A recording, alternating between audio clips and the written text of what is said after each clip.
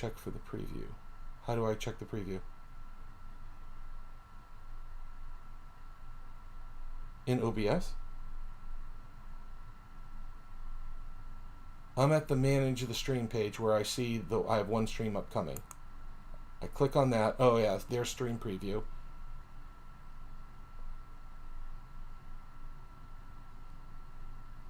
No, all it's doing is says camera can't be accessed because it's being used by another application.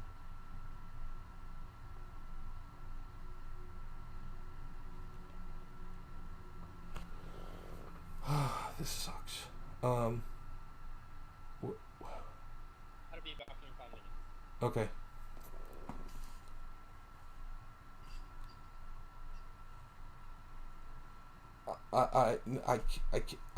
It's not going to do me any good. I mean, I'm perfectly set up. I don't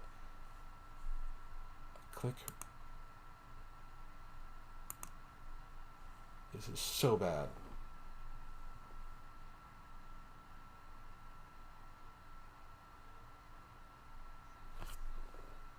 FaceTime. FaceTime.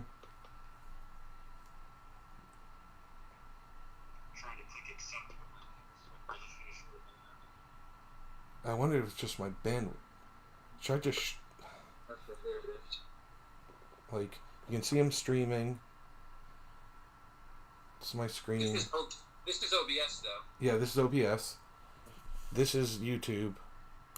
I refreshed and it's just like dead. Oh, so go to YouTube again. Just click on YouTube.com. Just go to regular YouTube.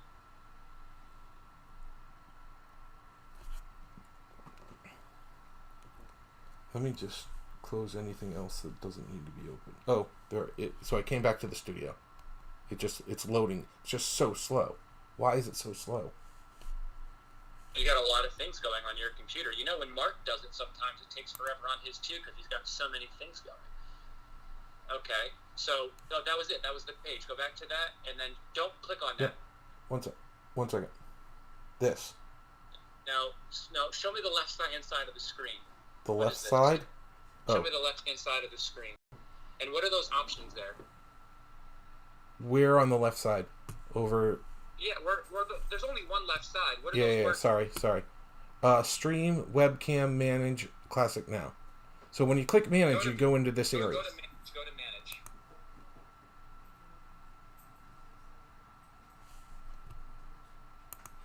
Wait, what's the third one? That third one is manage. Yeah, click on manage. I'm closing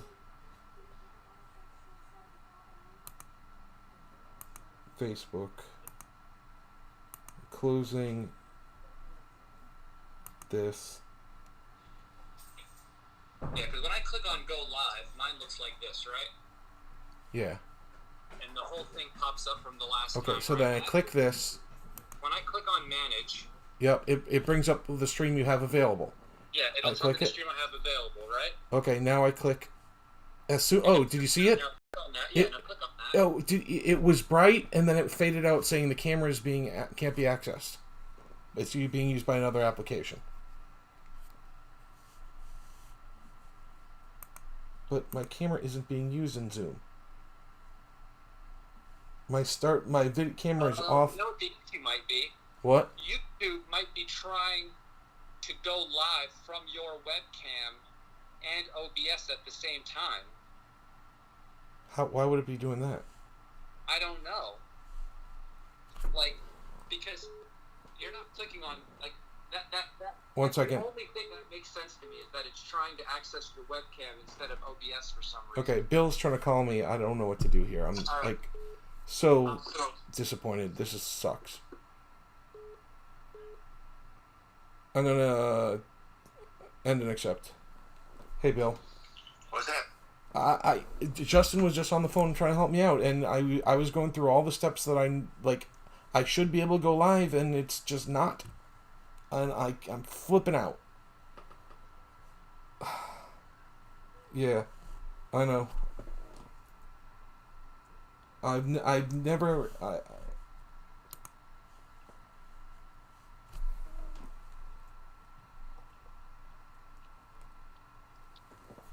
Return to the meeting. I'm in the meeting.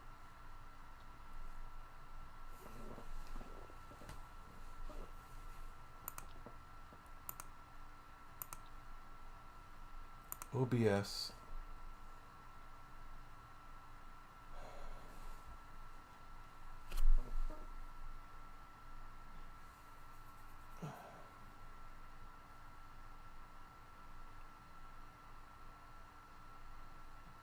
I'm live?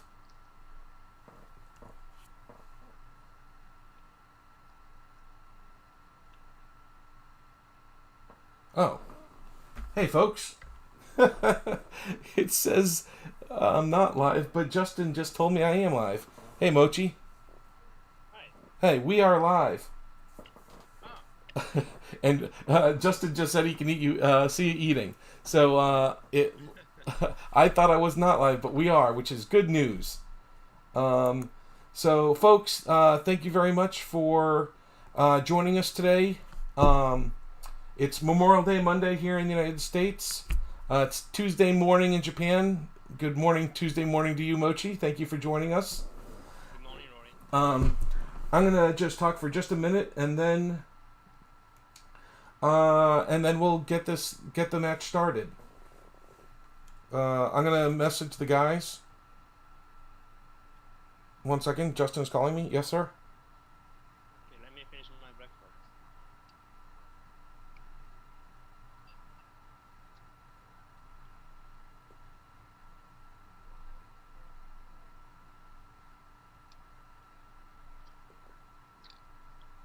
Oh wow. That's bad. Yes, please do.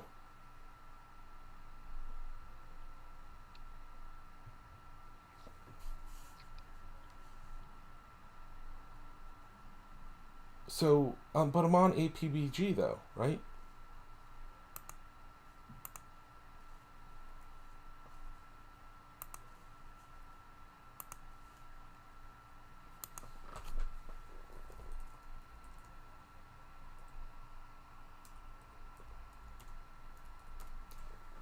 One sec. I didn't hear you, Justin. Say again. So you're live, but you're not live in the link that you created earlier. You're live on a brand new link. Okay. How do I? Okay. So what do I do to share that? I just shared it in the chat. Oh, did you? I just shared it in the chat. Okay. See if people start joining. See if anyone is here yet.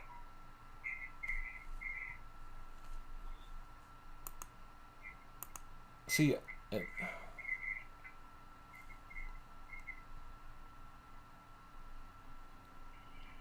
Shit.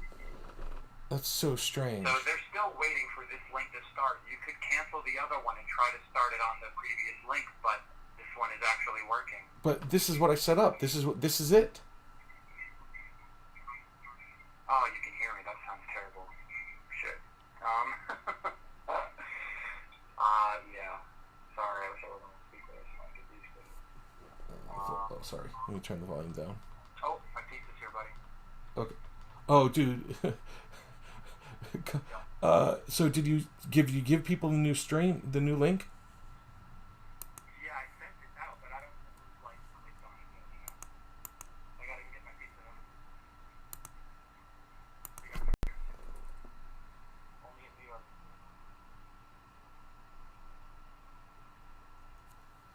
1 second, Mochi. We might be there in just a minute.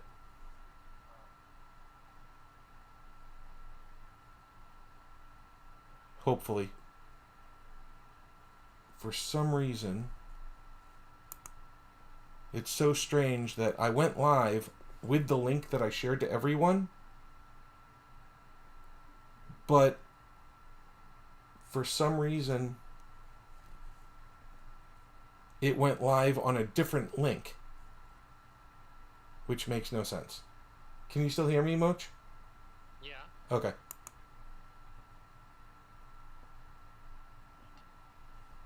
So it went live on a different link. That makes no sense.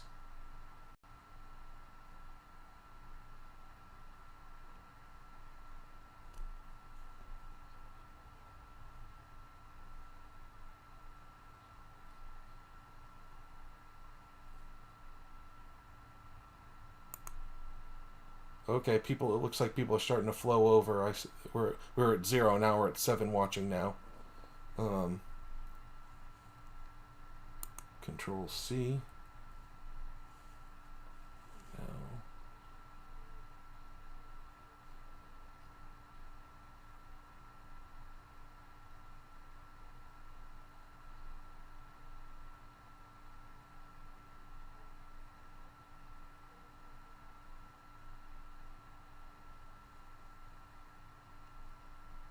This is so ridiculous. So that's Control C. How do I share this with people?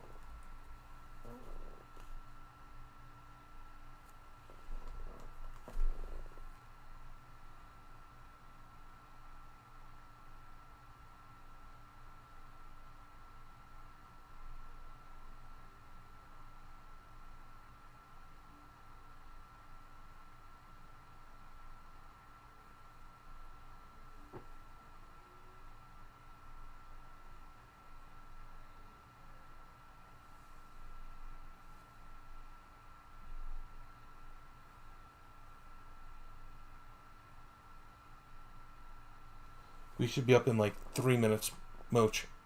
Just to let you know. Yeah, okay. Yeah, okay.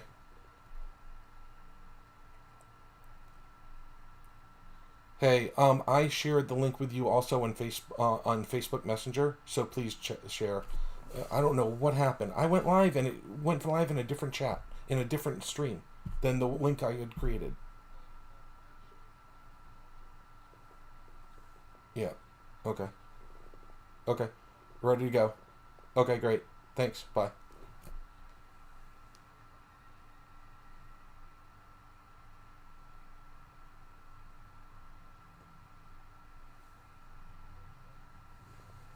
Okay. Moch, how you doing, buddy? Hi. Hi. Are we live? Yes, we are live. Just had some serious technical difficulties. I don't know how this happened, but when I went live, it went live in a different stream than the one that I set up, even though I clicked the go live button from the stream that I set up. So, it's just kind of crazy. Sax,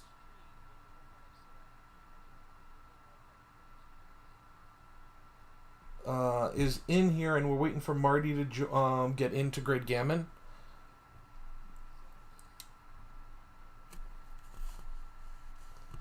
And Mochi, what have you been up to, man?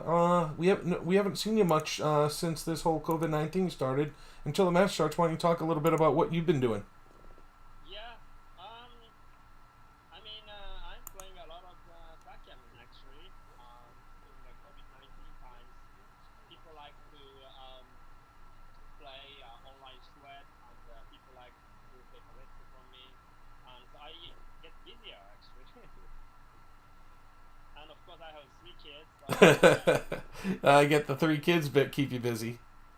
yeah. Hey, Moch, they're saying that you're way too quiet. Can you move closer to your mic if you don't mind? All right. There you go. I can hear you better. Hopefully, they can hear you better. Yeah. Yeah, right. My microphone was way far away. Now Yeah. it's like very close. Let's just make sure we can hear you. Hey, folks in the chat, can you hear Mochi better? Yes. They say no, it's still bad, still too quiet. Let's see if I can do. Yeah. No, I think just take times to. No, they're still saying no. It's only a 10-second delay. So let's see if I can do something about it.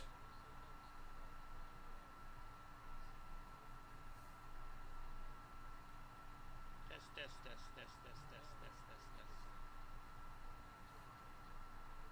Okay, my microphone is good. Yeah, okay, let's just see here. 1 second. Okay. Hey, folks, go ahead and talk some more, Moch, see if that's any better. Yeah. Oh, that should do it. That should do it. We should be good to go now. Good go. Okay. Yep. Okay. So Mochi said he's actually been pretty busy playing backgammon and raising 3 kids. Mhm. Hey folks, go ahead and talk some more, and Mochi, see if that's any better. Oh, that should do it. That should do it. We should be good to go now. Yep. Mochi, go ahead and talk for a little bit and see if we get this going. Yeah. I mean, in Tokyo, the lockdown will be lifted yesterday, gradually, not 100%, but restaurant can be open, a museum can be open, and Backgammon is not really open yet. Maybe next month, middle of the next month, we're gonna start Backgammon live. But we are, getting back to normal life now. I don't know about the situation in the US, but kind of similar maybe. But anyway, I actually enjoy the time being having 3 kids, going to the park like every day, teaching them, playing backgammon live. Online, and teaching backgammon online, playing online and stuff. It's alright. Gotcha. But of course, my schedule for the tournament, international tournament, is completely free, zero, no plan yet. You have no scheduled travel tournaments at all, you saying? Yeah. They have a Chicago Open this January. This December. December. It's not. Is it your tournament? Hey, mute. Travel tournaments at all, you saying? Yeah. Oh wow, I'm getting the echo now as well. Give me 1 second, Mochi. Sure. Hey, mute. Oh wow, I'm getting the echo now as well. Give me 1 second, Mochi. Muchi, you have to mute the audio coming from your computer, or Me? yes, because they're hearing the audio coming from your computer, I think. No, never mind. That's my fault. Never mind. Forget it. Forget it. Forget it.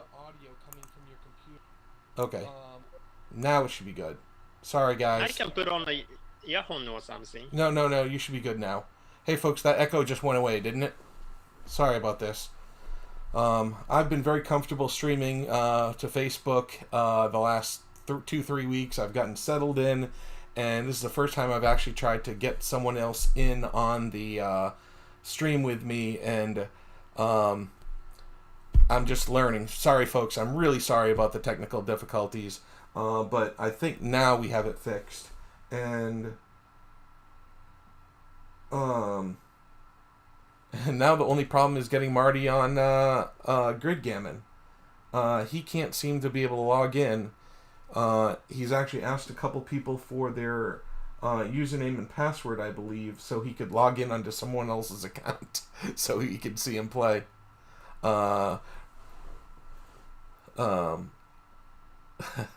Yes, Harvey, I should ask Justin for a lesson in this stuff. He did help some.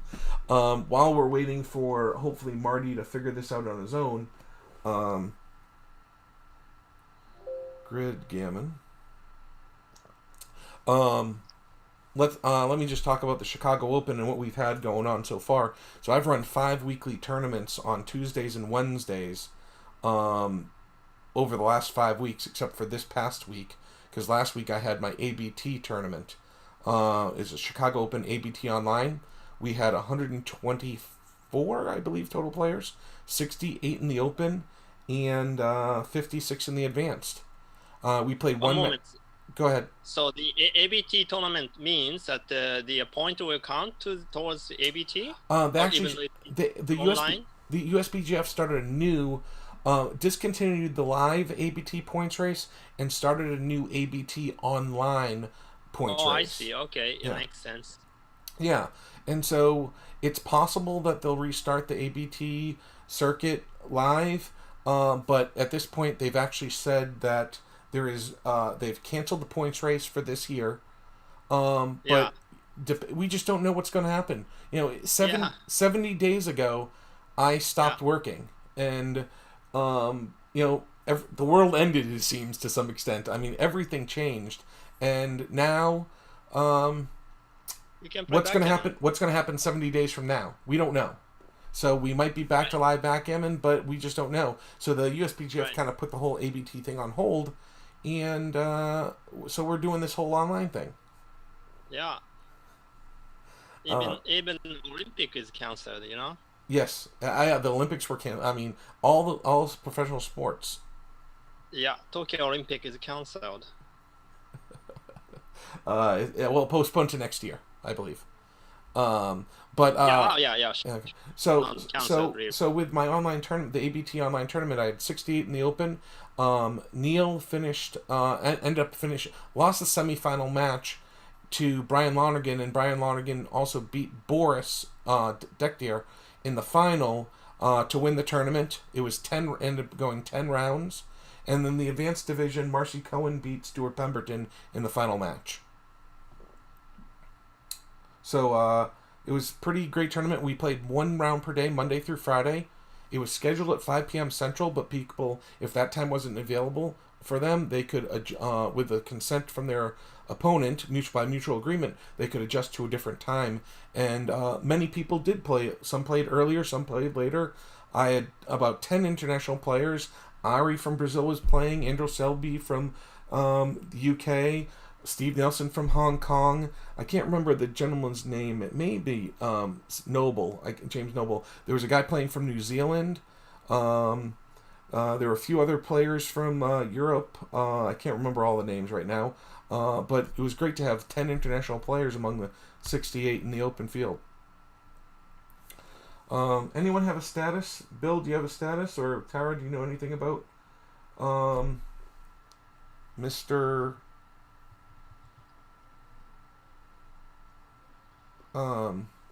Marty? Is he getting online? Is Marty able to join?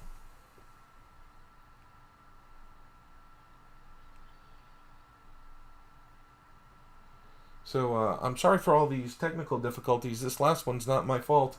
We had planned on playing Extreme Gammon. I'm sorry, not Extreme Gammon on Galaxy, but of course they went under maintenance this morning, and we're supposed to be up at 3 p.m. Central, and they've been down the whole day.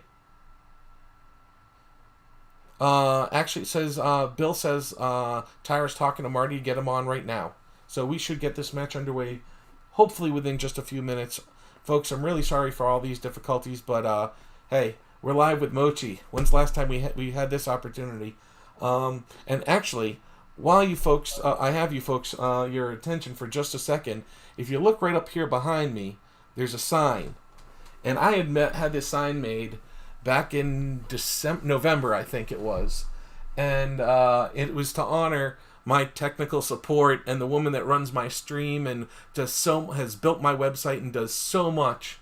And so I had this sign made. It says, "This is Taro's world, and you are just rolling in it. Respect her space and equipment." So I was really excited to actually get to put this up this year at the Chicago Open, which would have been concluded today. And unfortunately, obviously, that didn't happen, but I'm glad I can share it actually today. So I put a lot of money into technology. I bought a bunch of TVs for the draw sheets and stuff. Instead of having paper draw sheets, we're going to have electronic draw sheets this year. I think I have a total of 6 55-plus inch televisions. It would have been beautiful. I was so looking forward to the new hotel, the new all the stuff I had planned. And unfortunately, well, hopefully we can run it in December. If not, next year in May. And the TVs aren't going anywhere. And I had a bunch of banners made as well. I had a few plastic banners like these ones. I also had some, what do they call them? Stretch banners, the ones that we all saw in LA that Candace kind of gave us the idea to do. And yeah, so hopefully we'll get a chance to see these live sometime soon. Until then, we're doing this whole online thing. And let's see, what's the word on Mr. Marty and Sax? Are we getting started? Let me hop over to Gridgammon for just a second. Mochi, if you got anything to talk about.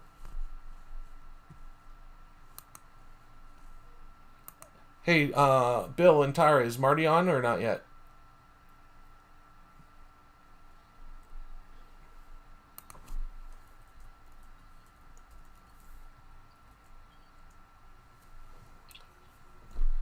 Well, we're up to 58 watchers. Folks, I know we haven't given you much to like yet, but if you don't mind smashing that like button, that would be great.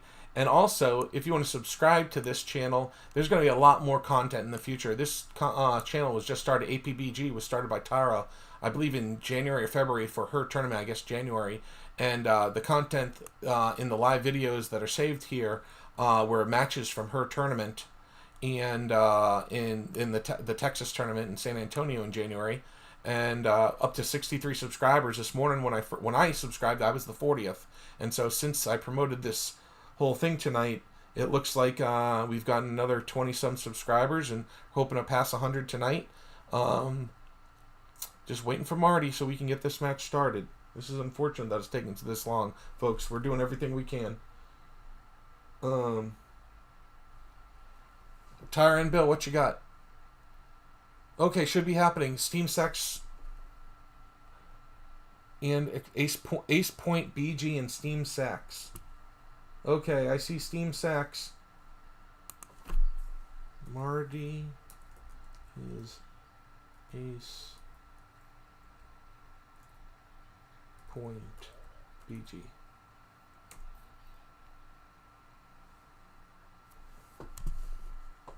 So hopefully we'll go ahead and create a match and get this thing underway. I appreciate so much everyone's patience. I'm so sorry it's taken this long to get going, but we should be starting right about now. So what is the problem for him to get online on Backgammon? He couldn't find his password or didn't know his password and couldn't reset it. I can give him my actually, what's her name? Tara already set him up, so he's good to go. Oh, okay. Speaking of Marty, do you know this book? Do I know what? Have you ever read Marty Store's book? I have not. I actually am very unbackgammonly educated. I haven't read any one full book completely. Shame on me, I know. Okay. He published a book years ago. It's called Backgammon Praxis.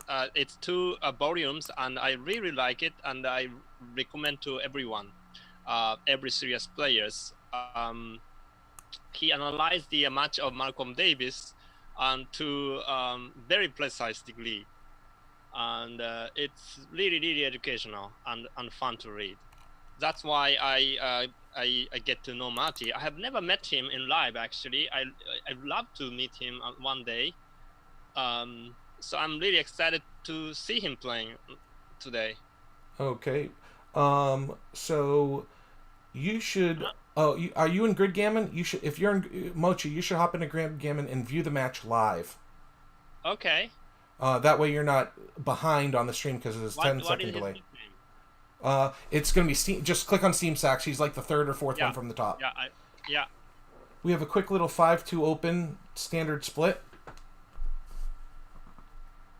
And folks, once again, I'm so sorry for all the waits, but now with 61 watchers, we are underway. And there are a bunch of watchers coming into the room as well, so a bunch of people are watching it, including CJC. I know a CJC. Mochi, do you know a CJC? Absolutely. And how do I not know? Of course.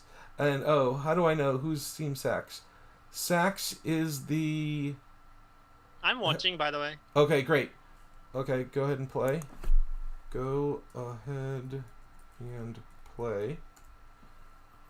And I think they were just waiting for us. And Sax was moved the first checkers. So, unfortunately, Sax is the bottom checker. So we're going to have to look at this in reverse. So Marty's store is going to be brown and Sax is white since Sax made the first play. Why aren't they playing? Well, you should basically click the Marty's account so that the board should be turned around, no? Oh, I can do that in Gridgammon? Yeah, I mean, you click the Steam Stacks, that's why the Steam Stacks is the bottom, I think. Oh, okay, so if I exit the game and then click on Ace Point, you're saying?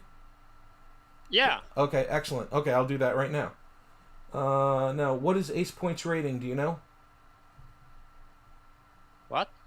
Ace Point. Oh, 017. I know where it is. I got it. Yeah. Good call, Moch. That's why they pay you the big bucks. $2 a bit popcorn? Okay, so now we have it set up right. So Marty is the white checkers on the bottom, and Sax is the dark checkers at the top. And I will be silent for a little bit and let you do some chatter here and commentary on the checker plays for a little bit.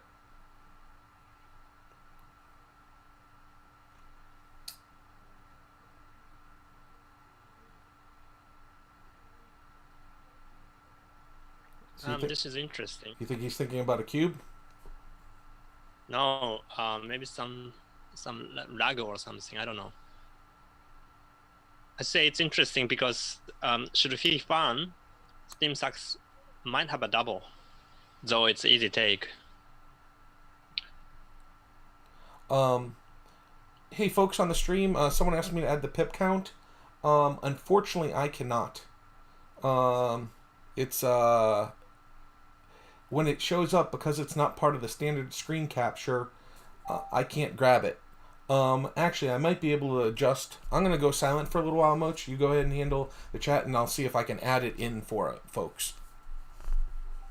Because people aren't seeing, that are watching the stream, aren't seeing the pip count. So I'll work on that for just a second while you do your thing.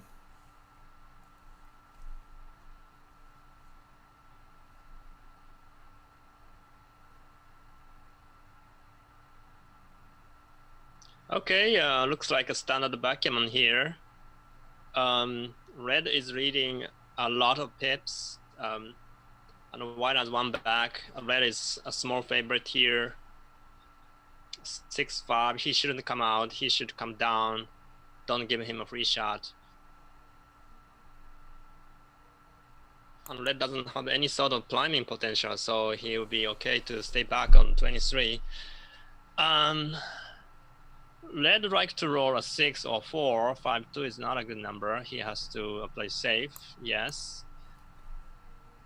And white, 5-1, it's a difficult roll. Maybe he should come out now, because anything else is not really nice, nice looking. Yeah, I would go to the 17, minimizing a shot. Steve Sachs is reading 21 pips, now 27, so he's definitely favorite. Maybe he should have doubled that one, actually. It's possible that he missed double. 6-2. Steve is still reading 19 pips, so he would like to go for run now. Marty looking for bar point or 9 point. 9 point is actually better. Oh, double ace is very strong roll. I don't know what to do. Maybe making a 9 point is better, because 9 point blocks him the best, right?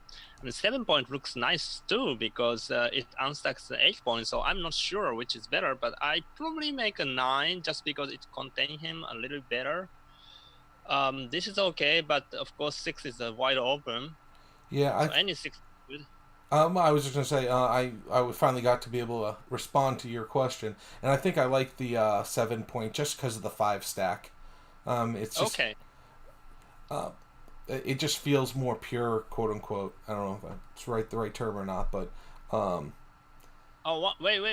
You should come out with 5-1. I agree 1,000%. Yeah.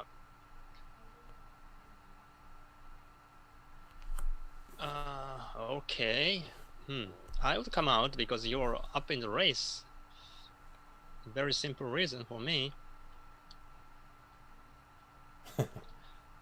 Double 4. Oh, it's a game winner. You gotta make a 9 and maybe. Oh wow. Yeah. Slot. And it probably doesn't matter. It's a cash anyway. No, you're too good, aren't you? If you have a prime here and you can slot the front of it, you're too good. Well, I'm not sure how much gammon you can win from here. And then maybe some accident might happen, like I don't know, like double 5 or double 4 or something like that. Yeah, this is not too good, I don't think. Really? Well, I don't know. I would have thought maybe. It was too good, but yeah, you're the champ. Okay. No, no, I'm not gonna go for gammon here. You're just gonna cash. You can still lose, and how many gammon can you really win? Say you hit lose and hit back, and you eventually get the second checker, then maybe he get an anchor on the 3 point or 4 point. But it's cross score anyway. Okay.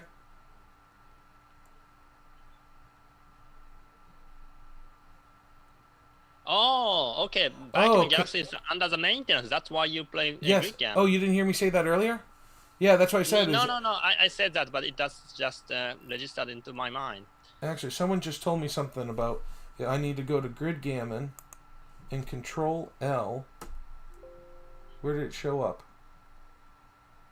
The pip count? Yeah, it says, but it doesn't show up. Control I is the pip count, I think. It's not Control L, it's Control I think. Oh, Control I? Yeah.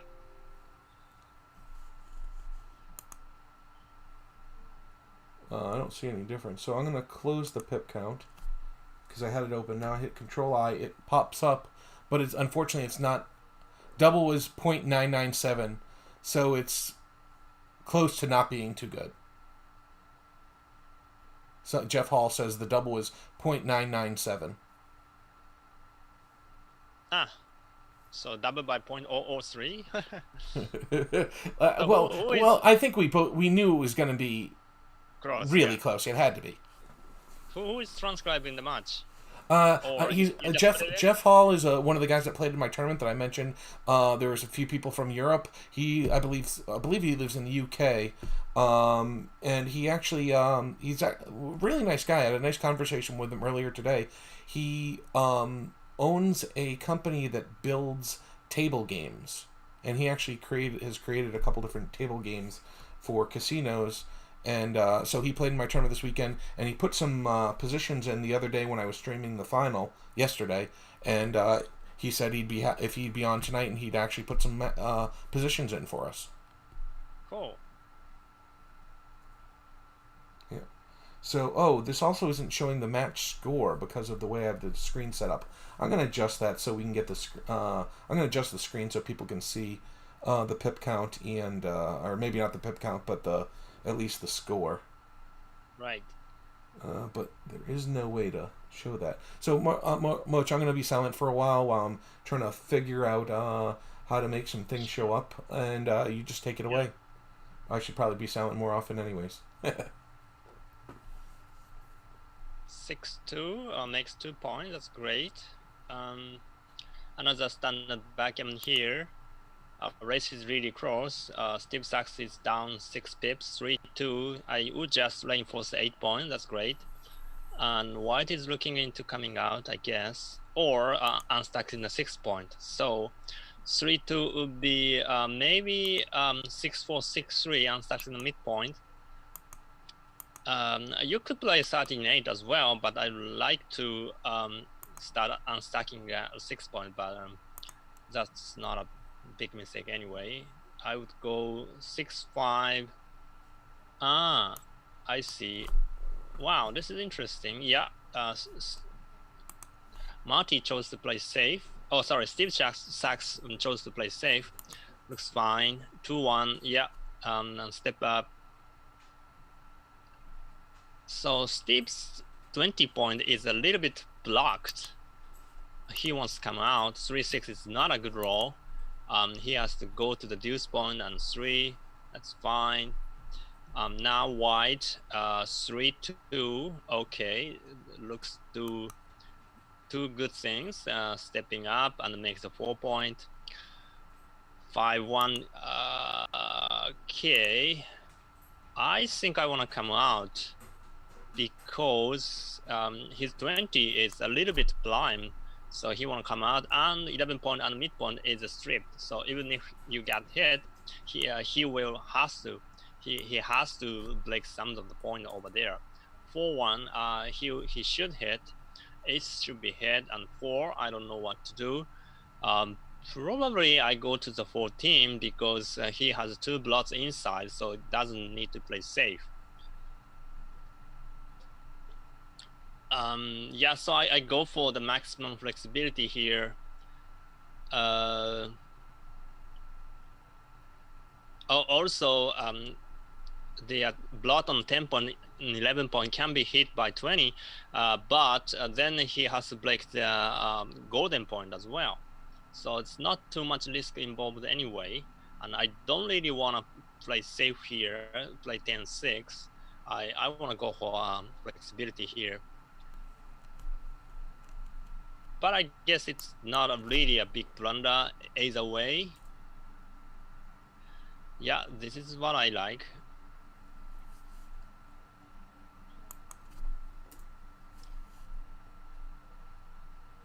Two one. Now it's a difficult choice. Yeah, so 5 point is good. Yeah. Actually, it wasn't difficult. Hitting is suicide. So double 4. Hey, this must be a very good roll. What to do? 14-10 is one of them, I believe. So I would start from 14 to 10, 1, and then I would go from 18. So 18, 14 twice. I'm making a 10 point. Then last 4 would be 8-4. I think he's up in the race. He's up 16 pips, so he likes to go for the race. The only problem is the blot on the 11 point cannot be hide.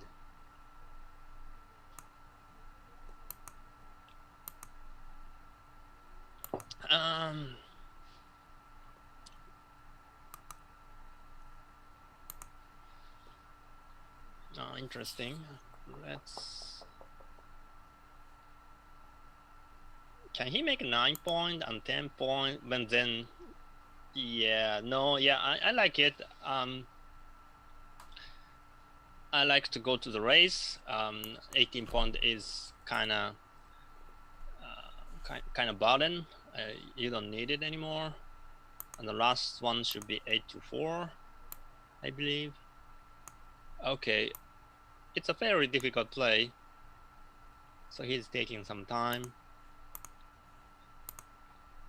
You can also make a 10 and slot a 3 and 8-4. That's possible. But then you have 18 points stacked back there, and that can be a problem.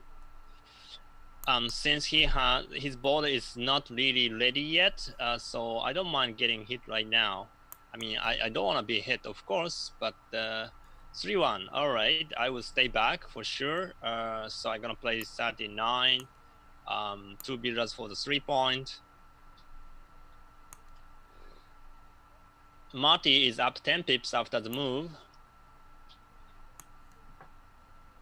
We're actually 12 pips. But it's not a double yet. Not enough market losers. 4-1, you should play safe. I'm gonna go to the 11-6.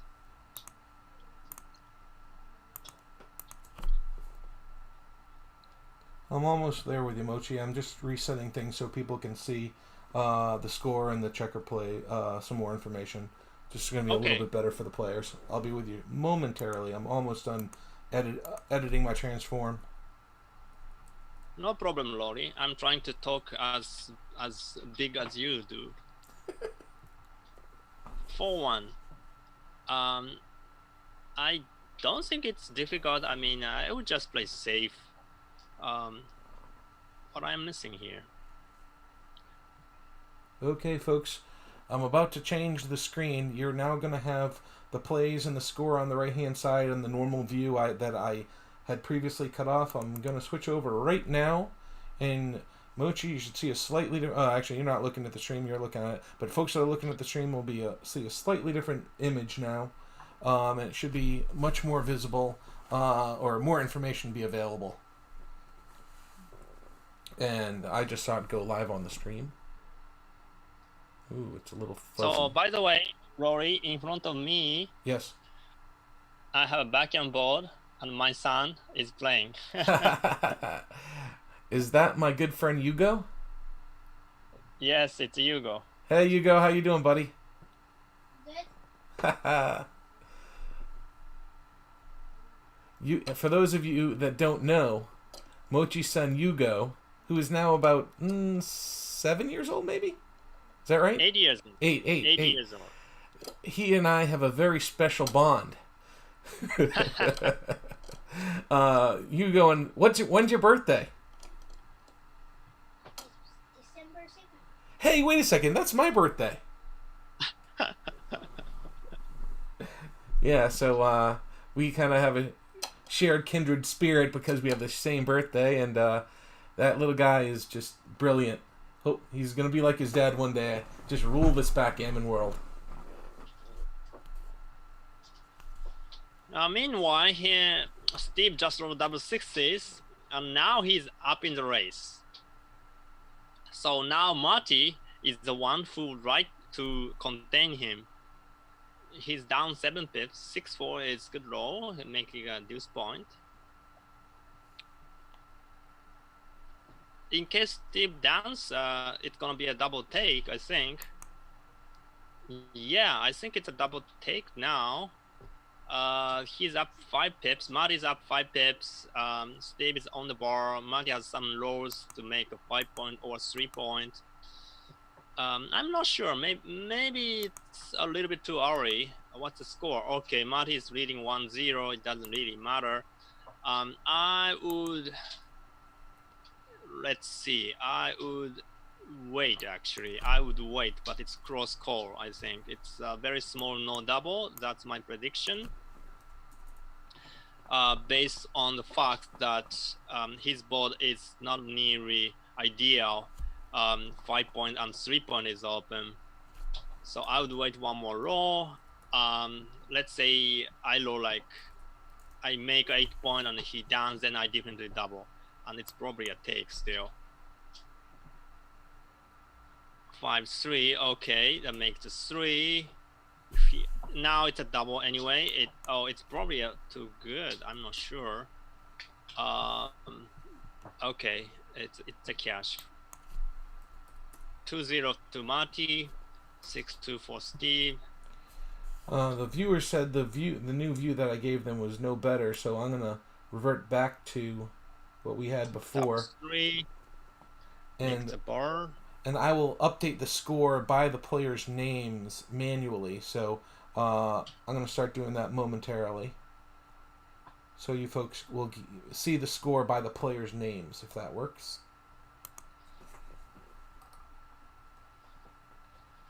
Six one. I would split and down, I think. I mean 23 and starting to 7. I do not want to come out to the 18. In general, coming out to the 18 is a bad play, except the opening roll, in general. Okay. Now it's a double for sure. Steve is up 6 pips. Steve is kind of 10 checkers in the zone. Steve is down 0-2, so it's gonna be a double, and it's probably a take. It's strong double. Okay, I just reverted But the since screen Marty back. has a 7 point, I'd like to take it. Okay, he took it rather quickly, so he is confident with his position. 2-1, he makes 21, I think. Okay, now he gotta enter. Okay, he enters 1 and slot the 3 point, I believe. Yeah. Now he's back into the game. 3-1, yeah. Since Marty has a blot on the inner board, Steve can play a little bit loose. 5-2 would make ace point, I think. Splitting to the 3 point is too big.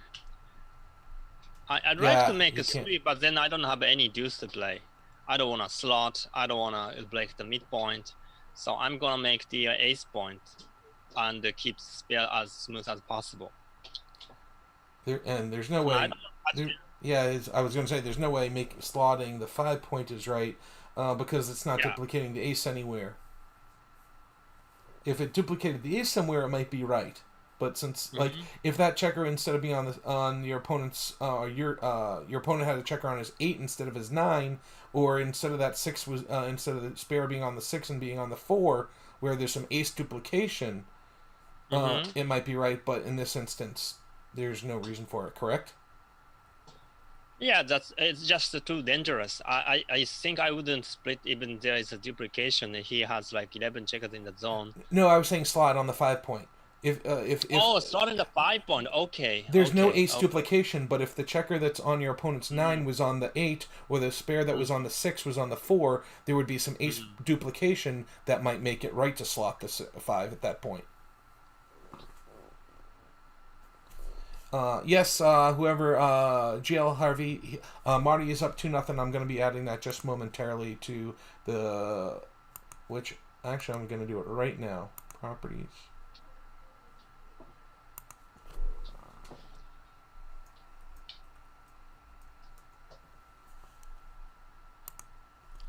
Hi Ian, hi Bob. Oh, many people are watching. Thank you for coming. 63 players.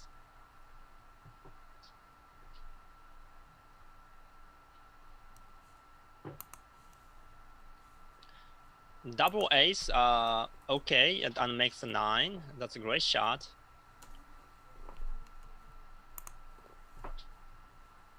Two one, okay. 8-2, yeah, 7-4, 2-1 for him. I would break the midpoint, I think. Maybe 13-10, I guess. Oh wow, okay. Maybe it's a better play actually. I didn't see it. 4-3. Started making the bold. 2-1, good shot.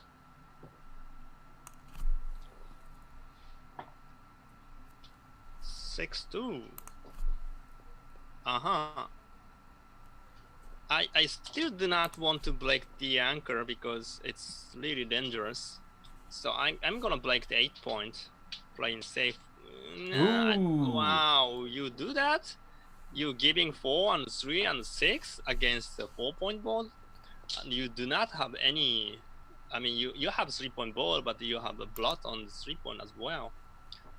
I think it was very brave attempt. I would say. brave or something else.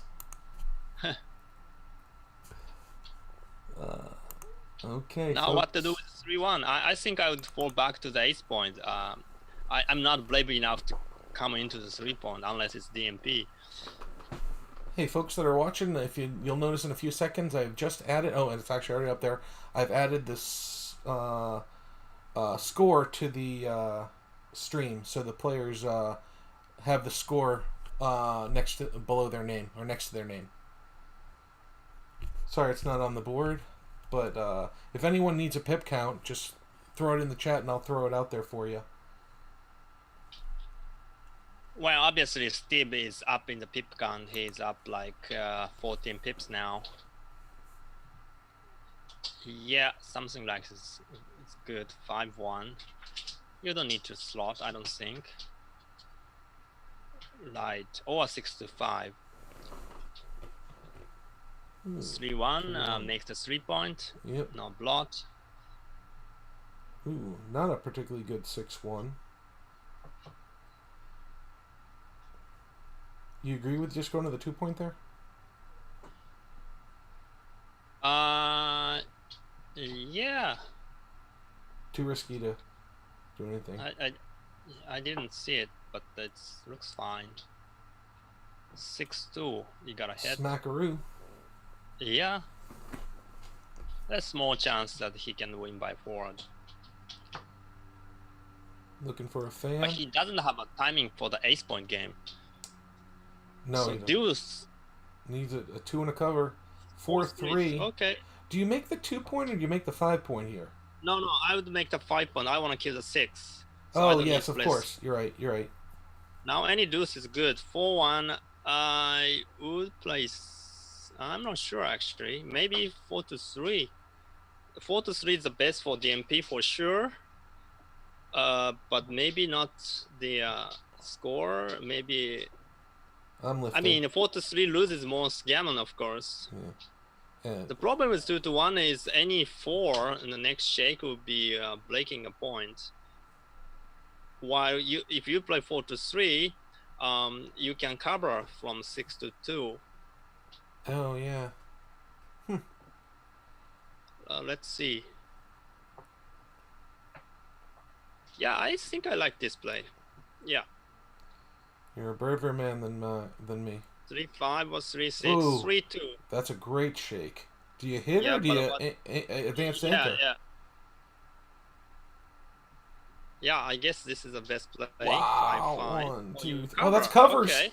Now, Good 2-5. 2-5. No, 2-5 for Wrong him. side. Wrong side. Yeah. 2-5 again. 2-1. All right. 2-1. It's a keeper. Yeah. Now 6 is big. Oh, there's 6. a 6. Would you hit? No. No, Okay. no reason to hit here. Not gonna hit. He's 4-3. gonna Now I would point on him. Oops. That's not the number I wanted to. No. Oh, wow. No. You don't even hit with that number, do you? Just bring them all in, right? Okay. Yeah, you cannot hit actually. Okay. I mean, you like to hit. How about hitting? Yeah, it's possible. Maybe this is the best. Maybe it's the best for gammon. 6-4 is a shot. Steve is up 15 pips. He can play safe like that. I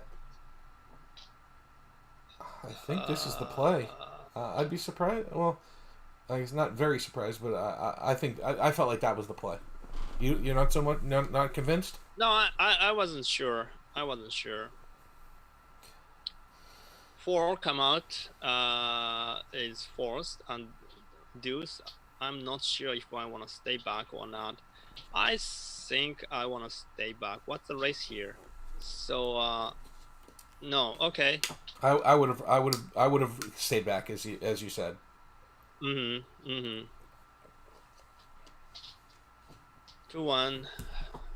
6-6. That's a good roll.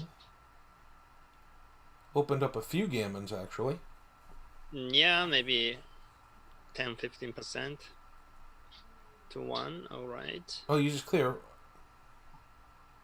Looks right. Now those gammons have gone away after that 2-1-5-3 parlay. Because he's running now, right? He's got to. You're not breaking the 4-point. No.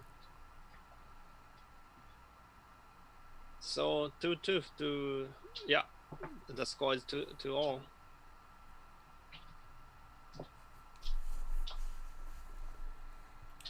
Mochi says the score is 2. Oh, not quite yet.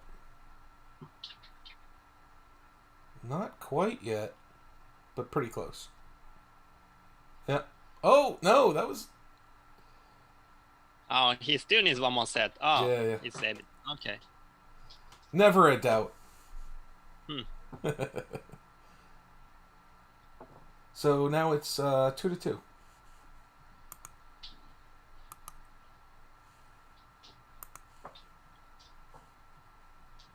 I'm editing the scores we speak. Make a couple other small edits. And I will mention at this time, if you don't mind, Moch, that I do have my weekly Chicago Open BG 8 online tournament starting tomorrow at 5 p.m. Central. Registration deadline is 3:30 p.m. Central. We'll play 4 matches tomorrow afternoon, 4 9-point matches tomorrow, then 4 9-point matches on Wednesday. Sometimes we need a 9th round, which would move over to Thursday, and should be a good time. I've been averaging about 38 players per week in the 5 weeks I've run it previously, and Michi has actually played every week. Unfortunately for him, he hasn't had much success. The dice have been pretty cold for our good friend Michi, but Victor has won 2 weeks. Chris Trencher won a week. Boris, who was in the finals of my ABT online tournament this week, he won 1 week. And so Victor, Boris, Chris, and who won the other week? I'm blanking at this moment. I apologize if you're watching the stream. I'll come up with a name shortly. So what do we got going on here? Looks like there's a simple holding game. Yeah, Steve is up 13 pips after the roll. So he's looking into double, but not quite yet. Maybe one more roll. He's up 13, but the of course Marty has a 20, so he gotta be careful, right? I've heard something about with a standard 5-point holding game, you should double when most of the checkers are home when you're up 17 pips. Have you heard about the 17 pips thing? Are you familiar with this? No. The situation like this, I would double if you are leading 12%. 12%. It's Okay. like a normal race. Now it's perfect. Steve is leading 19 pips. His total pip count was 123 or something.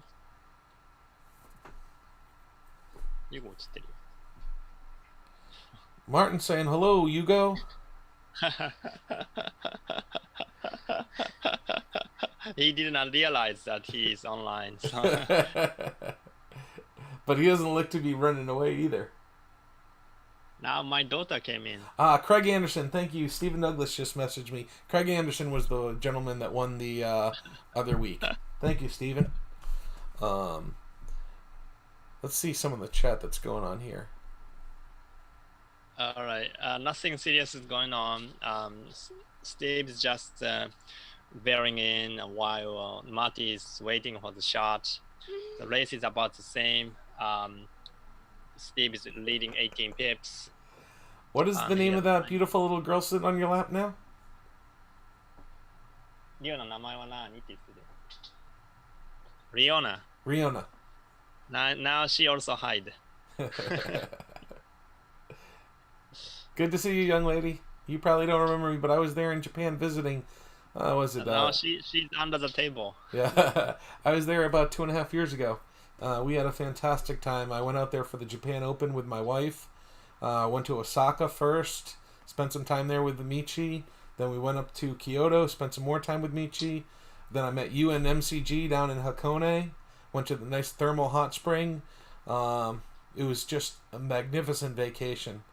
You remember the little puzzle shop, Mooch? Yeah. I have a fond memory. You know, I tell that story all the time. Yeah, I know. It's rare that you ever win a $10 bill off of Mochi, but I'll tell it another day.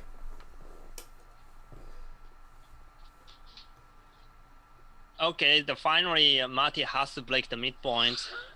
Now Steve could go from the mid, but he doesn't want to because he don't want to give any shot at the moment. 5-4. Marty should slot on the ace point. Now Steve's probably play from the midpoint if he needs to. Yeah, I guess I play from midpoint. I agree. Yeah, I don't want to break the 7 because 7 point can be a good landing spot. 5-4. You should play from 20. I agree. Go to the 11 point. I guess. I mean, you should not break the board. So that's pretty clear to me. Actually, Mochi, Bob Koch has asked, how much do your kids play backgammon? Well, the elderly son, Hugo, likes to play backgammon. We play maybe like 3 times a week or something, maybe more. Fantastic. But my daughter doesn't really play. She's too young, maybe. Double 5. Oh, we're up to 70 watchers, Moch. 71. 71. What is 71? People watching. 71 watchers. Okay. Yeah. So it's climbing up a little bit. Justin, our good friend Justin, who streams on his own channel, Justin Noel Plays Backgammon. We've done a few streams and had we hit up exactly 100 watchers on one of the streams. He does a fantastic job streaming some live backgammon. Cool. So meanwhile, 5-1 should be stay. He has no hope in the race, basically. Double 2. I'm not sure about this double 2, but it's probably okay. Yeah, it's okay. 3-1, go for the race. 6-2. Okay, it looks like Steve gonna be 4-2.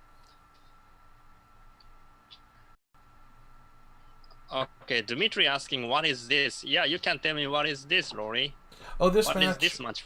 This match is the final of the Texas Max 16 shootout. I don't know exactly what they named the tournament, but they have a weekly tournament. It's a maximum of 16 players, and they did have a 16-player field. And this is the final match of that tournament. And we have 2 backgammon giants, Steve Sachs, number 12, and Marty Storer, number 28, according to the 2017 Giants. And in case you didn't know, the number 1 giant in the world, not arguably, he is the best backgammon player in the world today, and he's had that title for quite a while. The gentleman doing commentary, Masayuki Mochizuki, doing commentary on 2 other great players, and some schmoes trying to make some noise at the same time as well. I'm just making a noise here.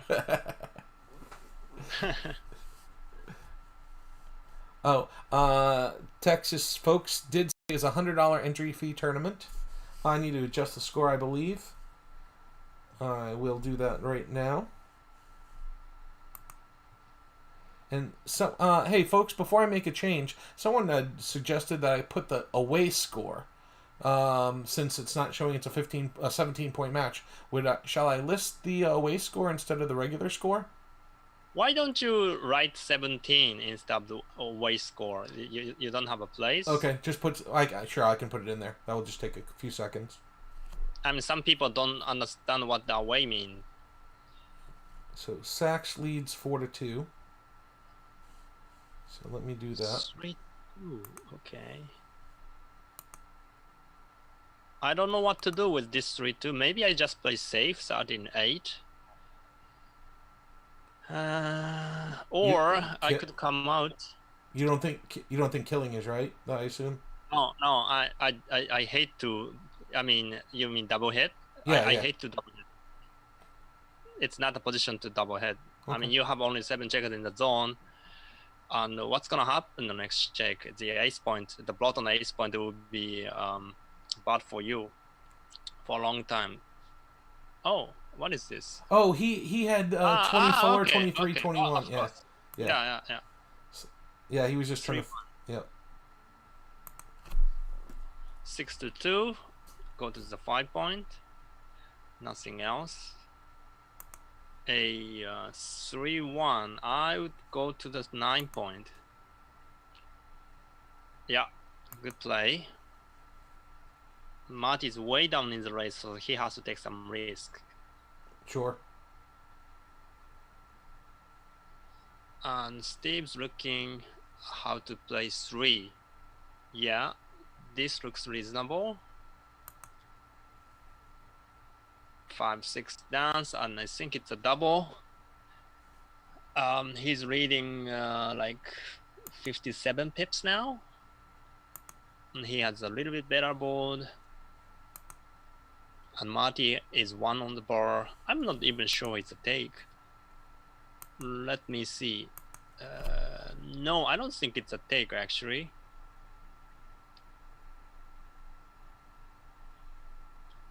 He's way too much down in the race, and his board is not developed enough.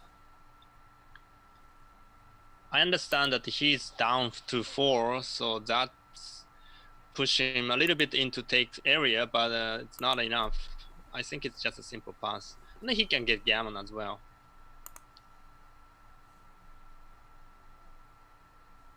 Let's say Marty is guaranteed to load an ace in the next shake. Even after that, Steve has a very comfortable position to play with. Like he probably up like 60 pips or something, and forming back, nice climb, beautiful position here. So I don't blame it. I think it's a pass. 5-2 for Steve. 3-2. Now Marty play 2 down because he's looking aggressive games. He needs it. 3-6. He makes a 7.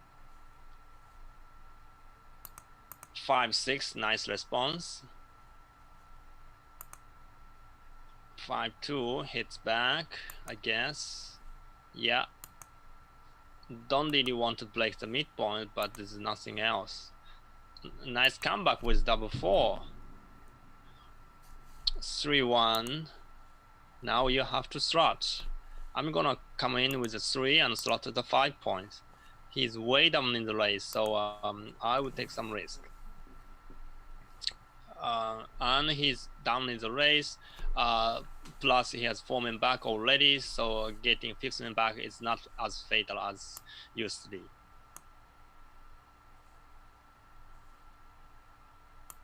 Six one. I would make the 5 point. I don't care about the blot here and there. The 5 point is so nice. 2-1. I'm gonna make a 5. Absolutely. I can make the anchor later, but 5 point, I should take a 5 point now. Yep. And Steve cannot double here. He's leading 5-2.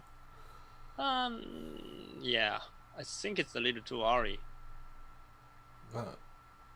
6-1 now. Now maybe it's a double. Let's see how he plays. Would you make the 22 and come out with the 6, by the way? Yeah, make the 22 for sure. 6, yeah, I think I would come out as 6. And let's see. Steve is up like 29 pips. He didn't wait. He waited. Didn't even pause. Mm-hmm. No 6. Now I think we're gonna see a cube. And what would you do? I'm a scaredy cat, so I'm passing. Actually, I'm a taker, and I think this is pass, so I think it must be a pass. All right. What do you think? Yeah, Steve is up like 30 pips. He doesn't really have a bad number. What is a bad number? 6. Any 6 is okay. 6-4 is doable. 5-4, 5-3, 5-2, 5-1, 4-3, 4-2, 4-1. 4-2 can be a problem actually. But like it's only 4-2. That could be a problem. And problem is hitting on the 7 point. So how big the problem is. Yeah. I think double pass. Yeah, I agree with you. Hey, folks in the chat, I would love to add the pip count, but there is really no way for me to do it unless Justin throws some text up there. I saw he said something about a screen capture, but he's up 32. Yeah, it's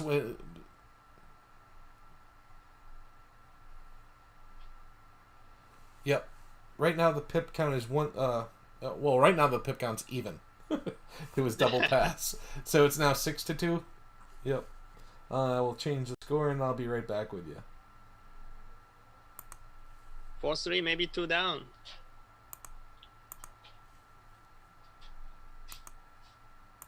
4-3 against 5-1 split is not a bad play anyway. And at the score, he's being down 2-6. Yeah, this is the best play for the money, but I would like to come down at the score. But it's a very minor mistake anyway, if it's a mistake. 6-5, okay. Now he has a good start, 5-1. I would step up. Oh no, actually, well, I think I'm gonna go to the 5 point. With ace and 5, I'm not sure.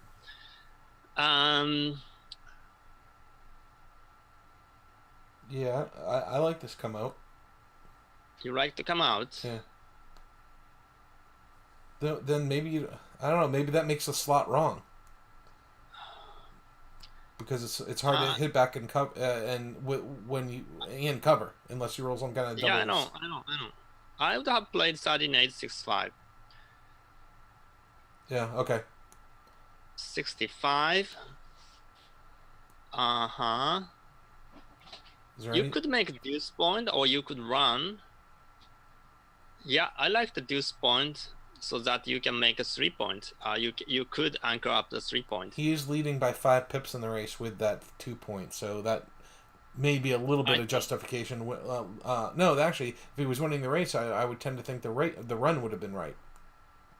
Yeah, but the problem is that you will give up all the coverage and outfield, okay. and give him a free shot. All right, 6-4, nice shot.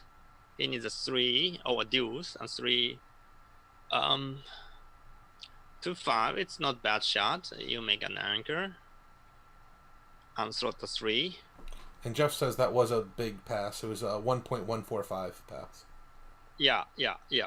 Oh, would you do that? Okay, maybe. That's a standard play. I like the anchor. Oh, and he doesn't? Yeah, I like the anchor.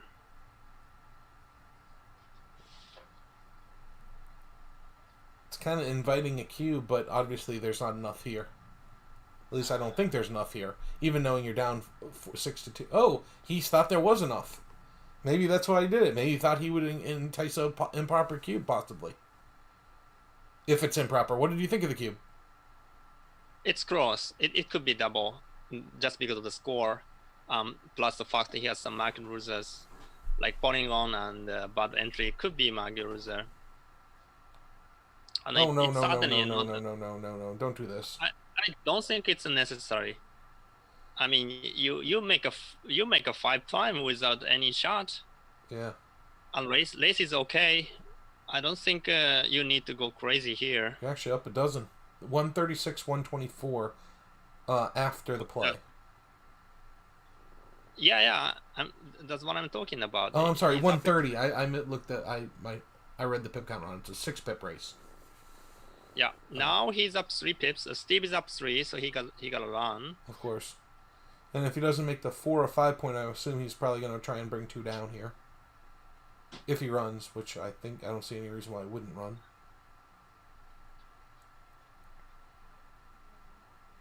I would just run. Yeah. Oh, this is the worst number. Clearly. I don't think there's nothing even close to being as bad. Oh, 5-1. No, 5-1 is great. Wow.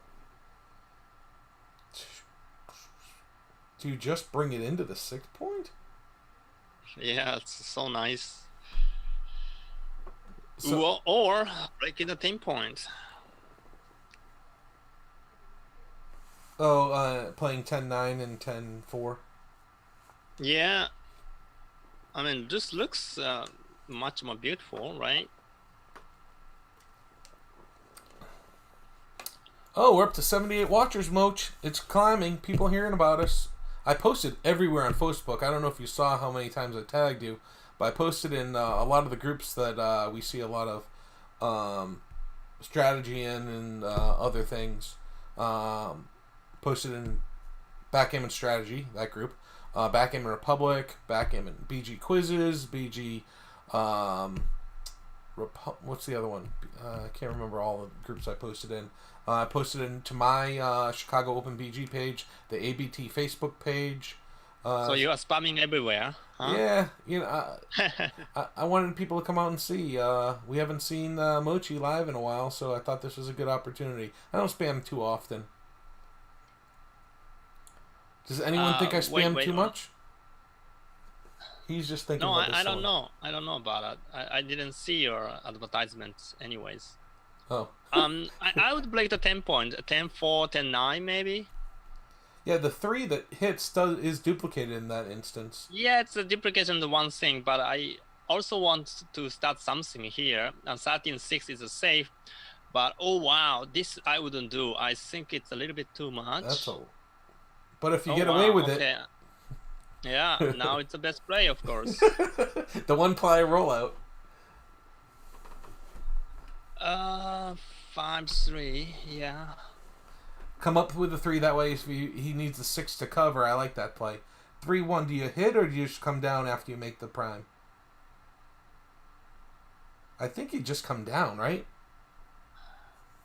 Or actually, if you hit, you stop him from potentially making his 4 or 5 points. So maybe the hit is right. What do you think, Moch?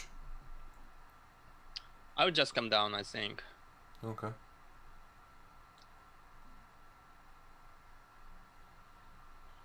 Oh, but he is at the head of the at the most advanced point, so maybe I don't know. I could be wrong, but I feel like the hit is right here.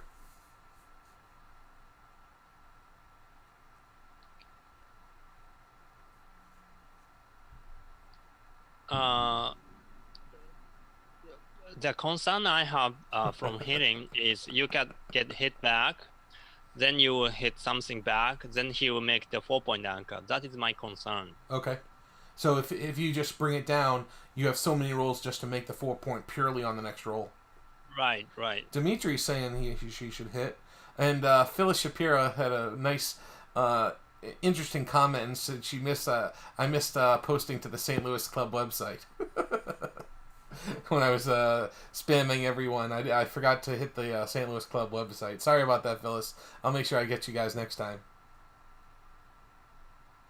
Hasn't picked up the dice yet, but he did look at the hit. Joshua Riddell says the hit has to win more G's at this score, so that's why he would hit. And the dice are up after a non-hit. I'm not really sure if he could get more G's by hitting. He has only 4-point, 2-point ball. Hey, I didn't say it, Moch. Don't yell at me. Yeah, okay. Ooh! I think you're slotting the Maybe slot to cause a cracker. Although there are no really crack. There are no crack. Boom. No, the thing is, he can order 4, and he back into the game, right? Absolutely. And he couldn't hit Ruth on the 4-point, even though he's on the bar. I mean, 2 on the bar. It's too risky, I think. So he should just come out.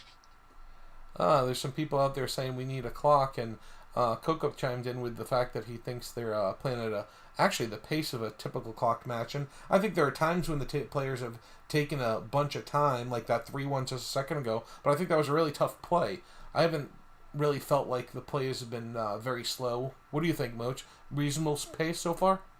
Well, the people get used to time setting in Backgammon Galaxy or other servers that is really fast, of course. And he did get that anchor. Yeah, maybe a little bit slow. Yeah. Maybe Marty likes to sing a little bit more.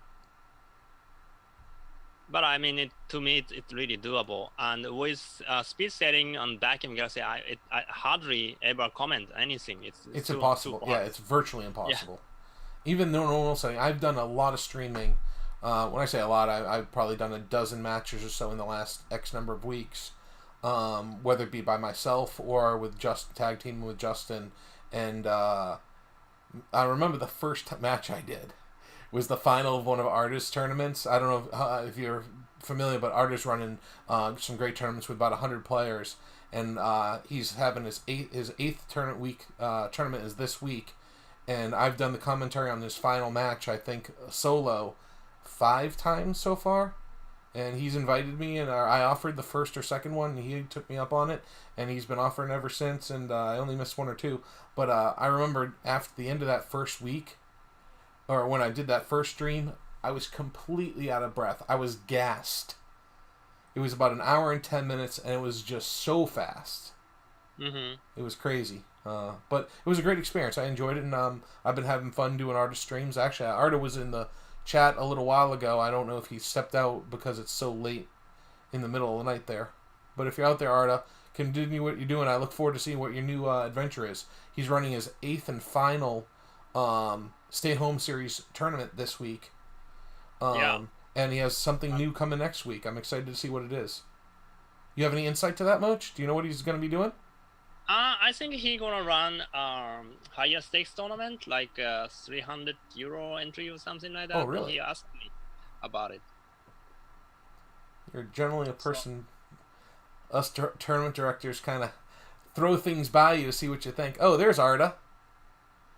Thank you, Arta. I appreciate it. He says I bring great value into our finals with commentary. I struggle, but I do the best I can.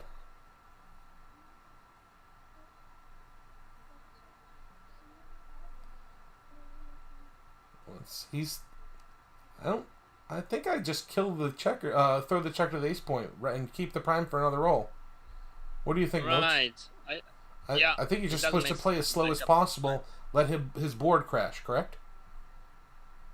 Right. There's almost no downside of going to the ace point. Wait. Instead of rather than breaking up and let him go with the 5. Really? Okay. Unless you are down in the race, or why? Well, the pip count is Sachs is leading by 14 after the play. So he's down 19 before the roll. So he's down 14. That's every reason not to break, isn't it? He's trying to make with the play he was making. If you break, you force one checker off, and then point on him. But I don't think that's the right strategy. I wouldn't do overthinking here. I just go to the 6-1. I understand that he wanted to keep the nice structure in front of the anchor, he did. But well, double four is right? That's a good great shot roll. anyway. 64. Okay. Well, still races. Steve Sachs is up 6 pips after the roll. Oh, sorry.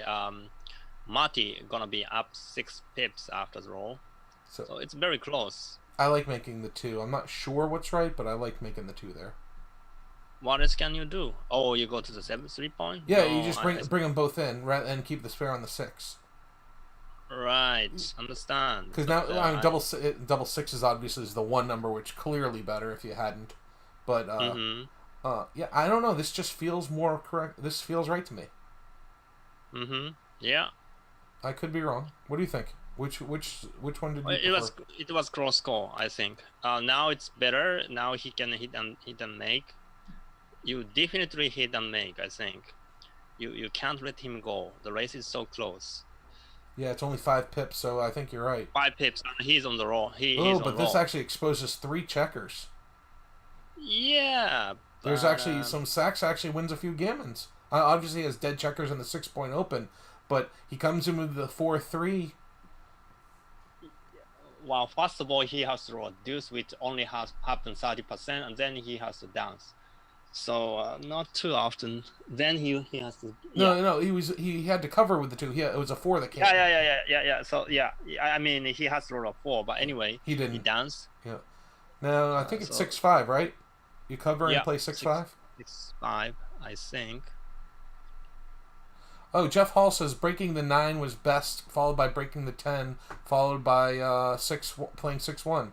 So Moch, we were wrong on that one. He was actually had the right idea to break the 9 or 10 point. I'm guessing it was close. How bad? I'm guessing 9 and 10 breaking was pretty close, Jeff. How bad was playing 6-1? Was it only like 0.2, 0.3, 0.02, 0.03?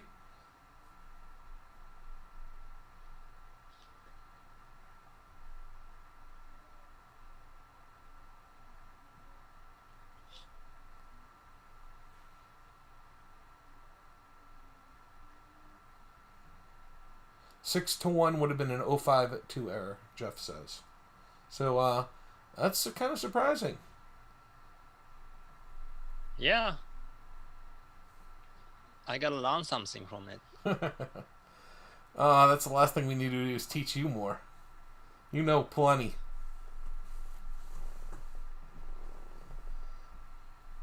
Okay. So it looks Like there's no gammon. Oh, double fives. So you say those words and things happen, Moch. Oh, yeah. If Marty wins a gammon here, Sax is going to be very upset with you. Wow. Actually, there's more than a few gammons here, too. Oh, nice. 5-4 is a good roll. Now he just needs to roll a 4 or double twos or better. That will get it. So it's 6-4? Yeah. We'll change the score before we get too far along.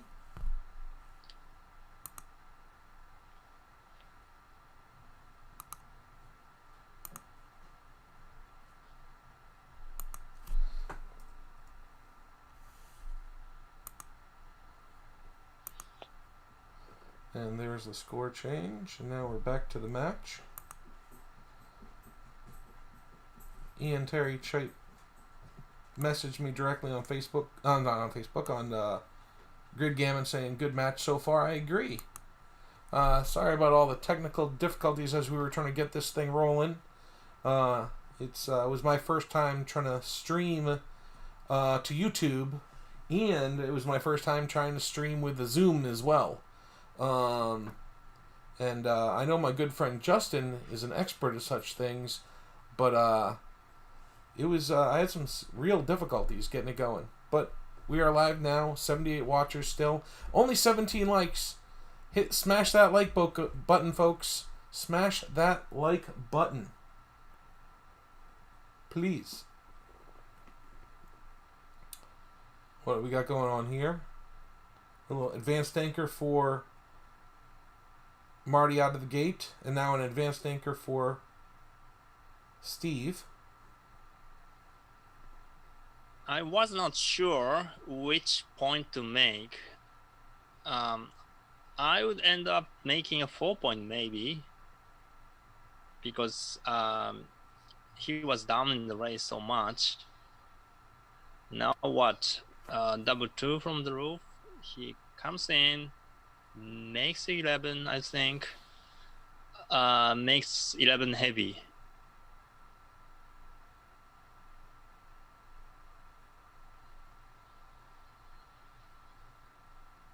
Oh wow, okay, yeah, it's reasonable, because Marty is up in the race, 22 pips, so he's trying to break the contact. Absolutely. Okay, I like it. That's okay. I like it. 6-2 down and 2 hit. Yep. Yeah. Play offensive. You already have a 5-point anchor. Ooh, that's not a good roll. I think he's going to have to come in on the 24 and hit, or come down. Come down? I would come down, I think. Do I hit him? Maybe. But he has the good 2s and 3 and 4 and 1 and 6. 5-4 is fine. 3-4, stepping up and make the 3. Yeah. That seemed pretty clear. Marty is still up and in he the gets race. missed. Yeah, but after this roll, it's a 1-pip race. 150. I'm sorry, 139.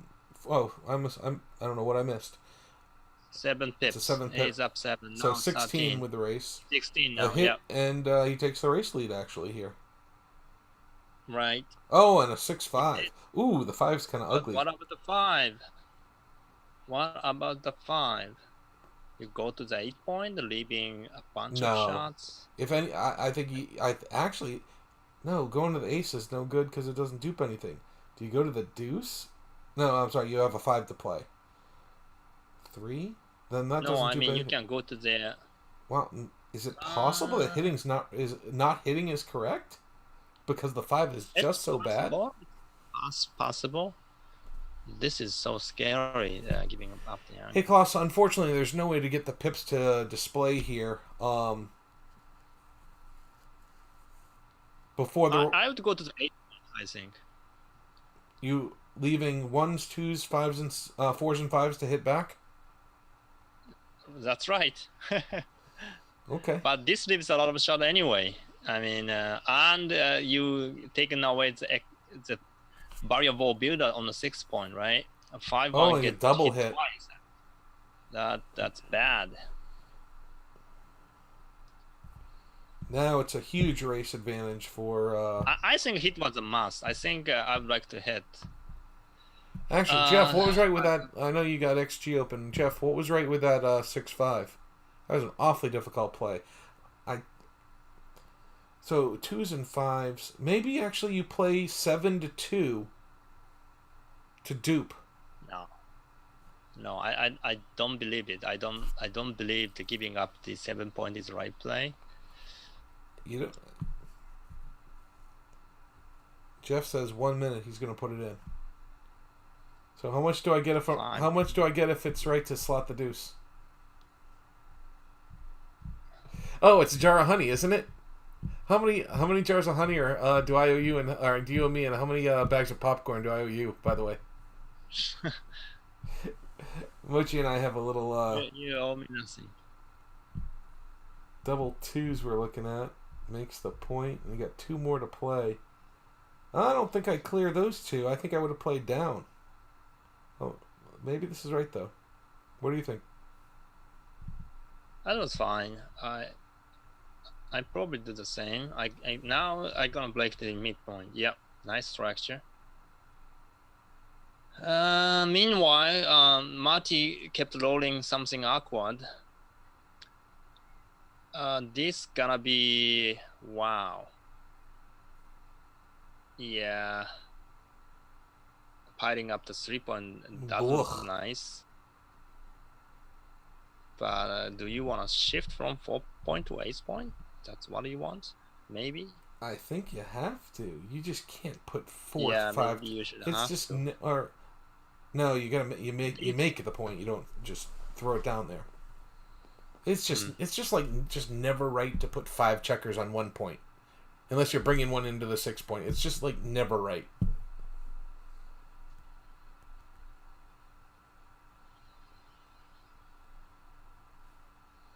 So those that are curious about the race, it's 32 pips before the roll right now. 141, 109. Okay. So Jeff Hall says 6-5 move. The best play was hitting and playing to the 8 point. I don't know who said that. Next best was going to the ace. He made the second best play.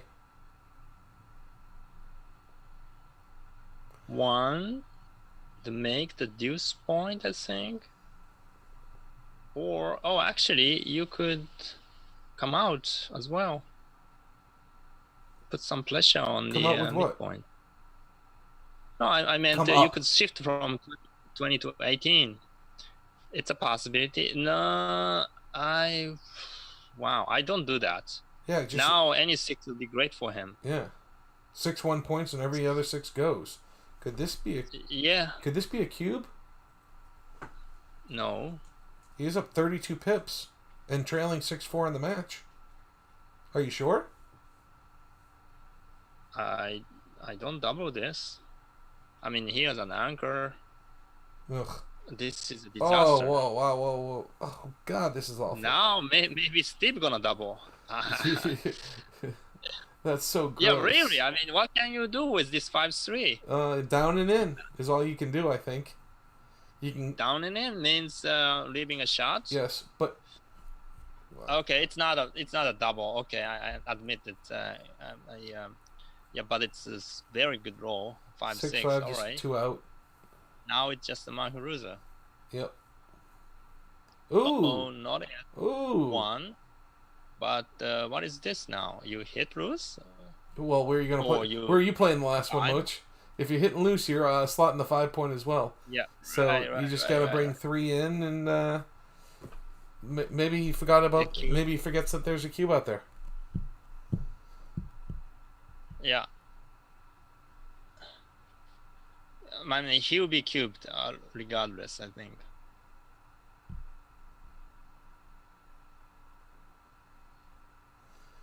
Slava Backgammon Club, which I think is Boji. Is Boji the Slava Backgammon Club? Do you know? Slavia. What? Slavia Backgammon Club. Is that Boji? Do you know, Moch? Where is it? In the chat. Slavia Backgammon okay. Club. I think the Slavia Backgammon Club is my friend Boji that I met in Cyprus. He has a really nice comment. They were, yes, GL Harvey says I am right. Hey, buddy. Good to see you, man. I don't know. I met a bunch of people, and there's no way he's... Oh, he did it! Oh! He did it! And he fanned. Wait. Oh. And Steve doesn't double this? Wow. I mean, That you have 20 numbers to hit. that was exciting. And I think that gotta be a double. and he's this is now not a he's double. no. I don't think this is. I mean, you have ones make a 5-point board, threes make a 5-point board, sixes make a 5-point board, but most of your sixes are coming out. Fours come out. Oh, did I say a 5 or a 2 in any of what I was just saying in terms of covering or coming out? I don't think I mentioned a 5 or a 2 in any of that. Christ, what a terrible roll. I think you got to anchor and come in and then just pass. Wow. Is that right? It's so disappointing. Or is it not even a? Is it a cube or is it not even a cube after you? Is there any other play other than coming in and anchoring?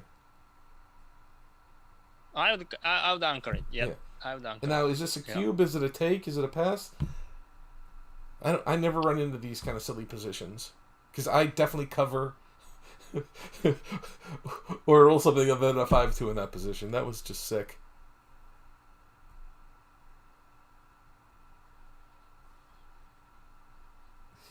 He can't believe he rolled a 5-2.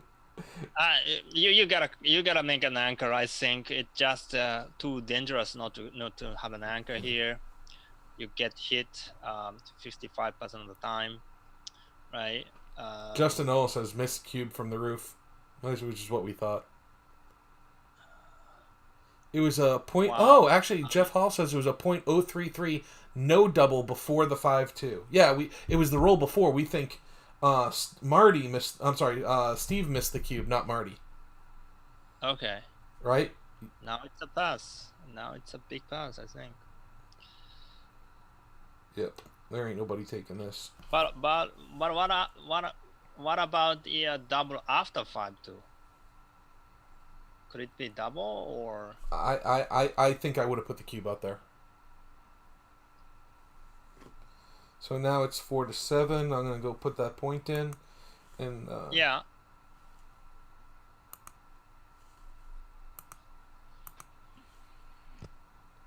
Studio mode.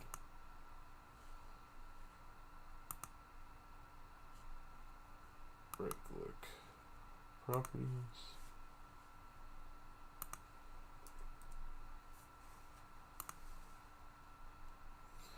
Okay, folks. Updated score. 7-4. Steve is leading.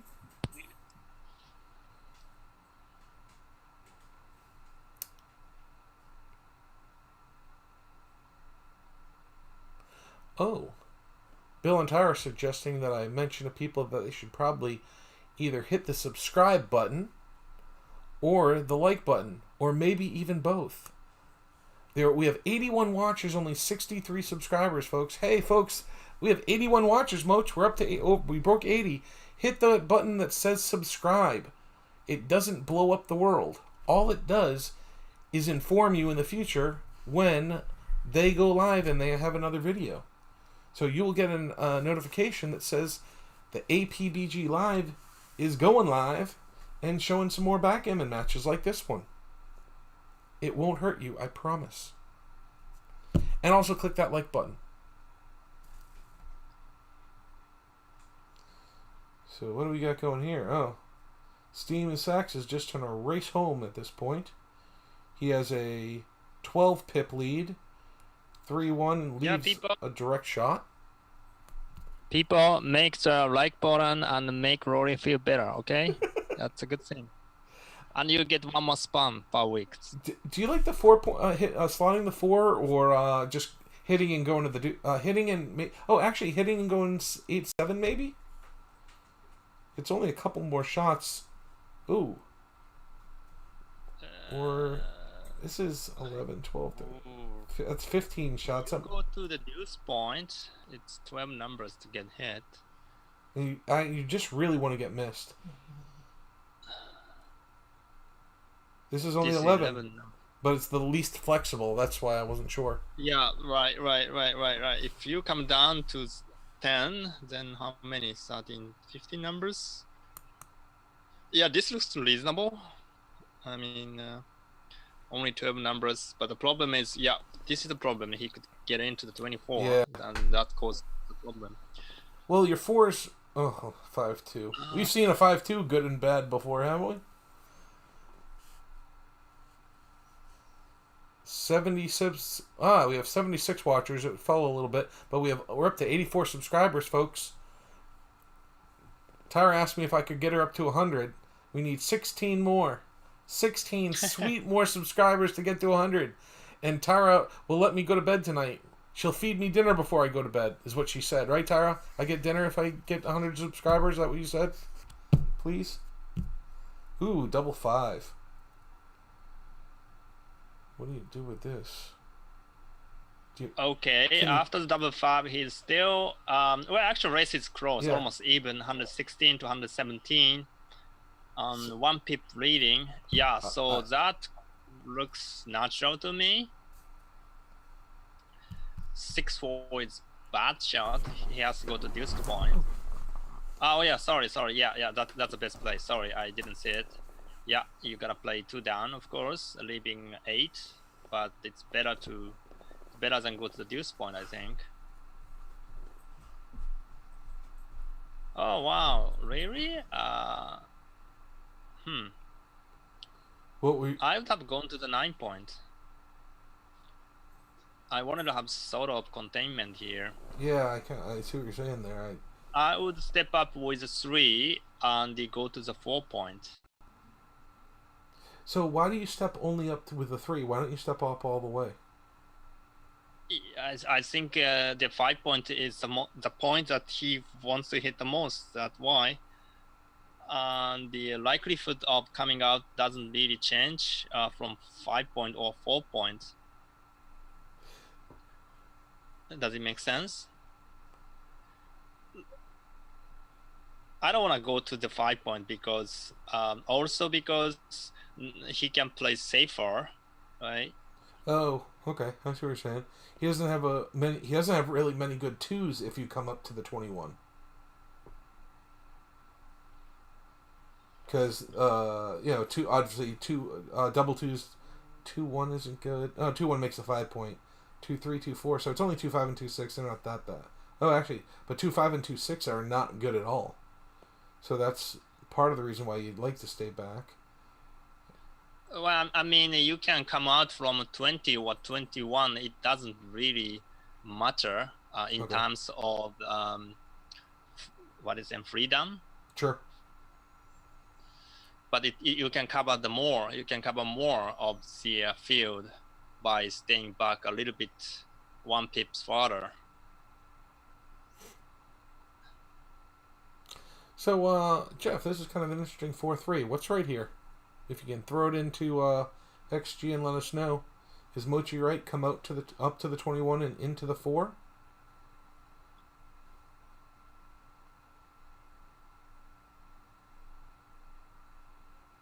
Oh, he just stayed back. No, I don't like it. I would come out at least 1. Yeah, because the race is about even. Was about even after the roll. I think it was down 2 pips, and you'd like to be able to run with a big number. Because now if you roll that, double 4s don't get by. Actually, they wouldn't have anyways. But double 5s and double 6s, you're not able to escape and take that advantage of that race.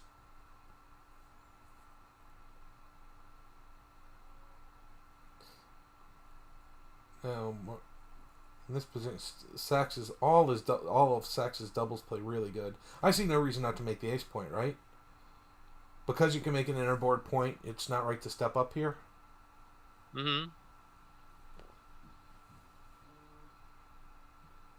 He has some bad numbers. Oh wow, 2-1. Now Marty should regret what he does in the past few rolls. 2-1. Okay. Step up with the deuce for sure. And 1, maybe go to the 21. I am not sure. Yeah, I don't see any reason. Once again, I don't see a reason to stay back. You want to escape that checker. Yeah, now it makes much more sense to come out to the 4-point because he want to come out. Right. He do have 5 and 6 to come out. 5-4. Double slot maybe. Yeah, I looked at Steve's possibly. He's up 12 pips after the race. I looked at possibly maybe throw in the hitting here, but 11, 12, No. 13, 14. It's only 14. 14 shots. But No, this is fine. He's up 12 pips. Okay. That's okay. You don't need to give him 14 numbers. Oh. When you thought he should have come up with a 4-3, Jeff Hall says all plays coming up were wrong. The top 3 plays all involve staying back on the 24 point. Oh yeah? So, staying back is right? Yeah, staying back was right with the 4-3. Oh cool, okay. So there should be some rolls that is very awkward for him by staying back. Yeah, well, also, you can play with his 4-3. The way he played it, it was so flexible to make either the two, almost everything made either the 2 or the 1 on the next roll, unless it was a big double. I think that's part of the reasoning. And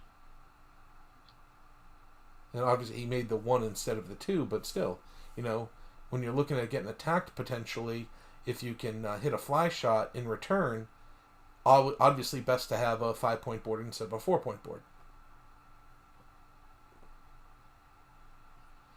It's about the most intellect I can ever provide you, Moch. That's all I got right there.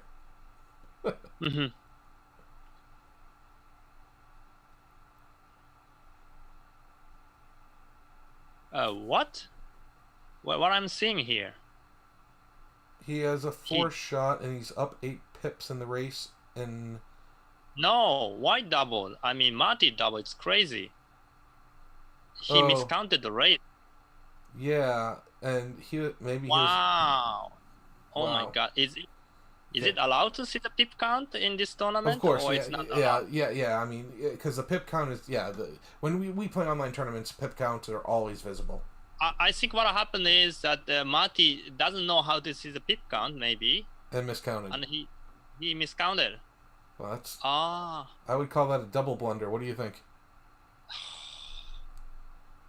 I'm not sure. It's like a huge blunder. No, I meant a double blunder. The fact that he doesn't have the pip count on, and the fact that he actually doubled. It was a kind of a play on It's words. more than double blunder, by the way. Yeah, He was of down course. 6 pips. So it's like a triple blunder or even more. And actually, it's possible that he rolls double 2s, double 4s, and can't safe the checker, and leaves a direct shot. It's just bad play. It's just amazing that the fact that he did not know how to show the pip count and miscounted and doubled and everything else. David Kloster said he's a great counter. He shouldn't need to see it. Wow. But he's gonna win anyway. A new strategy. Wow, that's crazy. Well, I mean, he didn't want to lose his market. That was sarcasm as well. So, I was watching a match between Neil and I can't remember who it was this past weekend in my tournament. And Neil's opponent... Was it Neil's opponent? Yeah, it was Neil's opponent. Had a checker on the 5 and a checker on the deuce. Yeah. And rolled 2-1 twice. While their opponent needed double 4s, 5s, or 6s in one of 2 rolls. Actually, Neil and I both calculated it to be a 1 in 2,000 probability of a parlay. It was just amazing. There's the thing that stood out in the match. You don't see many 1 in 2,000 parlays. It's kind of, I don't know what made me think of it at this point. Oh yes, someone told me to fix the score. I shall do that immediately. It is now 6-7.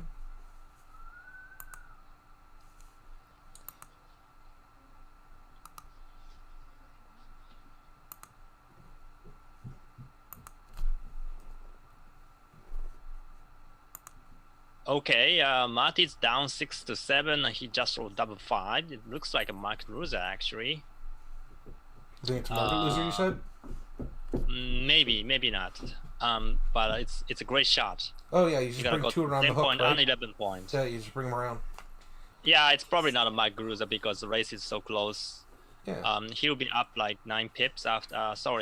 He'll be up Yeah, 11 pips up. 11. But he also doesn't have a point in his board.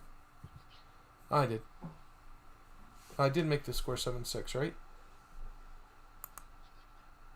Yep. It says 6-7. Yep. Yep. I got it right. And race is now 3 pips or 5 pips. All right. What? Is it double here? Would you have made the 4 point, or you have to do this because of the position? He wanted to split, I think. Ooh, 6-1. That leaves some shots. How many? 4-3, 4-4, 6-3, and 6-4. 7 shots? That's not as many as it looks. Oh, plus 1, 6. So it was 9 shots, I think.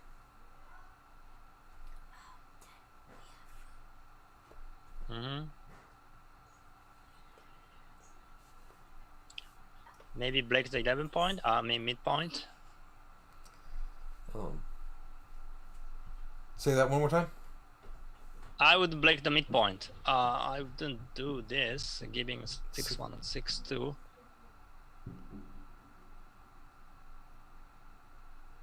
Here's a checker I play I agree with. That's a pretty good double 4. Helps with the race that he's already has a pretty good lead on. 5-4.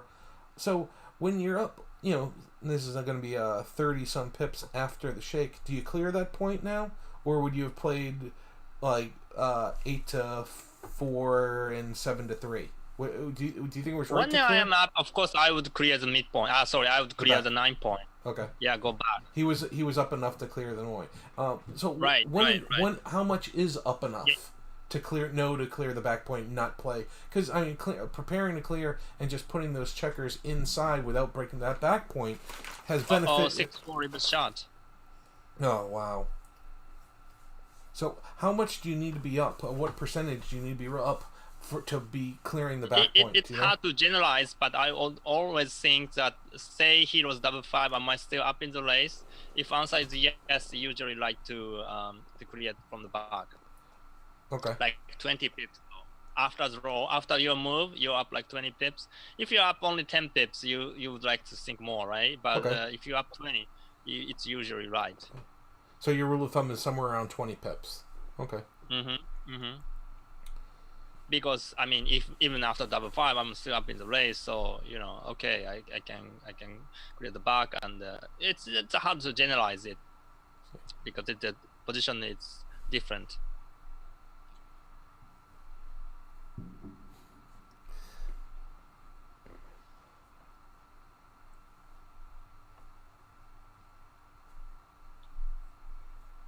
All right. 2-1. I think I'm just peeling. I just take 2 off. Yeah. You don't win enough Gammon. He's probably thinking about pick and pass. Yeah. It's no Gammon. Yep. And now It's Marty 7. takes. Is that the first lead? Did he have a lead early on, or has he been trailing the whole match? Yeah, sounds like his first read here. Yeah. Let's go up. Scroll up. Did he lead early on? Or who won the first game? Come on. No, I think he actually led early. He led 2-0. So, just retaking the lead. Yep, no gammons here. Just straight up 2 points. Marty's going to lead. I'm going to change it right now. I feel safe changing the score. Make it 8-6 for Marty. Once again, we're playing a 17-point match, folks. This is the final of Bill and Tara's Houston, Texas shootout. It was a 16 max player bracket, and they actually did fill it to 16. And the final match between the great Marty Storr and greater Steve Sachs. I mean, Giants number 12 for Steve and number 28 for Marty.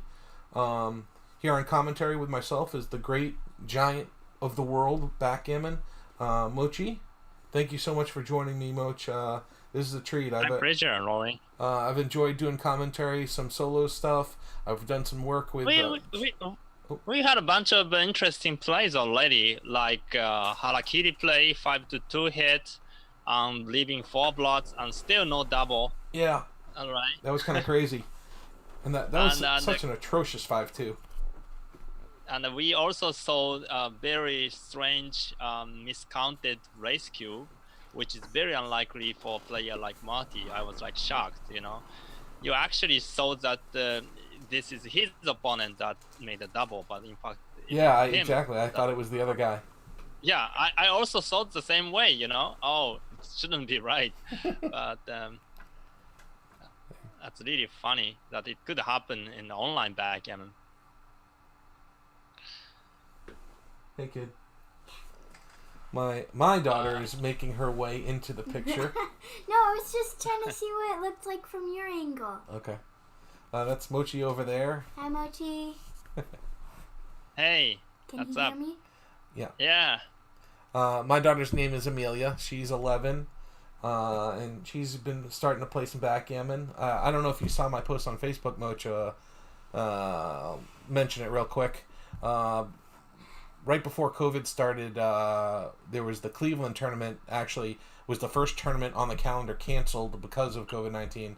And Amelia and I were going to go there and actually play doubles together. It was going to be her first time playing in a tournament.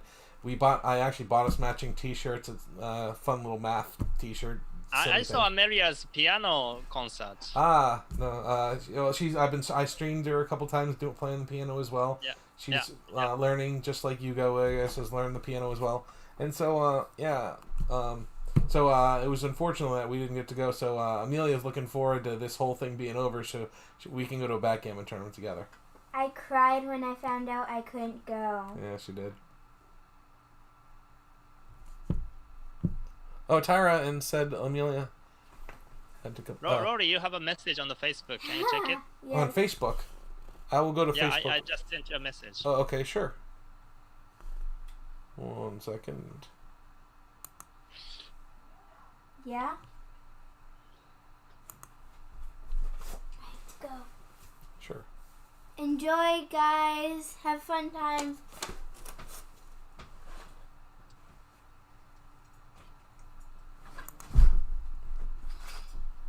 Oh, I can look here.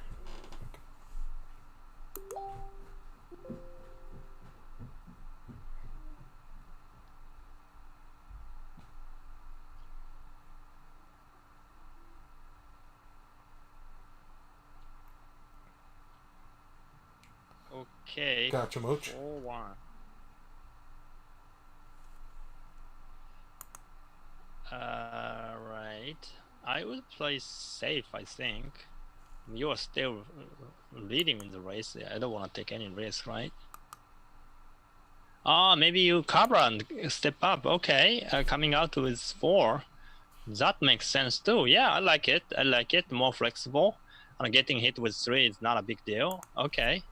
It's a good play by Marty. All right. It's not a double yet, I don't think, but it's coming. It's coming. Now he's up 16 pips after the roll. Oh, double 5, Steve. All right. Now it's down 4. It's a pure race now. Please do not count. Please turn the pip count on, Marty. I know you can count, but just make sure. It speed up the game too. Absolutely. Okay. 3, 6, 5 pips down. Marty is 5 pips down, so it's no double. It's scary every time he stops, you know. I understand what you're saying.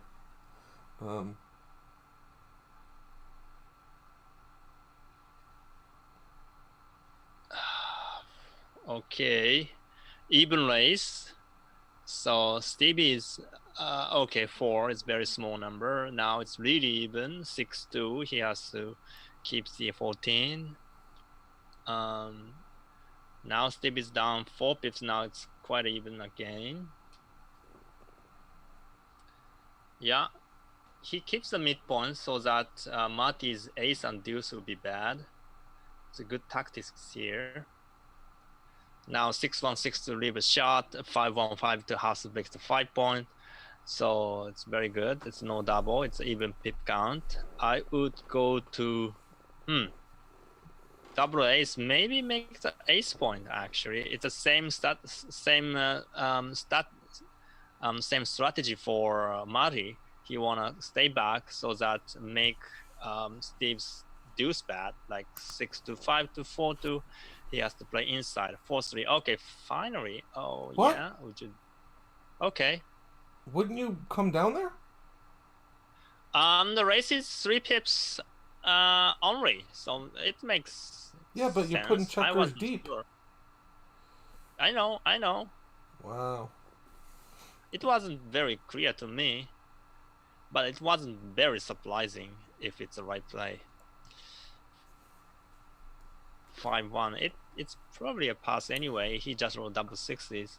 You are down like 10 pips in a short race. Yeah, it's a pass, I think. Yeah, it's a pass anyway, regardless. So it's gonna be 8-8 to 17. The races, Steve Sachs is 48, Marty is 58, so 10 pip lead for Steve. I know he has a wastage on ace point. He has 4 checkers on ace point, and I give him a penalty, maybe 3 pips. Maybe more actually. But even after penalty, I don't think it's really a take.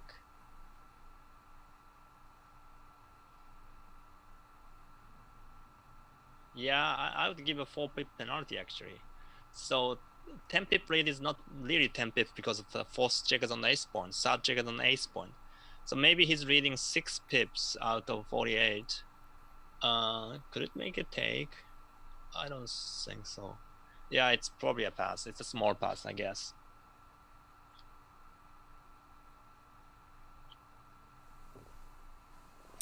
Hey Roberto, if you're watching still, which it looks like you are since I see recent chat from you, I just sent you a text. You want to go check it for me? Okay, what else is going on here? Where are we at? 5-1. Well, there must be a bunch of folks who are very good at the race formula like this. I'm not really good at race formula here, but my gut feeling would be a double small pass, regardless of the play.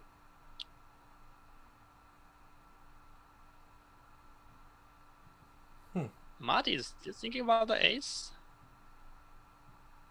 What is going on here? I think I'm seeing 5-1. Are you seeing the same thing? Yes, of course. Yes, 5-1. Okay. Did he play the 5 already, or he hasn't played anything already? Yeah. He did the 5 already. So this is the final. But for some reason he didn't click the dice. Yeah, okay, he did finally. Now Steve gonna double. He's reading 10 pips, 48 to 58. But of course he has 4 checkers on the ace point. That is bad for him. I think Marty was just being considerate. He let his own clock run while he let his opponent think about doubling.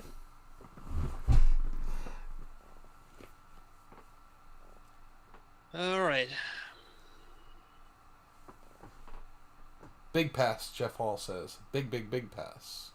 Big pass? Okay, yeah. I thought it was a small pass, but it was big. Yeah, okay. It felt pretty significant to me. I don't know how much. I think it was maybe 20-ish%. Oh, he says 1.1. Oh, 1.2. Oh, 200. Okay. Yeah.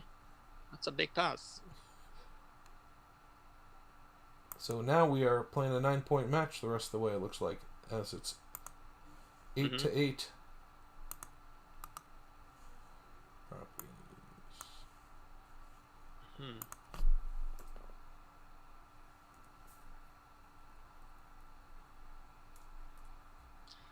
That 3-1 was kind of interesting as well. You could have made a 5 points.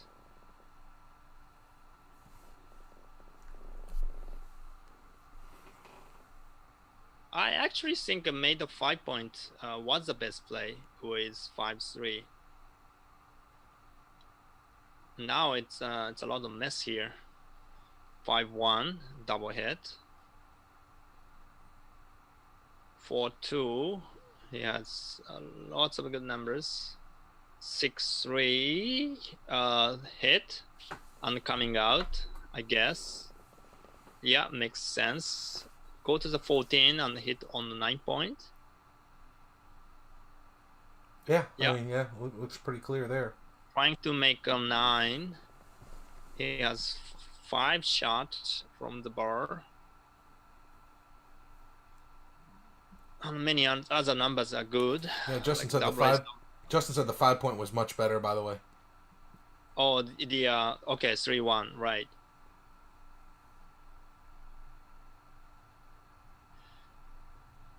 Because he was already up in the race, so even if he managed to make an anchor, then it wasn't a big deal. It was kind of a yucky 6-2.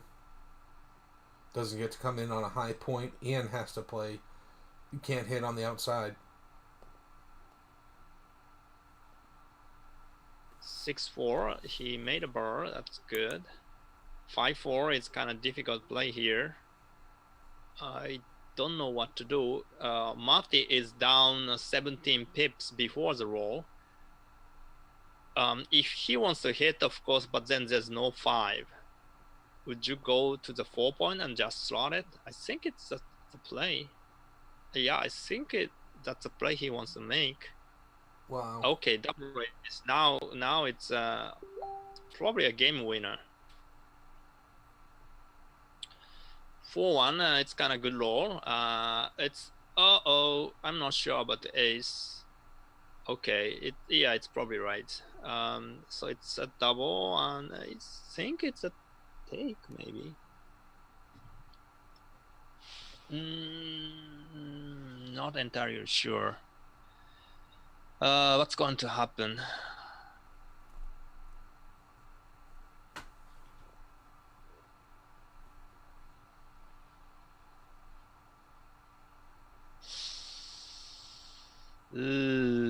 Marty has many bad numbers.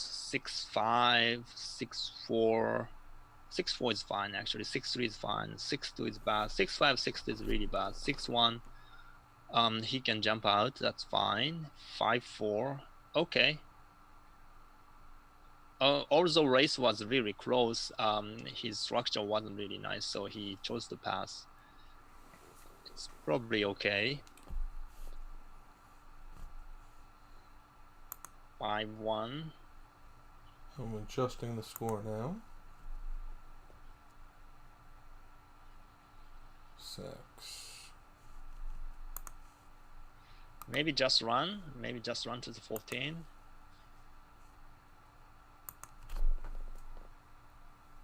Okay, cool. 6-2, 2 down. 13-11. I think I don't want to play 8-6. There's a big pass again. Point 1600. I'm sorry, 160 pass. 1.16. Okay. 16%. Wow. Yeah. Okay.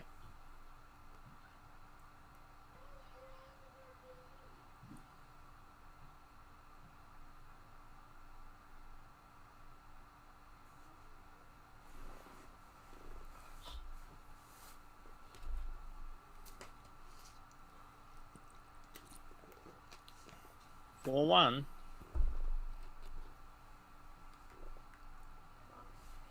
He could hit on the 5-point, but I'm not sure if he wants to. I generally do hit here. Okay. The race is even. Obviously, you don't want to get hit, but he's not a favorite to hit. And you just.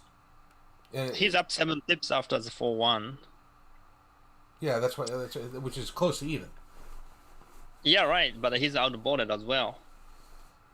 Yeah, but I don't know. I don't know. I felt like the hit was the right idea, but maybe not. Makes 7. 5-2 now. He gotta come out and make the 4-point. Yeah, that's a clear play. Yep, you're making the point. You know. After that, he will be up 4 pips, I think. And the Steve couldn't cube him yet. He needs to see a 4 first before he makes a double. I don't think he's gonna double. That's not the 4 he was looking for. No. 6-3 makes the point. Nice. That's a good blocking number. Is that you moving something around? Not me. Oh, okay. 1 second.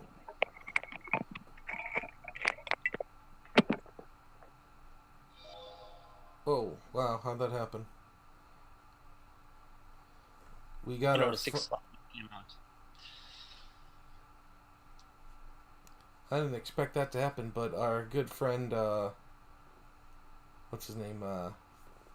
Roberto Litzenberger is going to be joining us momentarily. Unfortunately, our good Mochi needs to bail. He wasn't able to stay for the entire length of the stream, and so Roberto has agreed to take his place.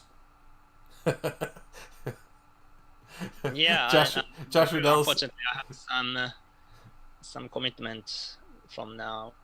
I gotta go after this game. So I'm gonna text Steve to pause for 2 minutes after this game. Can you send me the match file after it's over? Sure.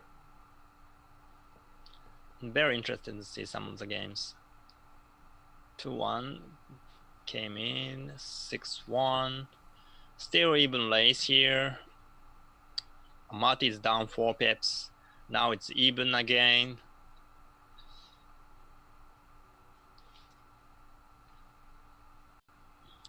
Five, 4 gets in.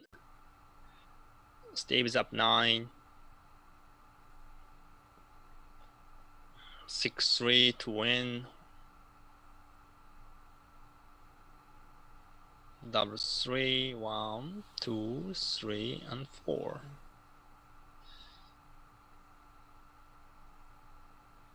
Two off.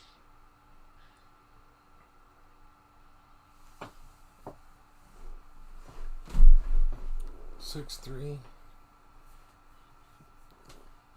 So Steve leads by 5 pips. Yeah, it looks like a double take here. 58 to 63. Ooh, he doesn't double. I'm not sure why he did not double. It had to be a double with him short with checkers on the 4 point. I mean, not having a lack of checkers on the 4 point. That right. had to be a cube. Now it's a pass. It's a pass. Yeah, he lost not even close. Yeah, Steve is up 8 pips with 1 checkers more. 1 checker more that makes a pass. Yep. So now it's 8-10. I'll adjust the score real quick. Are you able to hang in for one more game, or are you going to dip out? Oh yeah. As soon as he comes in, I could hand it over. Okay. 6-4. Oh, double hit. So Steve is leading 10-8. 7 away, 10 away. Sorry, 7 away, 9 away.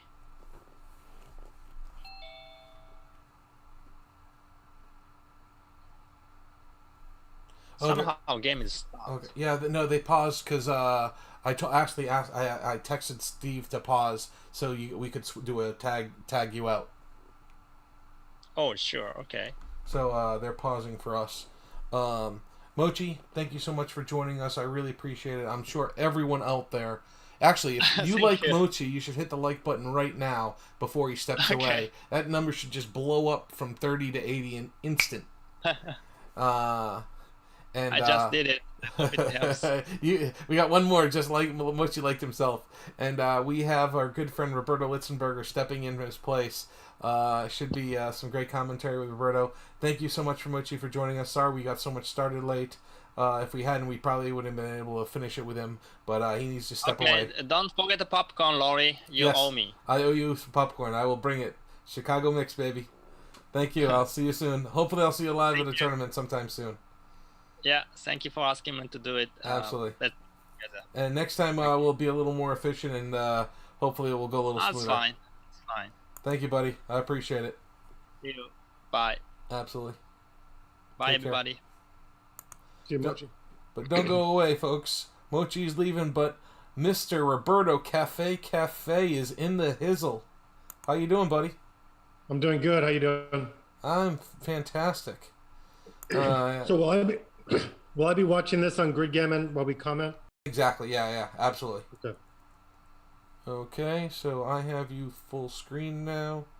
And now I want to go back to watching on Grid.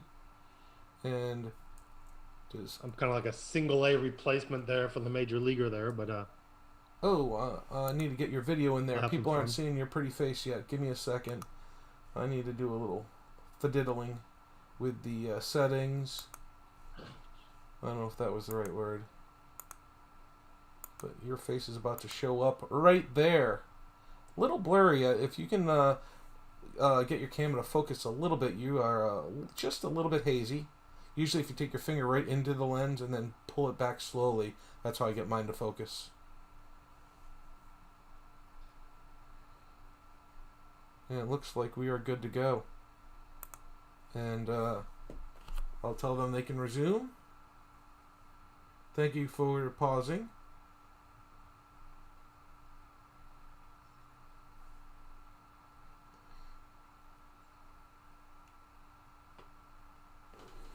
Excellent. So, hey folks, this is Roberto Litzenberger. how you doing? Glad he- to see everyone. He's a highly skilled backgammon player. Forced himself onto the backgammon scene, I don't know, about 10 years ago, or is it more than that now? Almost exactly. Oh, to I- the T. Yeah.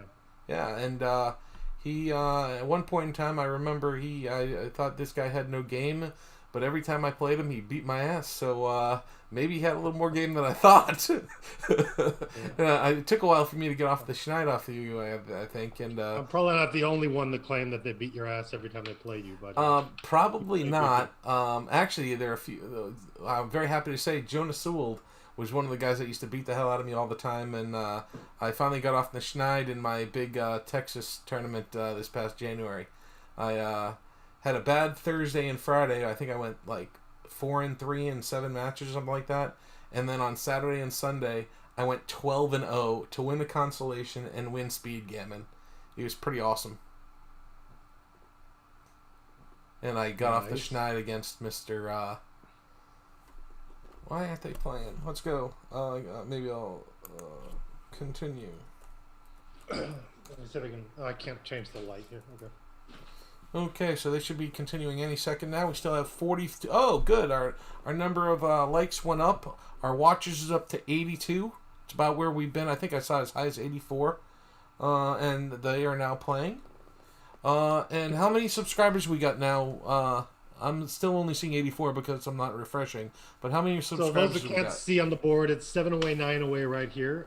Just starting out this next game.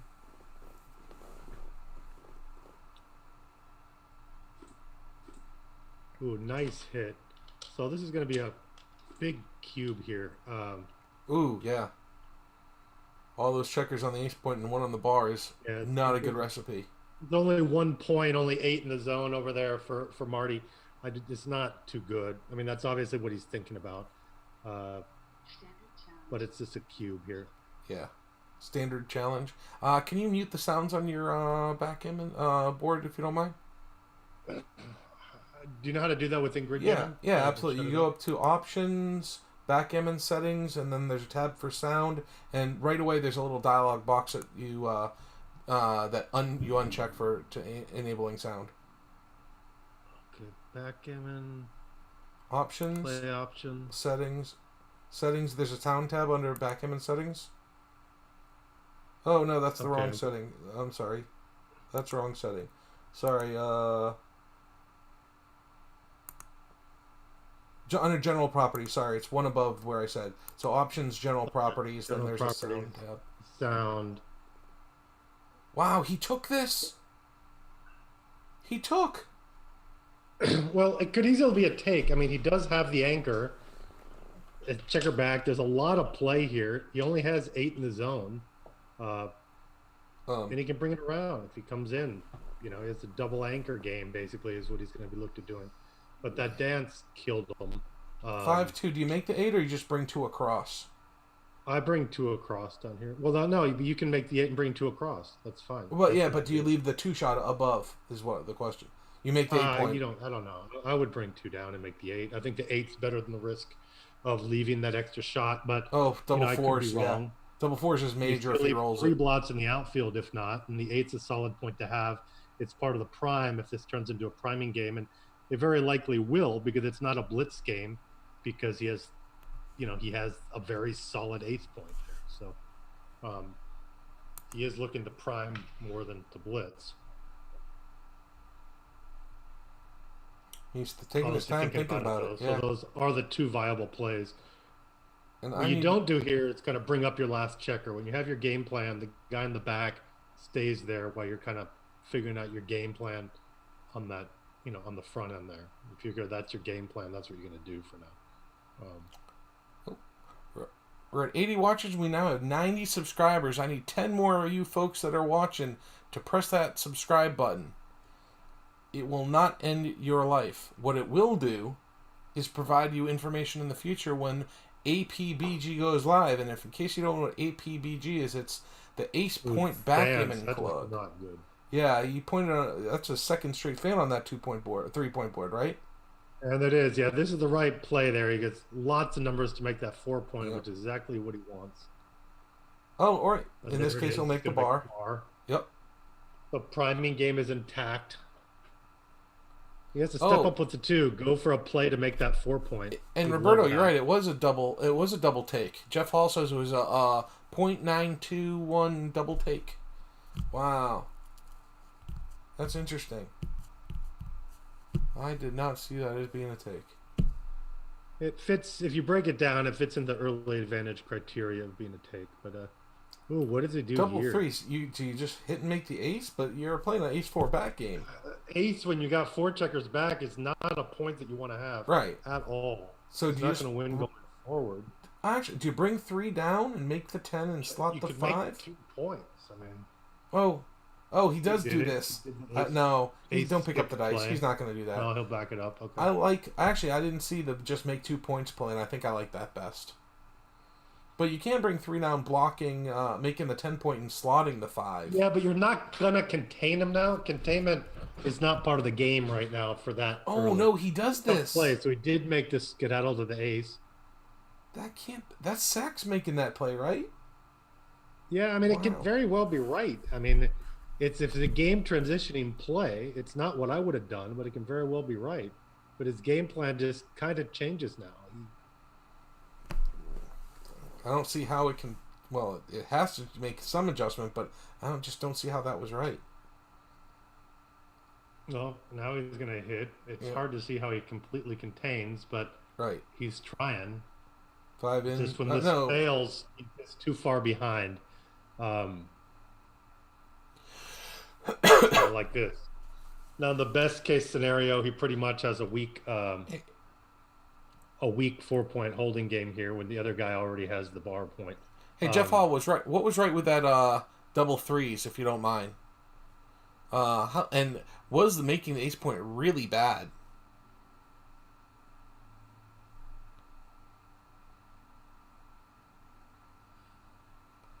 So really bad. Just ask him if it was right. Come on, Roy. We can't assume that it was wrong. These are hard plays over the board. I just can't. I mean, I have all the respect in the world for Steve Sachs. I mean, he's Steve Sachs after all, but I think that was a So, really bad play. So I think Steve is really saying here that he has the timing for an ace point game here. And now it's going to be even rough for an ace point game. Less rough. And now he got Now, game timing do back. you just throw 3 checkers on the 2 point? Is there any option other than that? It clears the bar right away when you do that. So that Yeah. looks like the right play. I mean, it's something you need to do anyway. Right. Yeah, Dimitri says you Now can't we have a make these. fairly decent ace point game here. He's pretty short on timing. But if he can roll some low numbers that here. 5-1 is actually a fairly nice flexible roll. He's love to roll something to make that 4 point. That's not going to do it. I leave but the that's shot not here. this. I leave the shot here. It's Leave four, the 8 and four leave the numbers. shot now. Yep. Leave the 4 numbers while there's a blot, and he can at least hit back with 2s if he gets it. So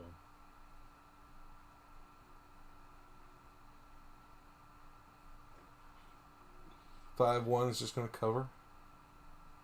little number. Now he's pretty much out of timing now, so he's going to have to probably run with the number here. Well, forced to run with that one. And Marty's still stacked. Not a great one there. Ugh. I think 6-3 here. Probably. Yeah, I think I agree with the 6-3. I think you just prepare to clear, because your 4s don't play particularly well if you keep having odd. Oh no, actually doesn't make that much a difference. But I still, it just feels right. Okay, he did the right calculation, and this is the best. I mean, he can play probably more numbers here. I'm sure he figured it out. Marty's just incredible on going through his head and all the numbers and all the replies, and I don't think he spent the time now to even kind of do the 3-ply in his head, but you see him doing that as well. Jeff Hall says making the board was the best play. When you say making the board, you mean the 5 and the 3 point, I assume? Mr. G. Off Hall. 4-2. Is that a shot? Yeah, that's a shot. Or has he played part of this already? He's played the whole thing, hasn't he? I missed it then. I was listening to what you were saying. I'm not. Yeah, he played the whole thing. He's played the whole thing. We just waiting for him to pick up his dice, I think.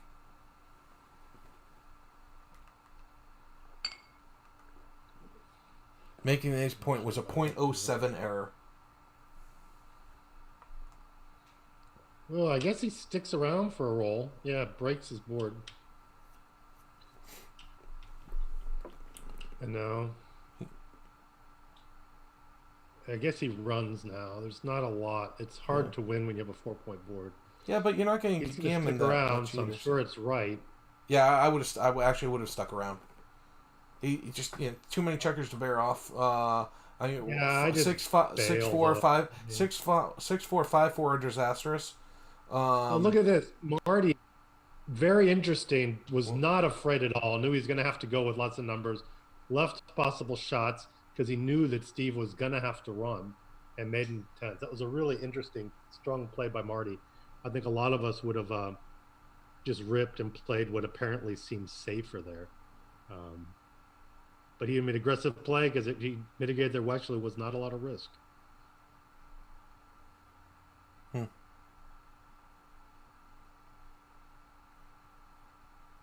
So it's about to be a little tighter. 10-10. 10-10 is a little tighter than 10-8 from my. This is actually. It's funny. I mentioned before. One of the reasons I don't like doing the away scores is because in my head, when I do kind of this 1950s system in my head, I simplify the match in my head, and I'm more used to it. So right now I'm like, oh, it's 0-0 in a match to 7. Like 7 away, 7 away. So I look at it as like even in a 7-point match. And you kind of get a feel. Makes longer matches seem normal, and you can take a bite out of it. You've played a 7-point match before; it makes more sense.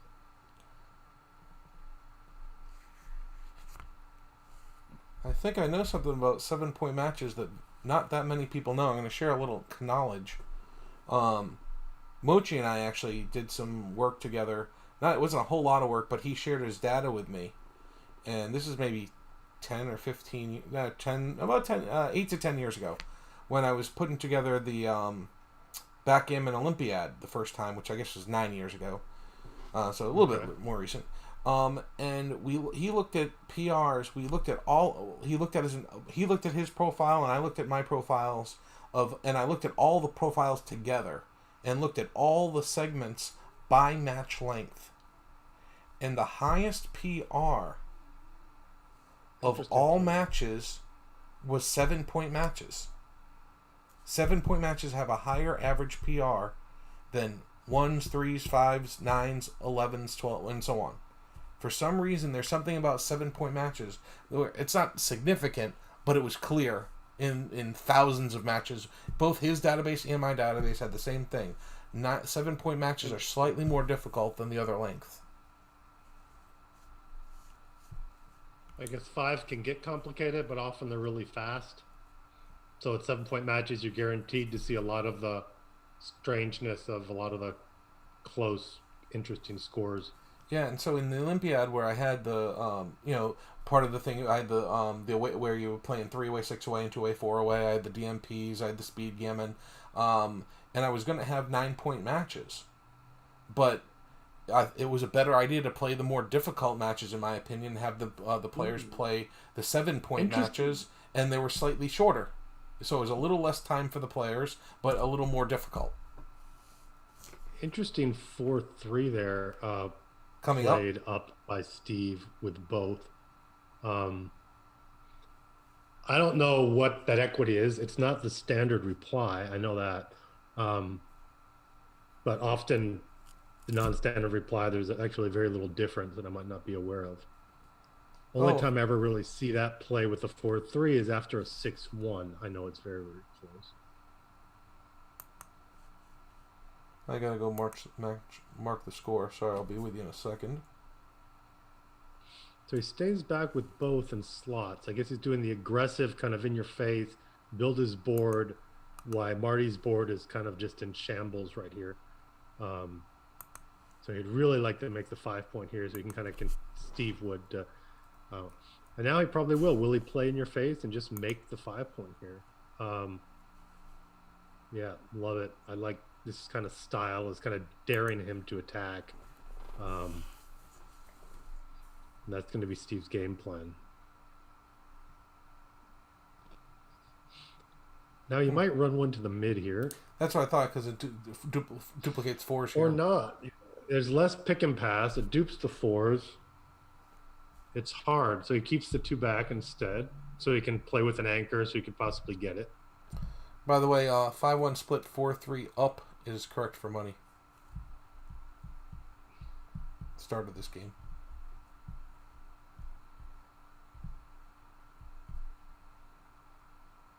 Five one split 4-3 up. Yep. Or 5-1. I'm sorry. 5-1's. 5-1 split 4-3 up. Yeah.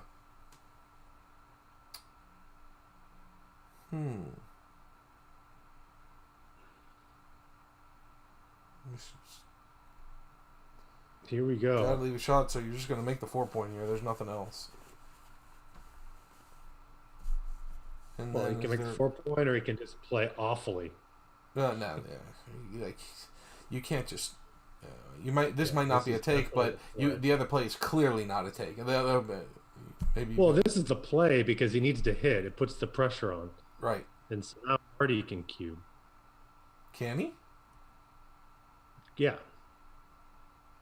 He is trailing 6-away, 7-away, so.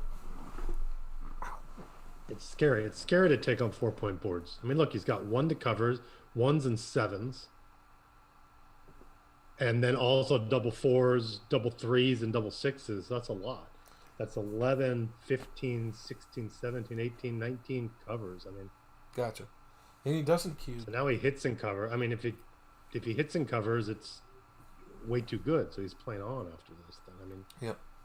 Justin, when you put knowledge in the chat, was that mocking me, or was that you appreciated that my sharing of my knowledge?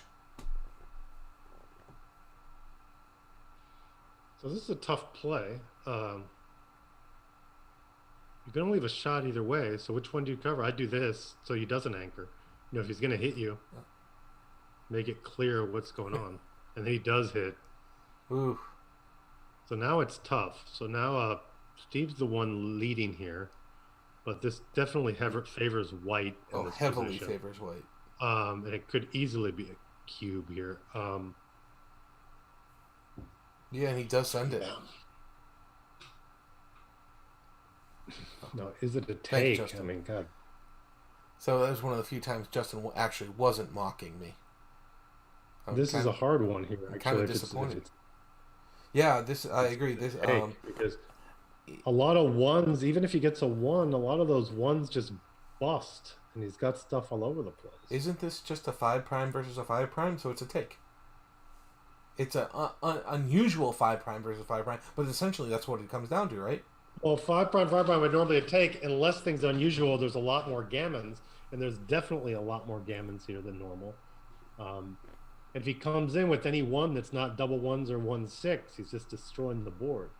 So I think he's a 70% favorite to come in before white does here. I mean, white's the favorite before brown comes in. Oh yeah, it was a 0.2 double. Got stuff all over the board, and even if brown does come in first, his board's in shambles. Yeah, he's not behind a 5' if he comes in. The other guy is. So this is seriously worth considering, and it's very hard. And sure, maybe some of these might be takes. Gets a top player. I wouldn't be surprised if this is a pass. I don't know. So before the 3-1 comments, I don't know what other people are guesstimating. We can get the actually Jeff Hall posted the XG expert that has it in on there. Jeff Hall's the 3-1. You can hear me, right, Roberto? Yes. Okay. When he didn't double before the 3-1, it was a 0.2 blunder. So it was a huge missed cube. What about the actual cube action when we got it, Jeff? And if that was the blunder, this. I like the double take action. I think it's correct. I mean, I wouldn't be shocked that it to be a pass, but I just felt like it. If I was in a shoe, I'd probably offer. Oh, we're up to 86 watchers now. That's the biggest number we've had. Let's get this up a little higher. Tell your friends.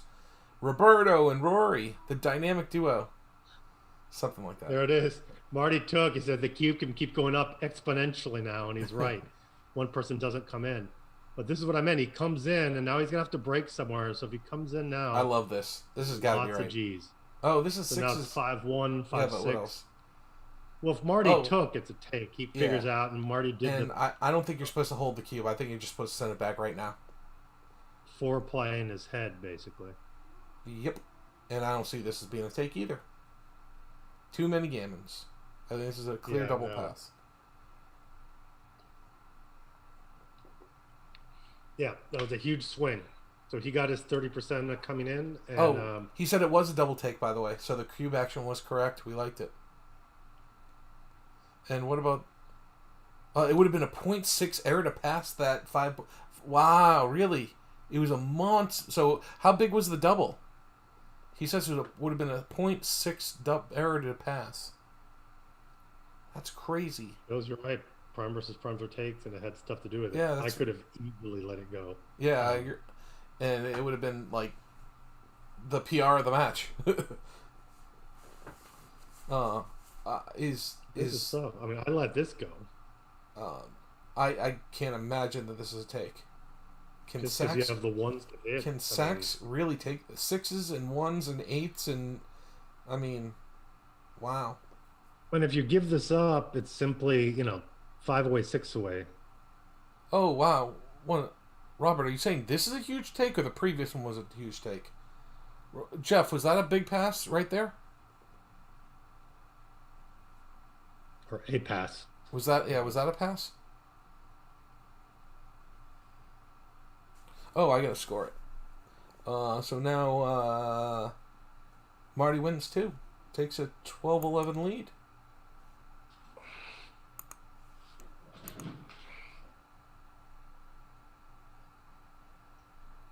What? Jeff Hall says double take 0.4 no double. Double take is 0.4, no double is 350. Wow, it was a monster double and a monster take right there. That was a take. What we just saw just now The drop of the 4 cube. Is that what you're saying, Jeff? That was a take? Wow. I don't know nothing about this game. Great positions. You can spend a week on studying that subtleties.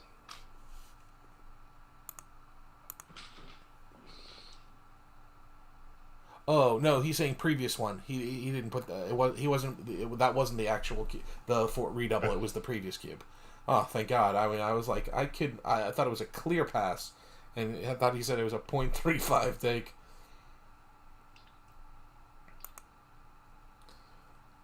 Okay, so we got here. We have an advanced anchor, a broken 4 prime, 6-5. I think you just got to run, right? Oh, he comes down.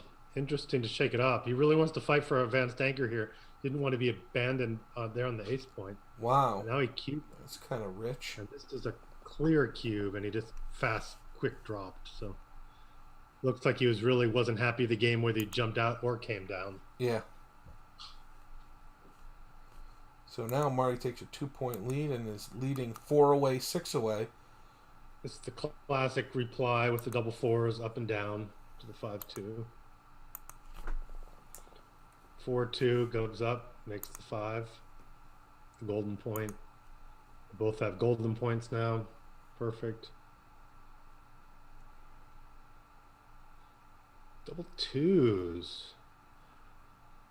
So he is ahead in the race. Yeah, I think come down with 3 and slot the 4. The redouble was a big pass. 20, almost 28%. Okay. So yeah, we got all those cubes right. That's good. Shows we're not as dumb as we look. Or me. Anyways. A little 4-1. The bar backs up. Yeah, I don't see any reason not to make the bar. But yeah, he goes back. He just wanted to make sure he could do something else fancy, but it didn't work. What's the race looking like? Where's that pip count window? I can turn the pip 138 count to 136 right here, so it's pretty even right now. Where's my pip count go? He makes a chance to run, so he's got the prime going here. He runs. So the race is pretty even. Oh, and this is interesting. So it's 5-1. He can hit, but if he gives up that anchor in the back to jump the prime, he's set up to attack and really set up for the double hits galore. Yeah. If he rolls a 5. Yeah, everything double hits. All 5. If he hits here, and hops out, every 5 hits, double hits. Because double 5s hits on this side of the board, actually on both sides, and all of the 5s hit on the other side of the board. So, I would not be hitting here. Too much to lose, not enough to gain. Could it be right to actually slide 4-3 there instead of going to the 2-point? It's one thing I hate breaking that point there. Oh, no. Instead of going, he had a 1 to play, and he went 3-2 instead of 4-3. Because right now he'd have the 3-point, he'd have the 4-point and the 3-point instead of. It's part of the same prime if he was thinking that, but right. Then you can do this more often too, like this. 6-1. Ooh. So you just come into this. Is there it? Oh, actually, you don't have to just come into the 6-point. You can just play the 6 down and play 6-5. I like. He's got a blot in his board. Oh, he's no. Safe. Yeah. I don't. No, I wouldn't do this. I would come down with a 6 and play 6-5. So playing efficient when you're playing a prime versus prime is often right. Making the efficient use of your checkers. So if he wants to counter prime him, does give him the 6s to escape. It does dupe the 6-4 hit anyway. All 4s hit.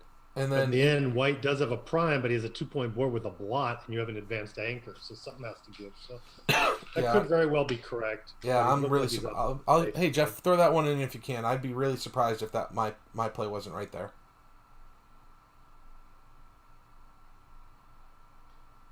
Just for the record, if either of these players make a play, Rory, and you want to bet it outright, I'll take the other side just for like 10, just for fun. So if any of the players, if I challenge any one of their plays, I can bet you $10? Yeah. Really? Yeah. Wow. You think I'm that bad or they're that good that I can't get one of their plays they're good, right? and they're thinking about it a lot, and you talk fast like we all do when we're streaming, and I'll just take the bet. I'll do it. It's fun. Wow. It's for fun. So if I like one of their plays, will you bet the other side as well? Just wondering how easy this money is going to be. Yeah, I'll do that. Yeah, I'll do that. Bet.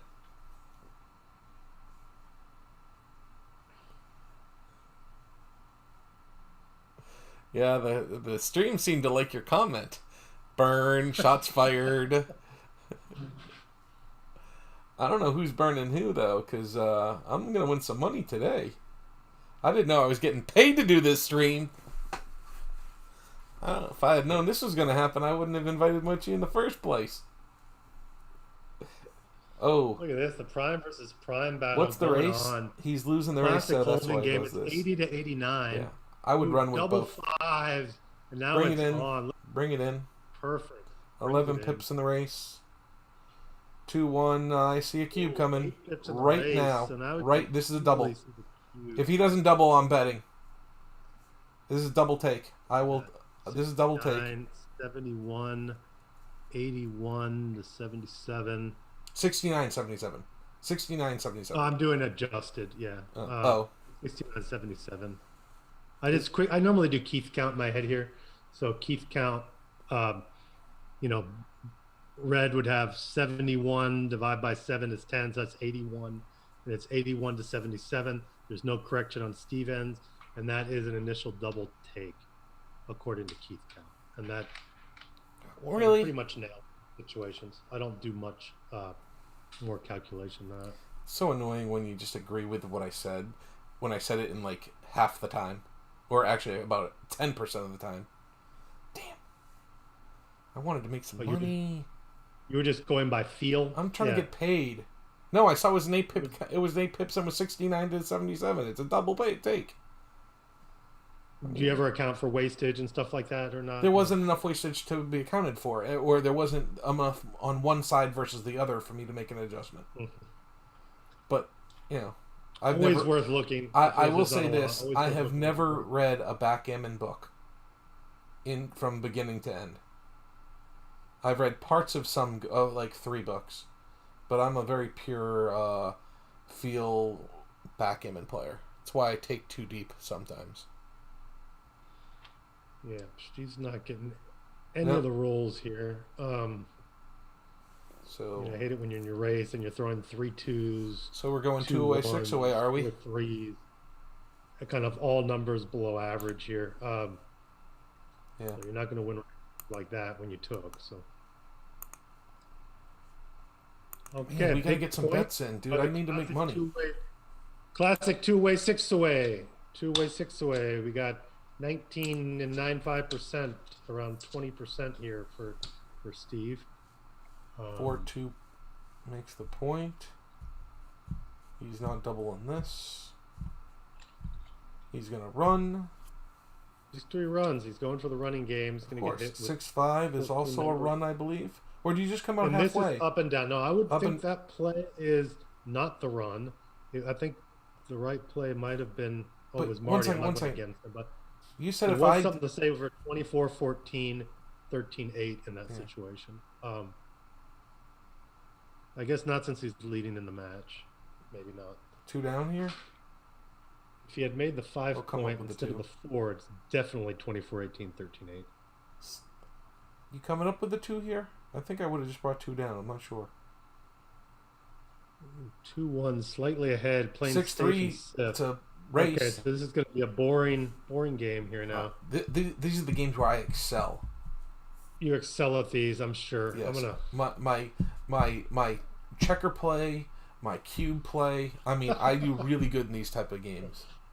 Daniel Bluestone just texted me, Whiskey Tango Foxtrot, where's Mochi? Saying, I don't want to hear you. Yeah. And now we're about to... this is interesting. It's 14 pips. I think because of the score, this is not a cube yet. This is actually money. It's money. It's a near pass. It's actually adjusting that much if you're doing 2-way. Well, 2-way has to be a little bit better. He definitely wants to be above the 25. He has to be at the 25% win mark, but he is winning. That's 11 pips, and he's up by 14. I definitely think this is a cube. You think this is a cube? Yes. Really? What's the take point? On the initial cube, Yes. we can figure it out. But Well, knowing it's you're not getting a huge change. knowing you're getting it back. If you win this, if you lose, It's you lose probably the match. 21% take point, something like that. I mean, just generally they're close. They start going down. It's not a huge difference. It might even be closer to 22.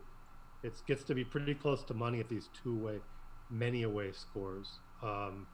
21? Really? The take point is start 21? to figure it out exactly, but it's not a recube. So remember, if he takes them, you can figure it out. So if he passes, it's 1 away, 5 away. He's at 16%. No, If 1 he away, 6 takes away. it, 1 away, whips- 6 away. 1 away, 6 away. 9%. 11%, I mean. Okay, so 11%. If he re-whips, it gets to 50%. So he's risking 11 to gain 39. So it's a 22% take point. Is it that easy? So does he have 22 here? No, he doesn't have 22. So it's a double pass. If what you just said is right, this is a double he's pass. up by 11. He's yeah, there it is. Yeah. Wow. Does that count for me winning the bet, Rory? No, because Okay. well, you said if I disagree with the players, and I agreed with the players in the end. You helped me get there. You should have kept your trap shut, and then maybe I would have made a bad bet. Ooh, look at this play. Very aggressive. So boom, boom, Boom, boom. Can I get a boom, boom? And so he's playing for 2 good already. He knows he's going to pass 2 in. So now he cubes. What are he you can't talking cube, about? it's profit. Duh. Yeah. Can I bet on the cube?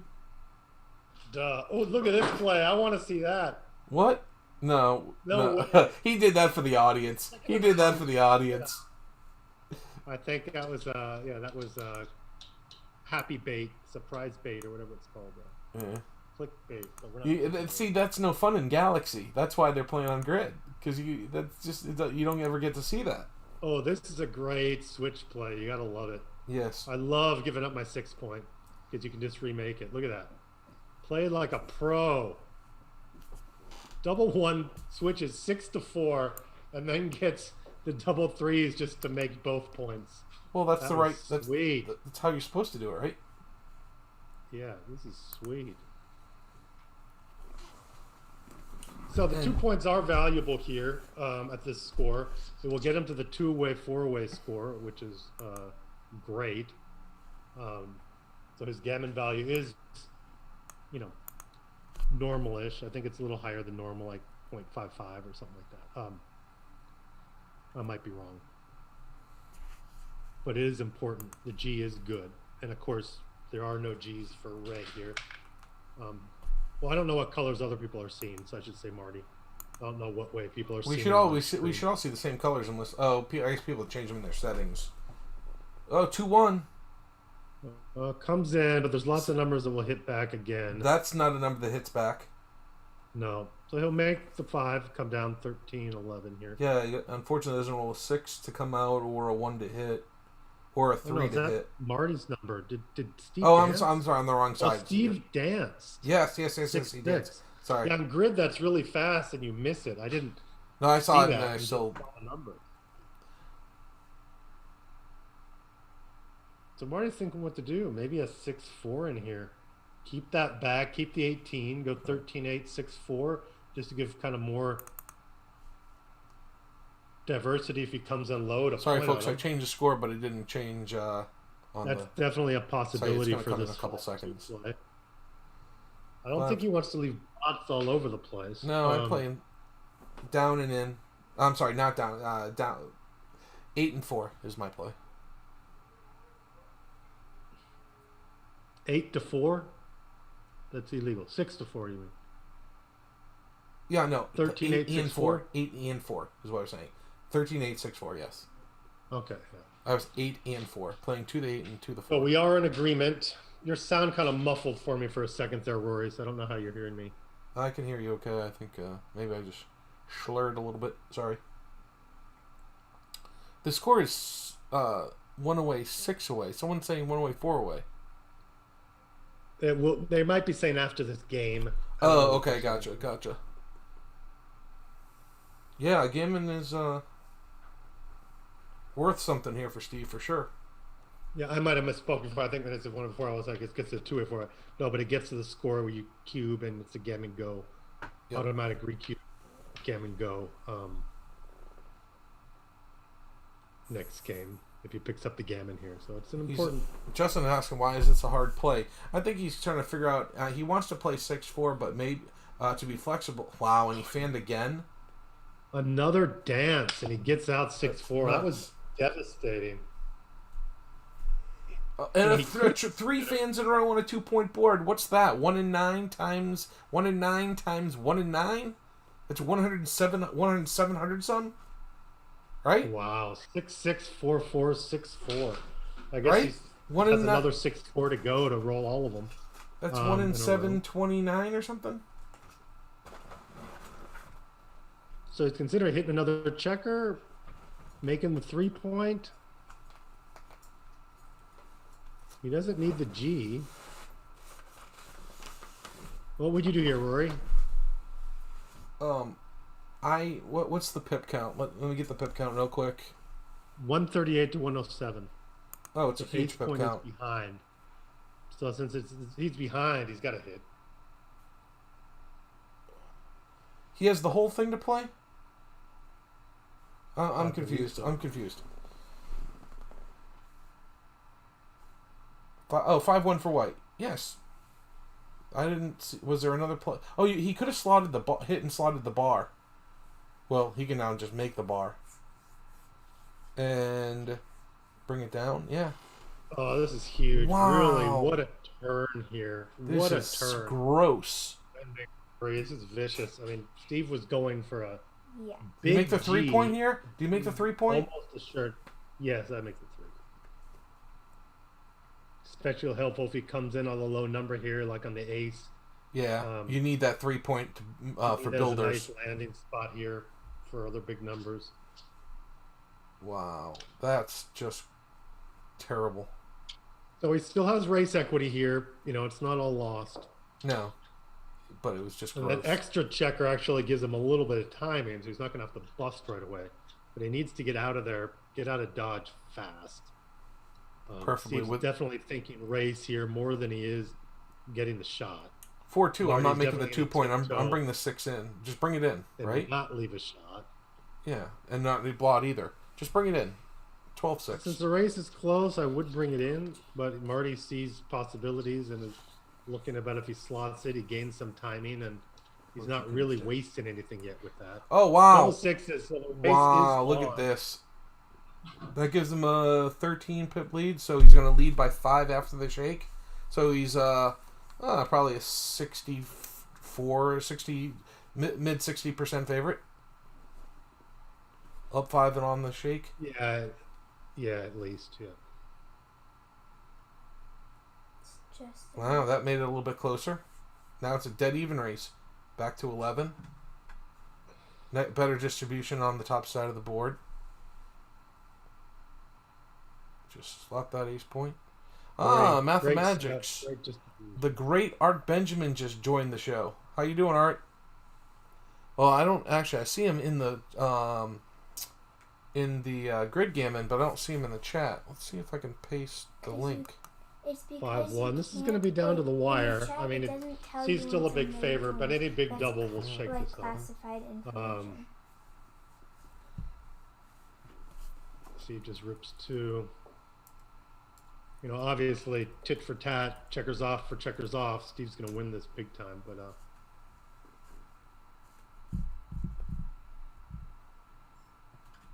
Boring we game. want to see more backgammon. So, there's the big double sixes. That is not going to lead towards backgammon.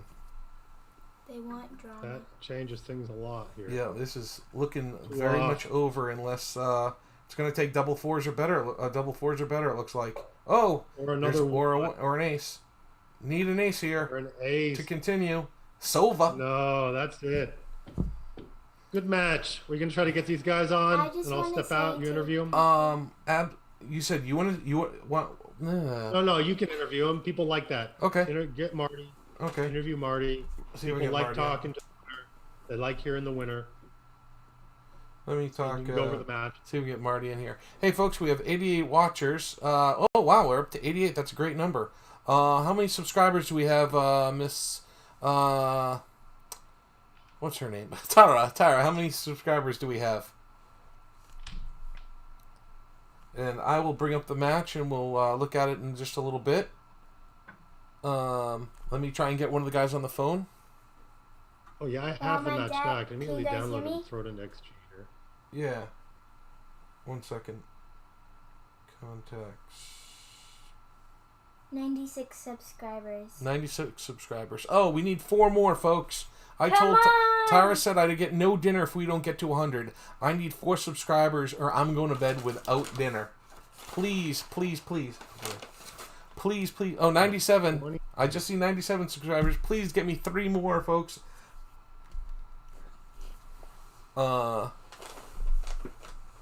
going to try and get Marty on the phone, so why don't you keep him entertained for a few minutes while I work on that. Oh, I'm supposed to keep everyone entertained? Okay, I'll try. So I'll talk out loud. So, exciting match. I'm running this really fast on XG. My computer's really Good night, slow. folks. I run XG. I'm like this Mac emulator, so it is quite slow. I'm running it first on deep so I can kind of get an idea of the PRs. And then I can at least look at the plays, and then we can go over the PRs. I remember I used to always look at the PRs when it was analyzing and call it out like an auction. Like, we got a 3.1 for Marty, and now it's a 4.8 for Steve. Oop, and it's still a 3.0 for Marty, a 4.56 for Steve, 4.2. So the deep setting, and now I'll run it higher, shows Steve Sachs 4.22, Marty Store 2.9. Asking what the That's PRs on the are. deep Yeah. setting. And now I will run. So what do you have so far? Generally, I have a 2.9 versus 4.22. Now I'll do the Really? A deeper setting. 2.9? Yes, 2.9 for Marty. But Wow. My deep now, Two- my world class analysis in this long match is going to take forever. That's why I run the Yeah. short one. Sure, a 2.9 for Marty and a 4.2 for Steve. For Steve. And that Wow. that will change them now. That's sort of like what you see on Galaxy compared to when you put into XG. Hey, It's I'm about gonna the same thing.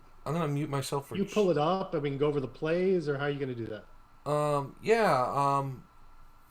I haven't figured that out yet. Give me just a second. Let me work on getting Marty on the phone first. See Do if you I can have get the him in. match? Yeah, it saves to my computer. Okay. But it saves, but you're gonna have to act- analyze it at least on fast first. Actually, why rather than showing your face, why don't you share your screen in the Zoom, and then I can make the Zoom big. The good news is people won't have to look at you anymore. Okay, we'll do that. Let me, Oh wow! Good. Martin said he ran it, and Marty's a 255 and Steve's a 314. yeah, it can easily Wow. go down, Good night, just everyone. like it does on Galaxy. What Amelia says good night. Mwah. Good night, honey. Share screen.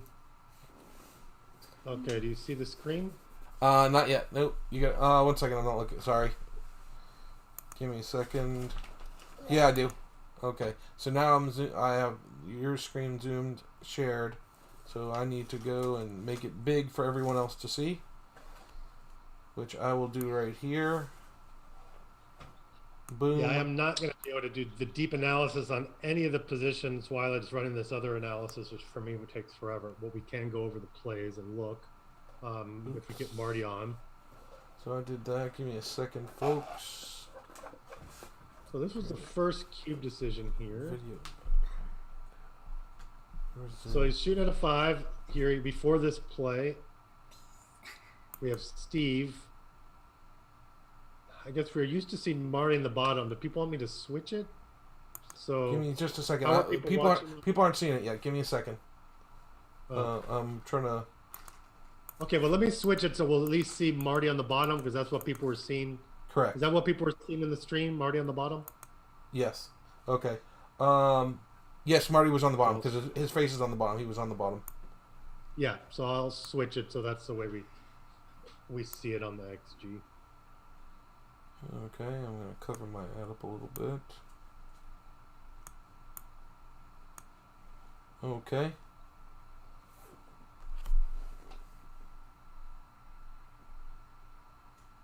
Oh, he has an old phone.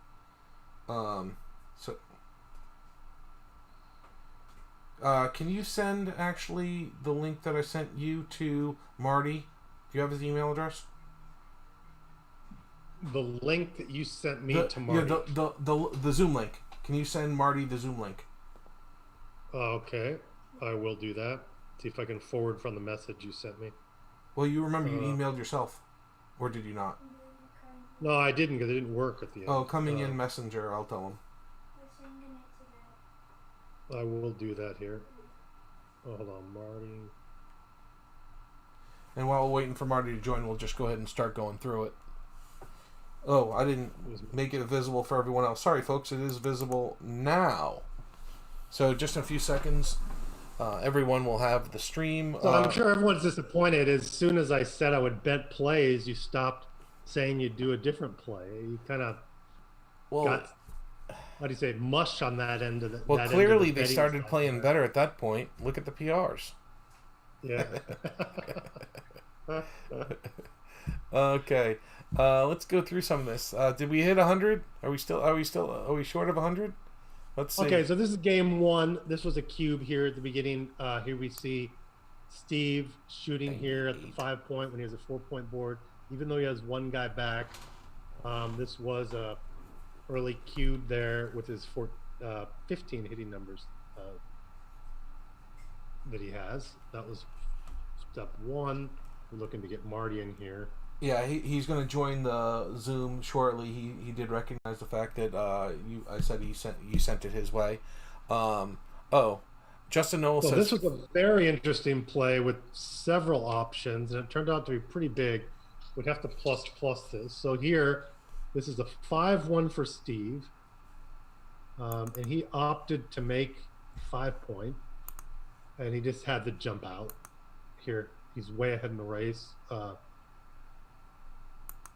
And it was right to jump out by a wide margin here.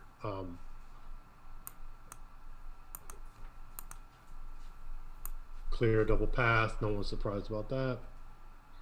Game two. What does that say right there? Another 5-1. 5-1 seemed to will be the nemesis of today for Steve, basically. So here he jumped out, and it looks like he's not supposed to jump out because his board is really not solid yet. So what do you have errors and blunders set at, just so we know? What is the green? I put my errors at 01 and the blunders at 05. Okay, yeah, that's going to actually be a reason why the PRs might come up a little bit different from what we've seen. Justin Noel ran it with Marty having a 333 PR and Sachs with a 412.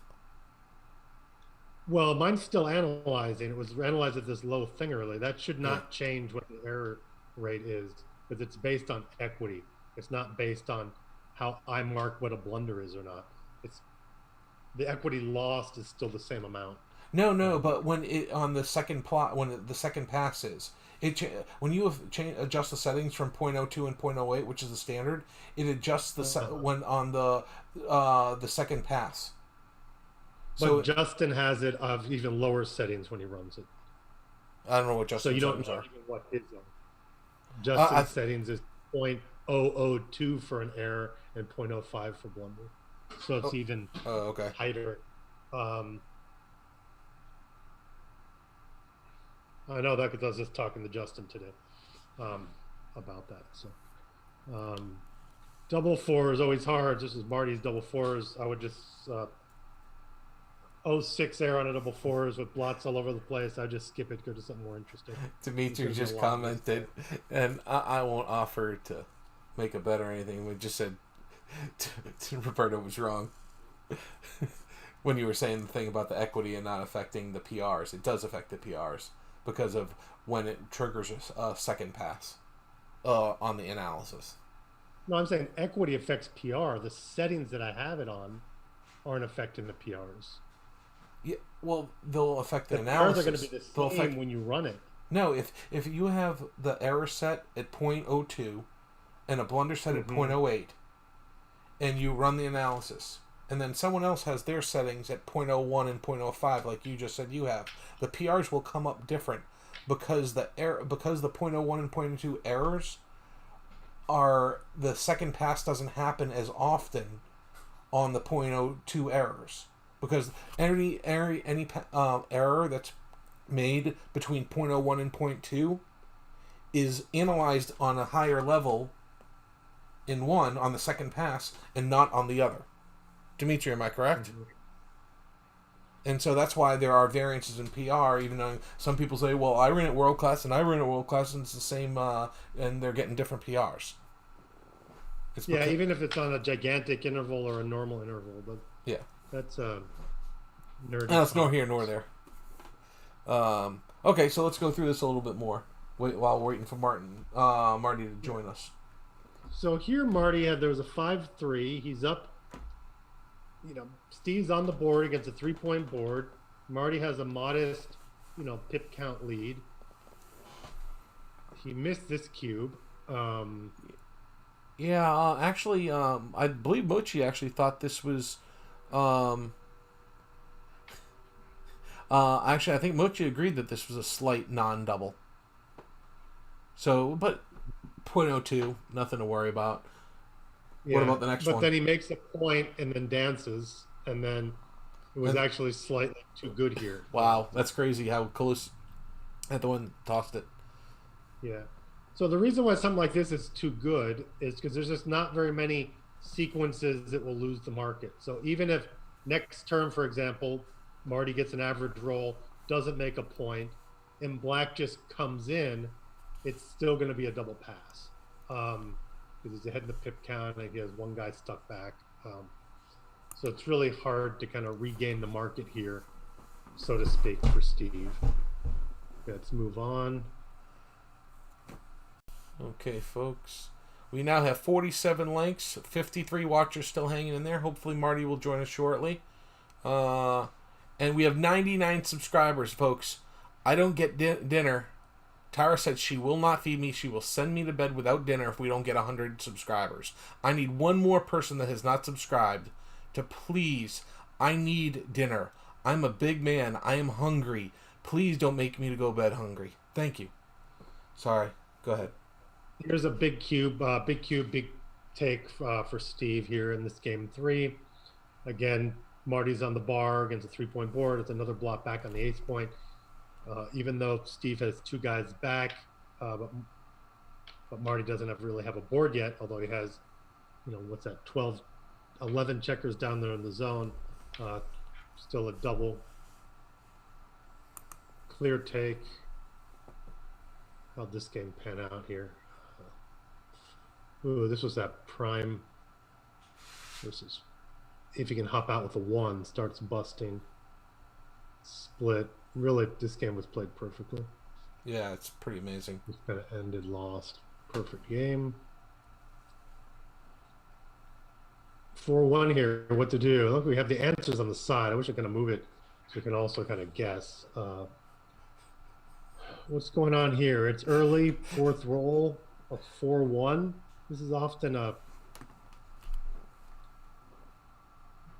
4-1 for black. Black's behind in the race. 24, 21, 13, 9.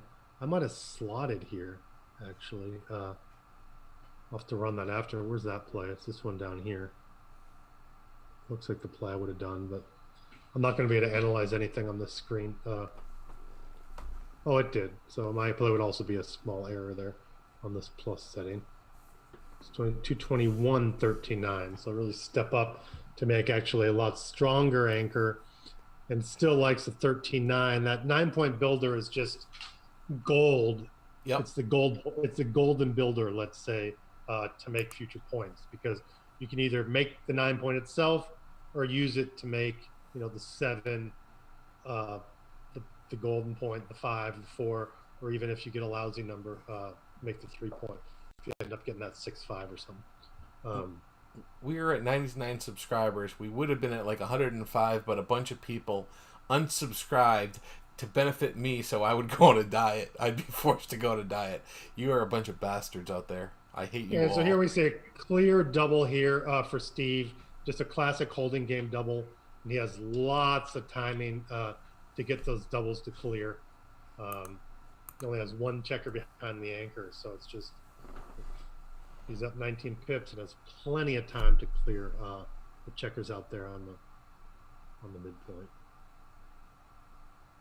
Nothing really happened in that game because that's what you expect to happen happened. Okay. You want me to comment for a little bit? Good. Give you a small break? Yeah, break. Here, comment on this 3-2 here. 3-2. What do we got going on? It's a 3-2 for black, and it looks like, just looking at it myself, it looks like a hit and a run. And, yeah, for some reason he plays both checkers and leaves both blots.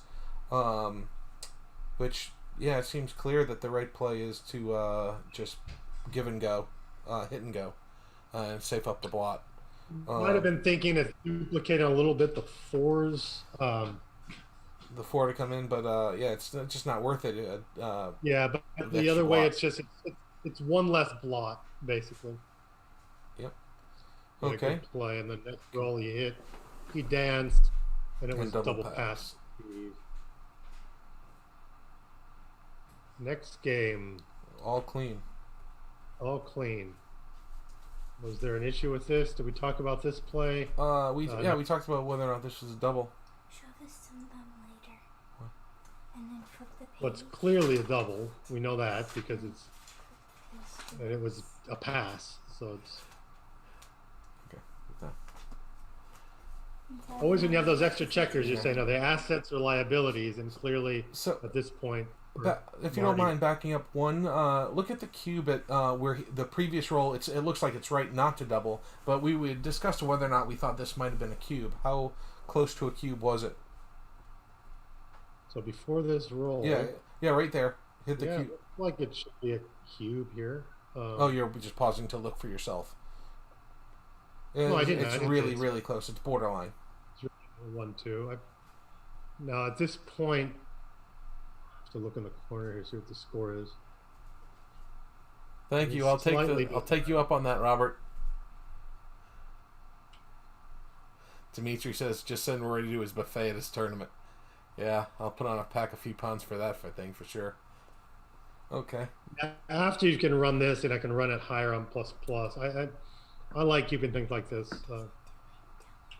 There's probably still some bad numbers there. You want to get an extra point, but it looks like a good cube. Steve might have been apprehensive because he is leading in the match, so he doesn't really want to give a chance for an effective turnaround. Yeah, I'm pretty sure I would have. He leaves a here. double shot. He might get cubed on the double shot. I'm pretty sure I would have sent it. It's a small mistake. Either way, I mean, obviously it's only a 3-ply analysis where we were at. So 5-2 here for Steve. Black. 5-2 for black. Oh yeah, he didn't anchor, and we Mochi and I both thought he should. Clearly, the anchor's there's right. a lot of numbers to point on them there, but it's really hard to want that 3-point anchor when you're already hemmed in. Yep. Defensive play until you make things better. You can make it and then split again once you make your board better or something, but it survives you this roll, I guess. That's hard Yeah, play well, to see. the 3 anchor just Even the puts you in the second game best for a play long time. here- Yeah, The second best play is anchoring and dumping to the ace point. yeah, it So shows you how strong that anchor is. It definitely one keeps to you in the anchor. game just so long. Okay, I know we talked about this one Quite a bit, and it looks like I was right. With the hit was correct. Mochi wasn't sure. Mochi liked the safe play, and hey Ian, have a good night. Thank you for being here. Obviously we went back and forth in this. It's obviously it's somewhat reasonably close, 0.05. Actually, I think someone had said Did you win the bet with Mochi on this one then? You won the bet with Mochi on this one? he was too scared and wouldn't bet. I believe is what happened. If we get a replay on that, I believe. Got Can it. anyone confirm that? Got it. he- 7-4, 6-5. And this just shows in these prime versus primes, often it is right to play just very efficiently and Yeah. pure. It kind of gets down to that, cue the 70s music and get the ball going and dun-dun-dun. And also shows that sometimes even the best play in the world isn't right, and sometimes every once in a blue moon, I get a checker play right. It's nice. I'm proud. Oh, double So twos. there's a big bear off error Oh, here. wow. For a bear off. Oh, and quite big. Mochi thought he made a good play here, I think. I thought Mochi said, oh, he liked his play. But I would not have taken 2 checkers off here.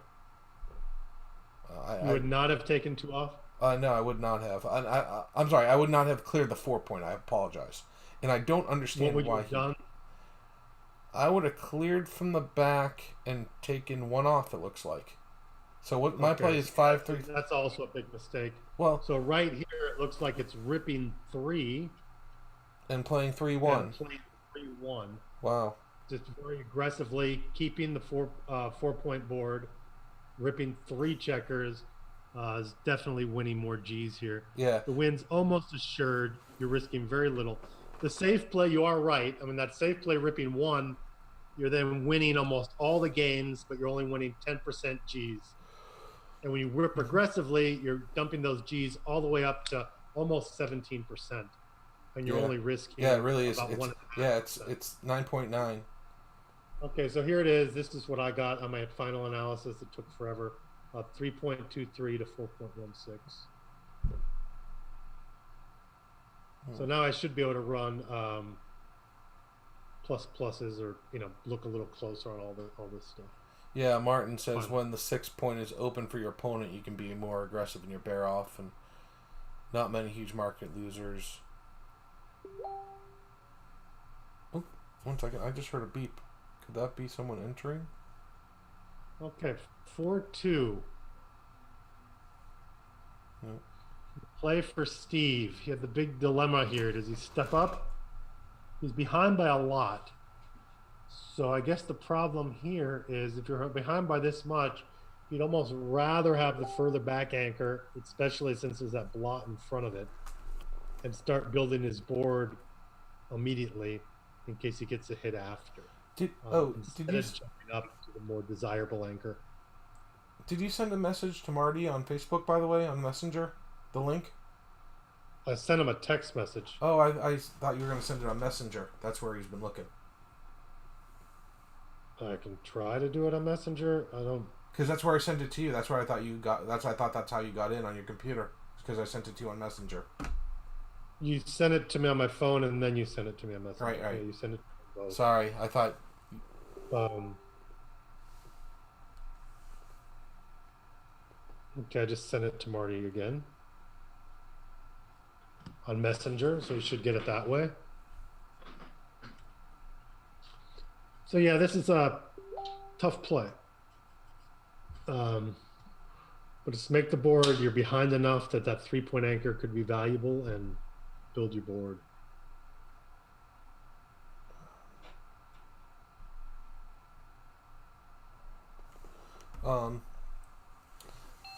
Where's that? Oh, here's Marty. There he is. Hey, Marty. Do I have to admit him? Let's see. I see him. There he is. Marty, you need to turn on your microphone. You need to come in with sound, buddy. Right now, so far, you don't have sound on. He's connected. Here he is. Okay. I'm not going to be able to get your video and pretty face on the screen, but I do have...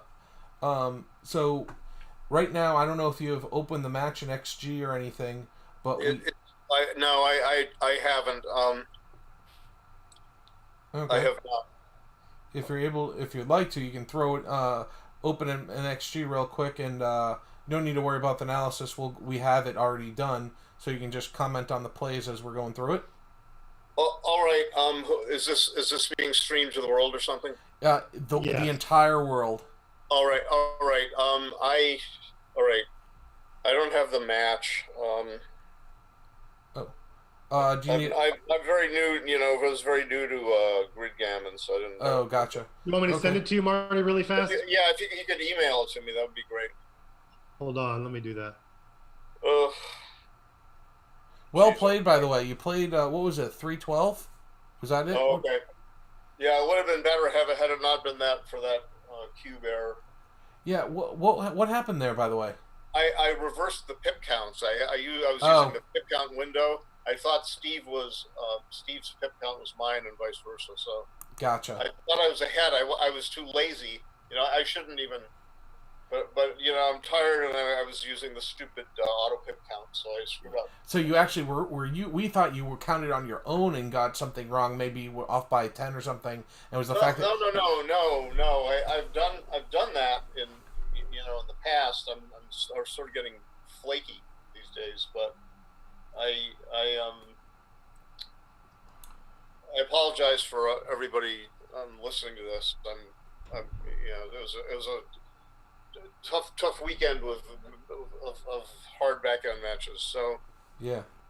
I simply used the auto pip count without checking, and I had the pip counts reversed, and so it was a quadruple whopper probably or something ridiculous. Well, this was a case of the pit count online hurting you rather than helping you. Yeah, no, I that's exactly right. I mean, I should discipline myself to just count the pips, but I'm a pretty good pip counter in general. I count accurately, but it's kind of late at night in my time zone, so I'm just kind of whatever. Well, Marty, I sent you the match. You should have it on your file. Okay. Let me. I'll bring it up. And we can talk. And you can remember plays that you think were interesting. Oh, sure. I can remember stuff. Where's my Backgammon? On your plays here. Actually, looks like this is a place where he should be putting in his sense. I'm all goofed up here. Where I'm viewing your screen. Oh, that's why. I'm viewing your screen. Yeah, you don't want to do that. You want to. You can just minimize. You can just minimize it. Minimize. Where's match? Oh, there it is. No, I can't. Oh, there. Oh, it's a silly. All right, it's a Mac or something. All right. So I'll minimize. What is it? Yellow minimize. Is that right? Click. No. Mute. Stop video. Invite participants. Share screen. Chat. Record reactions. I don't. You maybe you're in that.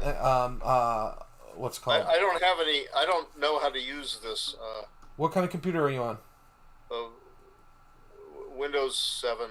Okay, so you just want to hit the Alt Tab key, and it will get you to something else. All right. Alt and then Tab together. Okay, I did. All right. There you go. All right, thanks. Okay. My match. All right. It was kind of easy to play in a lot of ways because my dice were so good. Can you skip to game 8, Marty? It's when you were down 6-4. Yeah. And you moved 16. You have a double threes there. You're on the bar. Okay. Game 8. What move? 16. Move 16. Oh, I'm on the bar. And I am. This was really interesting stuff. Oh, I'm black. Yeah, I was. Well, you're whatever color you see on there. Yeah. So I just what I was thinking is, all right, if he points on me or if he just comes to the outfield, I'm kind of screwed. And there seemed to be a lot of ways for that to happen. So I was. And he didn't double me, which is, I guess it looks like he should double me. Yes, that is. I thought Steve was being a bit conservative the whole match. It's just my impression. Yeah, this is a huge cube for Steve next turn. I mean, this is. I thought perhaps I expected him to double, and I was going to take. And then, I didn't think I had a double the following turn, but. Oh, look at that! Then he dances, and you have the cube right back at him. It's a cube right back at him, and that's a small mistake or a moderate. It's a 0.05. Right. Yeah. I wasn't sure, and then you get a lousy. My thinking was, okay, I had duplicated threes, 8 to 5 and 5 to 2, and I only had 6s and 4s to get out. But I guess there's a lot of gammons. It's really volatile, so I wasn't sure. I knew it was just a monstrous take, and. Sometimes these positions with high volatility but low equity fool me, and I know they fool other people, but they fool me too. It's Yeah. very common not to double in a position like this out of fear, and I was not up to trying to calculate, like looking at all the rolls that might happen. I said, all right, well, I've got 6s, 3s, and 1s, and then that's really good, but then I still have the task of getting the hell out of there, and as soon as he comes in and bops me, I'm just dead, right? So that was my thinking. And then I thought, so I guess I was wrong. And then I did 24, 22, 8, 3, and that just seemed right. And I expected him to double. Well, if he didn't double the turn before. Yeah. Well, no, I expected him to double now because suddenly a lot of my cover numbers have gone away. Okay. And he's got to be thinking, in a position like this, he's got to be thinking, the silly fool might pass, and I've passed flaky things before, so I expected him to double, at least hoping for a pass. It's 0.07, according to this. Yeah. Good deal. So that ended up he did. Yeah. So you missed again, and now you got double. You got double right, 3. Right. I got a double 3, and it just looks. I mean, it's like one of those things that some weird problem. It's like, oh, if he fans and I come out, and if he fans again or something, then this jumps all. This just looked like a cold. There's clear double, clear pass after too many ways to lose, and it was a good double on his part because, he, on a really bad day, somebody might take it, and this was the. There are variations where you fan twice and get into trouble, or fan once and then hit and get hit back, or things like that. There's variations like that, and it looks like, it says 0.934.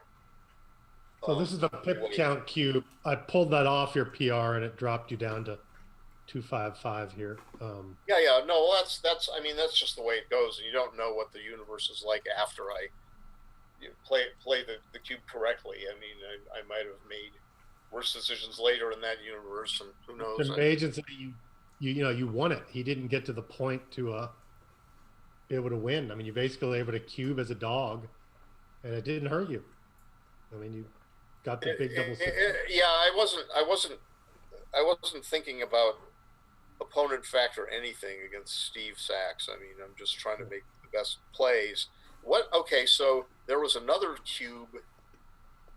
There was another cube decision where I had a 4-point board with a blot. I forgot what the score was. I had a 4-point board with a blot. My 5-point was open. There was a blot on my 1 point. Can you jump to game 11 there? Game 11. Game 11. So I missed a double. When you have a cube here, a big cube. I'm black. Okay, so I was looking at it from the other orientation. Okay, so that's confusing. Okay, so this one, you can flip the screen. I thought of doubling here. I did think of it because I'm ahead in pips, and I can just do something like run. And I've just thought, well, it's such a clear take that maybe. But it's volatile because if he's stacked up outside, if I start running, then that would be good. I thought about doubling, and I wasn't sure I was right to or not to do so or not to. I suspect don't think maybe it would have been right. Yeah, I don't think it's an easy cube to see with two guys back. I saw that it might be good, for the right reasons, but then I just said, well, I got some work to do, and maybe it's not good enough. Sometimes I think negatively, and I don't. So if you get a 9 positive, here, you know what I mean? I'm too worried about what the bad things that might happen. So this is one of those cases, I guess. In this position, if you got a 9, would you run here like 2011? Yeah, I think I would have. I think I would have done so. In fact, because if I go 9-3, 9-6, I'm getting stripped. My position is it's a mixed bag because I'm putting builders against the back checker, but I'm also my main problem is to escape, and I'm not addressing my main problem. So you're and with my 4-2, what does it say was right with my 4-2? 4-2, I got a better builder position after breaking my 10 point, and I thought maybe I should play to the 14 point. I didn't consider moving to the 16 and 5-3. For some reason, I didn't consider that, and I don't think it's probably would be right anyway. Let's see what it says. It says I'm running it. It says 5-1. 5-1, 3-1. I didn't even consider that. See, that's where I didn't even consider 5-1, 3-1. So that's bad on my part. I should have. You should always consider 3 plays. I tell students, and I try to tell myself, but I didn't consider it. So I just considered. I don't think I considered 16 and 3. I should have. I considered going to the 14 point, and plus making the 1.02 better than the clearing play. All right, so running to the 14 was not a play at all. 0.19. All right. So I thought, okay, it's bland. So next play, the 6-2. Okay, the 6-2. Again, I had a double. Cube, but it's smaller. If you didn't cube again, I had a you're double. Not cubing now, right? I mean, if you didn't cube last time, you're not cubing this time. So yeah, so 0.03. All right, and then 8-2, 5-3. So 9-1. I considered. Yeah, that was there's play A and play B. Play B was 9-1, and yeah, it might work. It's just I guess it's just too wimpy to. I mean, I saw the trade-offs. I just didn't evaluate properly, I guess. I mean, the trade-off is this way. If he gets a higher number, he comes in higher and takes off or something. Well, that's what the trade-off is. I leave more ways to be hit, but then he can fan or he can come in awkwardly, and then I'm in good shape. So it was just a chicken play, is all. And also, if I was protecting my race lead, like a wimp. That's hey, Marty. Also, if you don't hit here, he rolls a 6. He hops, and he gets that checker safe, which he wants to do. So, I understand that, and he could. I figured, okay, he hits with a 1, he's still back there. It was a negative thinking play. I mean, it's like I'm leaving 2 blots and more ways to hit, but then, I negate a bunch of that by the fact that he's on the bar, and he might not. And he has less chance to escape, like you said. Yeah. So a wimpy play. It's hard to see these things over the board sometimes for me. So sure. Yeah. And then Steve played quickly 13-3 twice. Yeah, let me go back to that. And I guess he didn't want. I guess he thought the bar point was a good escape place. I was a little surprised, I think, to see it, but I'm in the middle of a match, and I'm trying to think what the heck I should do with checker plays and all that cube actions. I'm not going to second guess Steve Sachs, But I just thought, okay, it might be wrong, but who cares? I'm not going to concentrate on that. I'm just going to think about my own stuff. And then what else? And then the next play, and again I missed a double by a small amount, kind of small, 0.028. It's well, that's hard after he gets the double 6. There's an expression. I don't know. There's an expression, Japanese blunder, which is a compliment to Japanese players, because somebody said a Japanese blunder is 0.04 and a Japanese error is 0.02 or something. This is getting close to a Japanese blunder, so Mochi must have been he's a nice man and everything, but yeah, oh, We played so well. We what a I silly loved it. play, in his mind. Who knows? But I made a Japanese error or a blunder by someone. And again, I thought, okay, I might be able to double this, but no, another just a wimpy play. I mean, and then I said I guess I played the checkers right here. I played 2016 3-2 was right, and then he came out, and at least and then it was a closer after the play. Yeah, I was using the auto pip count, and I was at 8 pips. I ain't doubling this, and then he ran away, and then I don't know. Did I maintain the pip count the pip opposition properly? Yeah, I played 3-1 twice. It moved 12. So, Tom, can you look at game 14? Yeah. And when you doubled right and moved 3? Yeah, no, that was that is position, race, and threats. I use that. I've got position because I've got a better blockade, which is not much, but it is better. And he's got 3 on the 24, and his back checkers in general are just in worse position. And I've got race. Okay, and I've got some, but I don't really have threats much of anything. But the score again is in my favor, so I thought this is just a clear double. That was my thinking. It's just got to be a clear double. It would probably be a money double, and it would be, and there were scores in 2 different, but he's got a 2-point lead, so that's a fact in favor. So I said this is just a double take. That was my thinking. Yeah, and it's smack in the middle here. I'm plus. It's really fast. See how? I guess it's still a take. I mean, he has that anchor in the end, and you only have 8 down there in the zone. Yeah. Yeah, it's not. My threats are not devastating, and he doesn't have any checkers out of play. It's just he's got a worse position of the back checkers. Yeah. And and since my immediate threats are so small, there's no conflation of the factors of position and threats, which people often do. They say, I've got a good position, but some part of that good position plugs into your threat, so you're sort of double counting your factors. It's like Mark Brockman-Olson's book, where he introduces more factors than just position, race, and threats, and said, okay, there's prime value and this value and that value, and my dirty little secret is I just wing it sometimes.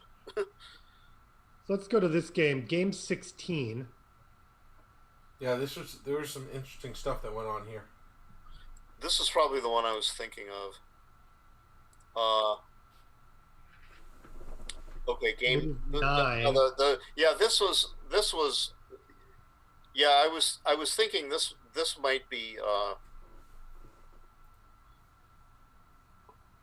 not good enough, but it's like hugely good enough. Yeah, it was.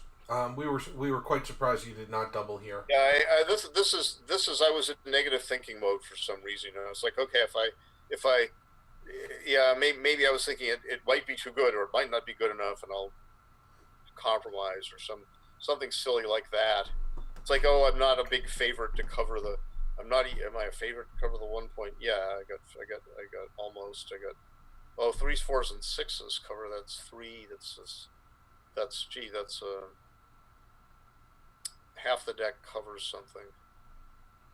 Yeah, so that's just a bad play on my part. It's just, I don't know, no excuse for that.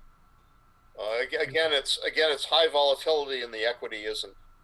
But you hit and covered, and then Steve 2 in the bar comes back, right, nails you. Yeah, and then I fanned, and then I had to think about whether I take, and I guess I was thinking.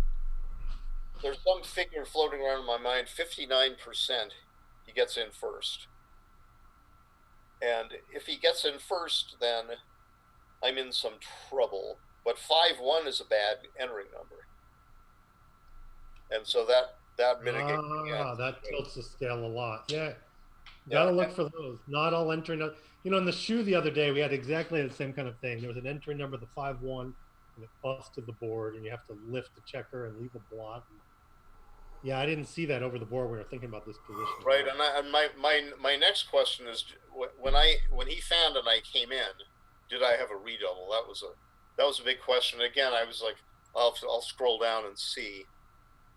Yeah. Double. I took. He fanned. I did not double, and I guess it was a whopper, a huge 0.281 to redouble, and I thought, well, you know, this could just be the match if I redouble, and I think that's when you texted this could go on. This cube could go. Right, the cube could go up infinitely to 128. You know. Yeah, just keep fan. I guess by calculus it has to terminate somewhere. But yeah, so I'm glad I didn't get for my britches and redouble that. And then I thought this would be. I thought since there's a duplication of sixes, and since it's highly volatile, and he can if he immediately gets into the 5, I could be in trouble. I thought, well, this is one of those things. If you're not sure your opponent has a take, I thought he probably had a drop, but it wasn't the surest I could be. I was hoping he would take it, in fact. So I thought that was a sign that it is actually a drop.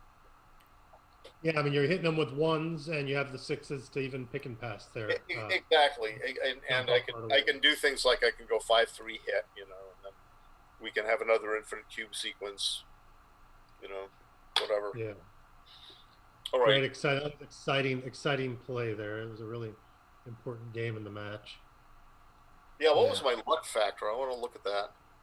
1.62. Yeah. So pretty normal, you know, within one standard deviation. Yeah, I don't know. I guess I did okay, except for that cube thing. Oh well. So this pretty standard cube here for you. He's just stuck on the ace. Yeah, I think game 17 here. Game 17. Game 17 okay. That cube is. No, I thought of doubling the time before. Okay, so the roll before. It says borderline, and I go plus. It says 0.015 no double, but I thought at the score 5 away 6 away. It mitigates it maybe a little in favor of doubling a position like this. But I wasn't sure, and when in doubt, don't double. And if I only have 24 ways to hit that thing, and he can come back. So it says plus says 0.025 error to double, which is So it's close. He's never going to pass. Yeah. And so I didn't double, and then I said, all right. Once I made the bar point, I thought, okay, I basically lost. Most of the time I lose my market, and then he entered 5x, and I guess I did lose my market. I guess I thought he should pass, and he did pass. Right. So yeah. All right. Yes, let's move on. An 8-4 at his move 3. It says 24-20, which is interesting. And plus XGR plus says 24-20 at game 17 move 3 for Steve is better than 8-4, and it's one of those strange positions where he I guess he's desperate. He's desperate to improve the position of the back checkers. I've got 9 in the zone. I've got an advanced anchor, and I'm going to attack like a maniac. And would I double after 24-20? It says 0.675 money equivalent equity, and that seems at the score like it may or maybe a double, or it may not be a double. So right now I have I probably would have doubled after 3-1 24-20 because I have green eyes to attack, and I've got an advanced banker, and I've got position and threats and a little bit of race. I don't know. It's a little. I guess it's. The score is against it because he can. If he can get to even away by winning 2, he can get to a really nice even away by winning 4. He's got really good recoup potential because he can get to. Yeah, he can get to 2 away. But 4 is good for me too. Doesn't waste. Gets me to Crawford. So I don't know. It's interesting to see. Interesting to look at that. Okay. But it's one of those things where you're leaving blots on target points. My target bar point and my target 5 point. So Marty, next those game, points, and I've got a whole rack of numbers to hit one checker. I can hit 2 with a bunch. I'm sorry, Roberto. Game 18 here. So he starts priming you a little bit. Kind of got this kind of deep outfield prime going. Right. And then I was lucky enough to make the 20 point. And then he played. Yeah, I thought he might prime me somewhat, but it's a plus. XGR Plus says 2016 twice is equal with a priming play. Which number are you looking at? Which play number are you looking at? It's move 2, where you talked about him priming me. It's where he made his 11 and 4 points with a double 3. I mean 2 with a double 2. He played 3 checkers to the 11, and then he went 6 to 4.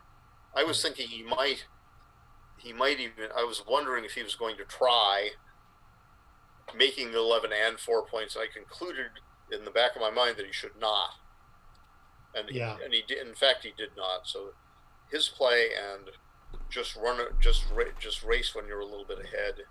So your move 7 in this game. You have a 6-1. Back and forth on this. I think we were talking about this. I was 13-7-6-5. Did I consider that? Yes, Boji. Hey, Marty. When we were looking at this, I was actually quite surprised you didn't make the right play. To me, in my eyes. Yeah, no. I did not. I do not remember considering 13-7-6-5. Well, if he doesn't roll a 6 or 4, look how strong the position is. No, it's a good play. It looks good now, and I don't remember seriously considering it, which is a flaw. I said, I can make the 2 point, and then if he fails to hit me, I've got a 4 point board. But I think I fixated on that factor. Yeah. And I did not see. This is. Yeah, looking at it now, it looks pretty. I don't know what coming in. I don't know what was causing me to miss things like this. When I'm on my game, totally, I don't miss things like this. But I missed. I've been missing went in your favor this game. I mean, you ended up getting his double 5s to jump at just the right time. Yeah, you're right. Right, he became a favorite. I wondered. I knew this might be a key play, and I got it wrong.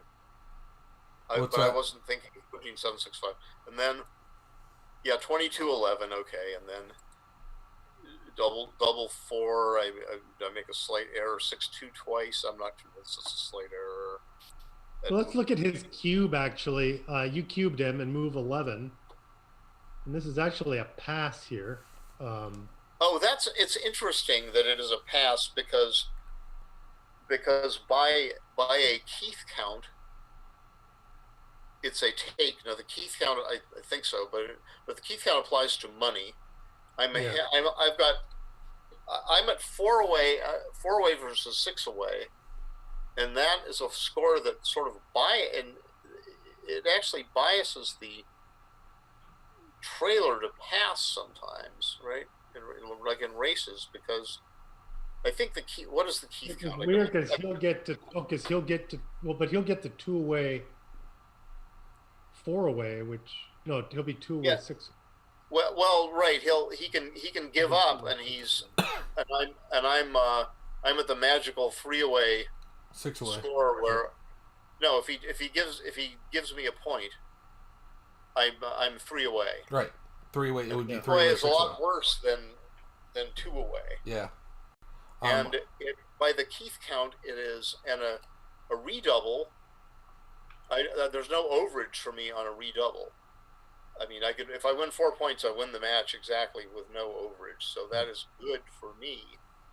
If I had 3 away, then that 4th point would be wasted. Yeah, I think I did the count on this one over the fly, and it's right kind of on the money. And it's 21.65%. So I think it was. I remember getting a Keith count of. I had 3 more than he did. So actually, can you go to the match equity table or the take points and see what the actual take point is? Because you had calculated it to be 22%, and at that I said this has got to be. No, I didn't calculate. No. Roberto did. I didn't calculate. That was that might have been a different play, Rory. No, this that is it. was when it was one. He was going to 1 away, 6 away. In this one. Oh, you're right. It was later. It was right. Correct. That the one where he passed my 2 cube when he had an auto redouble. Yeah, I suspected that was a cold pass, but I went into my so I did. It was like 20. Look at this play. 20-ish percent, 20+%. That's what I game thought. Game 19, Marty. Game 19. Your second move. Yeah, I thought the split was right here. I was surprised. Yeah, I suspected it might be right. I just thought, sometimes when I'm ahead, I just want to play simply. And I thought, okay, because I'm 2 away and he's going to be aggressive, maybe it's time to be safe. But because I thought, okay, there's a score-based decision. I think at an even score, like in a money game or something, I would actually have stopped on the 18 point. But this was score-based, and I thought it might be wrong. I half words, and I guess it was definitely, yeah. So, regardless of the score, still cubeless. I would stop on the 18 point. Yeah. But my internet connection is on this side. Rory, we'll have to cue that tape later, Rory, to look, because I know I verbalized the fact that I thought it might be that it was right to split. You just said now that you agreed with it, but I don't remember hearing you say it when I said it. I didn't hear you say, Roberto, I agree with the split here instead of running. I don't remember you saying that, but I can look back later. Maybe you never said that, Rory. No, maybe I didn't say it, but I 100% thought it. I 100% thought that. Thank you. You agreed with me then. Good. You agreed with me. Good. Well, maybe that's why. I mean, I didn't want to give you, any, whatever. So this was the play here, the double that he had a pass. Right. This is the end of game 19. Yeah. So he had 20.28. Because that's no double. Okay, click for double take. 20.28. Oh, it's an auto redouble, of course. So it's going to be the same. So he had 20.28 and he needed more. Yeah, and there he is. His take. I thought because he has 20.28 of the time he's even money. Yep. So that's only 10.14, and he needs 11ish or something, right? 11 to 12. Often it's common that people aren't sure when to double when you're leading, and that the 2 away, many away score, you can still double when you get to that 25% take point, and the other guy can't take crazily because he's not redoubling for match. Right. I've seen positions like this before, and I think I had one almost with the exact pip count like this, like 10 zillion years ago, and when I could calculate things fast, and I just like, and then I sort of ever since remembered it, and but I sort of said I did sit and calculate. I said, what's the take point? 11 or 12? I figured it was rounds to 12 or something, and then by what I remembered from the match equity table, and then I thought, all right, so does he have 24? I said he doesn't have any 24. It turned out to be 20. I actually thought it was about 20. I used about 20. you know, he has 20 and he needs 24 and but I got it right, and I pretty well knew he would make the right decision, whatever it was, because he can figure these things out quite well. So, all right. Anything else? Anything earlier already discussed? Actually, can you pause for just a second? I have a little thing that I'm supposed to share with the stream before we finish this all up. So I'm gonna make my screen visible again, make my face visible again, so I can share. Amelia did a little artwork. If you're looking at the screen, this says APBG Live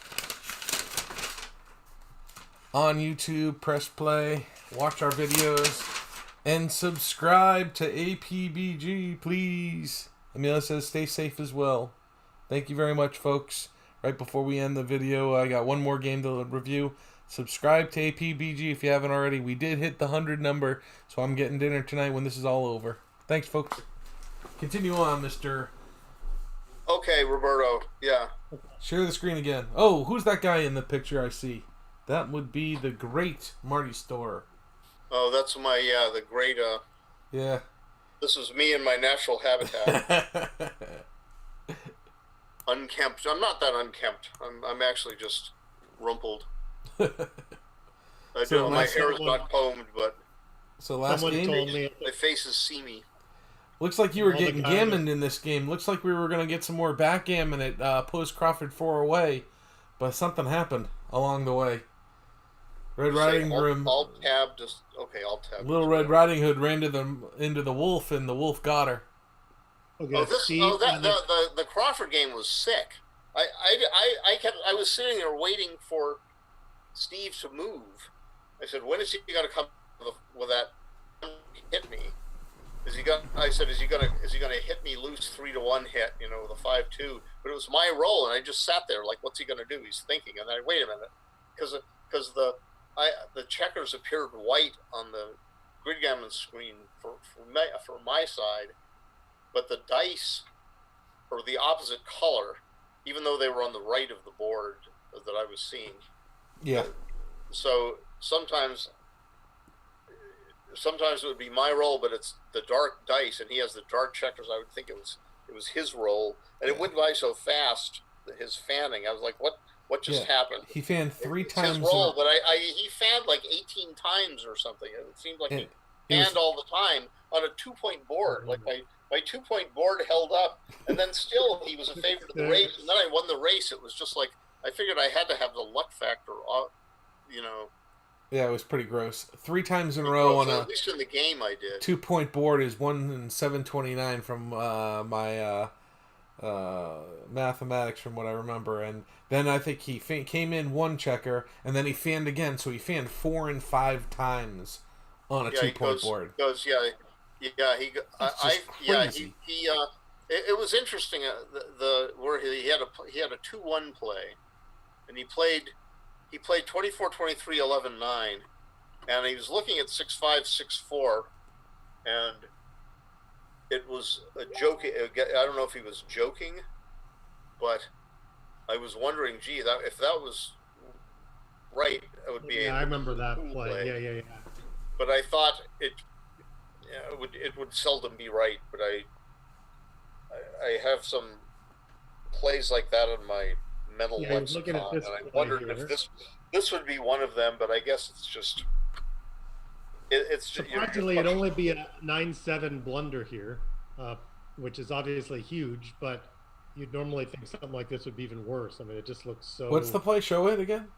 Well, Steve he shuffled the checkers on the board, and he shuffled them at move 4 in the Crawford game 20. Yeah. At his move 4, it's like, whoa, look at that. He shuffled, and I said, if that's I'm waiting for him to pick his dice up, and I said, if that's right, and Steve knows that by heart, that's really something. I think I commented that he was just doing it for the audience.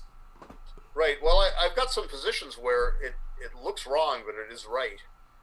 but it's not. But this Rory, is one of them apparently. This is. were you able to get Steve in at all or no? This game? No, I was wondering if you were able to connect with Steve on the audio. No, I didn't. I didn't. Anyway, maybe you're talking to Rory. No, I was telling Rory. Yeah, I was asking Rory. I actually did not try. I think sometimes when there's too many cooks in the kitchen, we lose a little bit. So I decided just to let Steve sulk a little bit, and hopefully he can get over this loss. I'm sure he's had some pretty big wins over the years in backgammon, so hopefully this won't hurt him too much. No, he's a fantastic player. I mean, oh yeah, no doubt.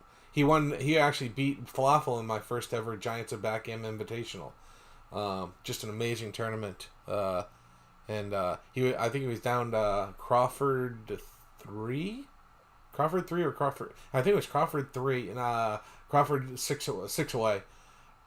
Came back and beat him in that game and then beat him in the next game to take down the title after being down a match plus.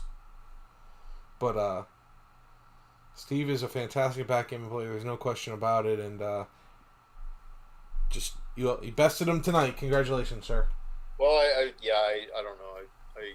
I thought the games were rather simple in some ways. I made my share of errors and all that, but there were, a few here and there, not the worst. I guess it was okay, except for that cube.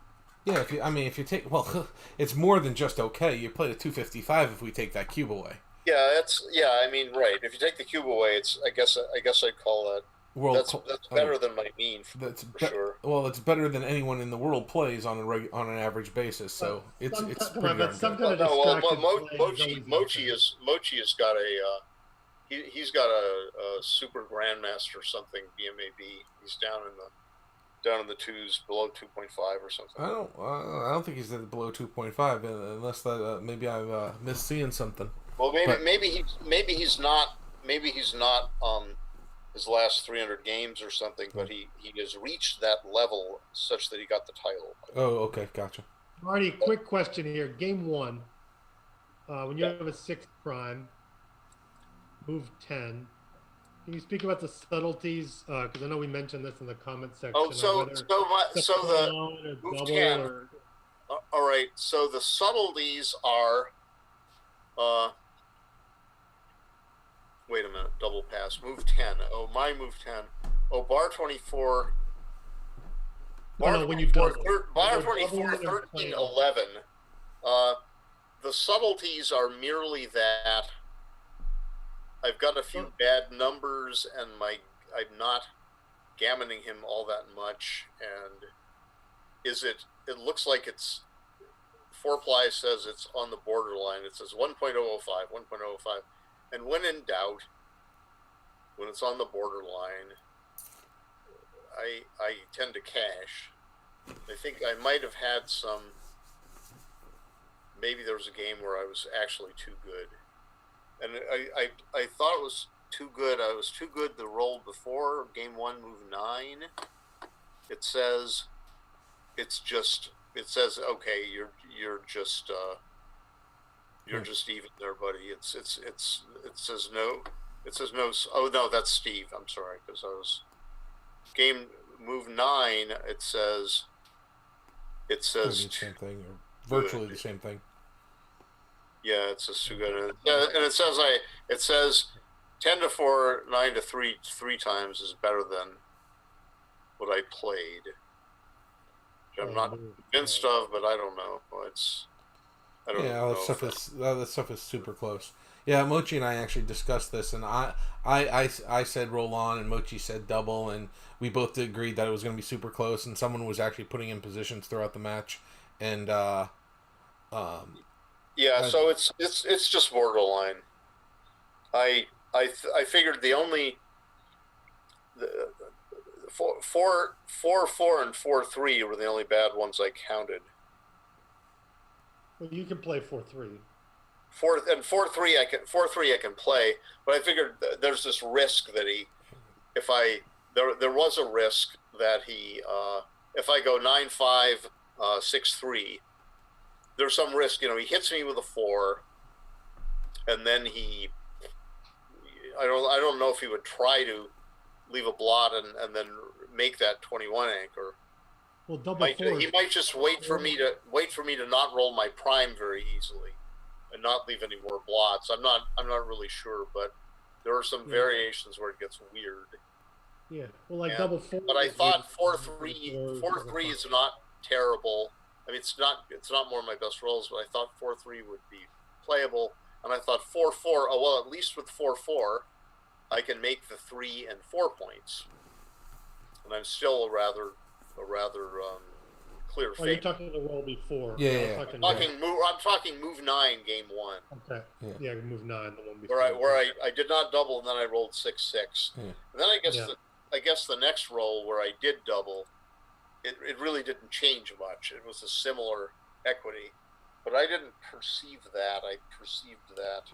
Yeah, maybe I don't know what the rate. I might have some trouble. Rolling in because I advanced so fast. And Mochi had made a comment about it's just so rare that you can actually get around and pick up that other checker and then get the gammon. Right. Whereas it's rare. It's rare, and then you're splitting micro points and right. And I in the past have always been the type that actually tried to go for the kill and went forward with this and and didn't cash. And maybe you actually make a really valid point about, just go ahead and cash if it's really close, because it seems more devastating to lose the game than for your opponent to lose the gammon.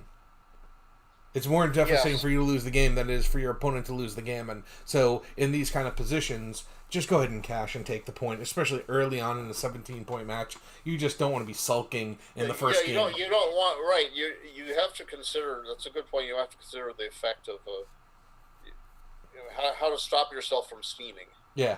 Well, I mean, you don't want to have a negative mindset when you're playing backgammon.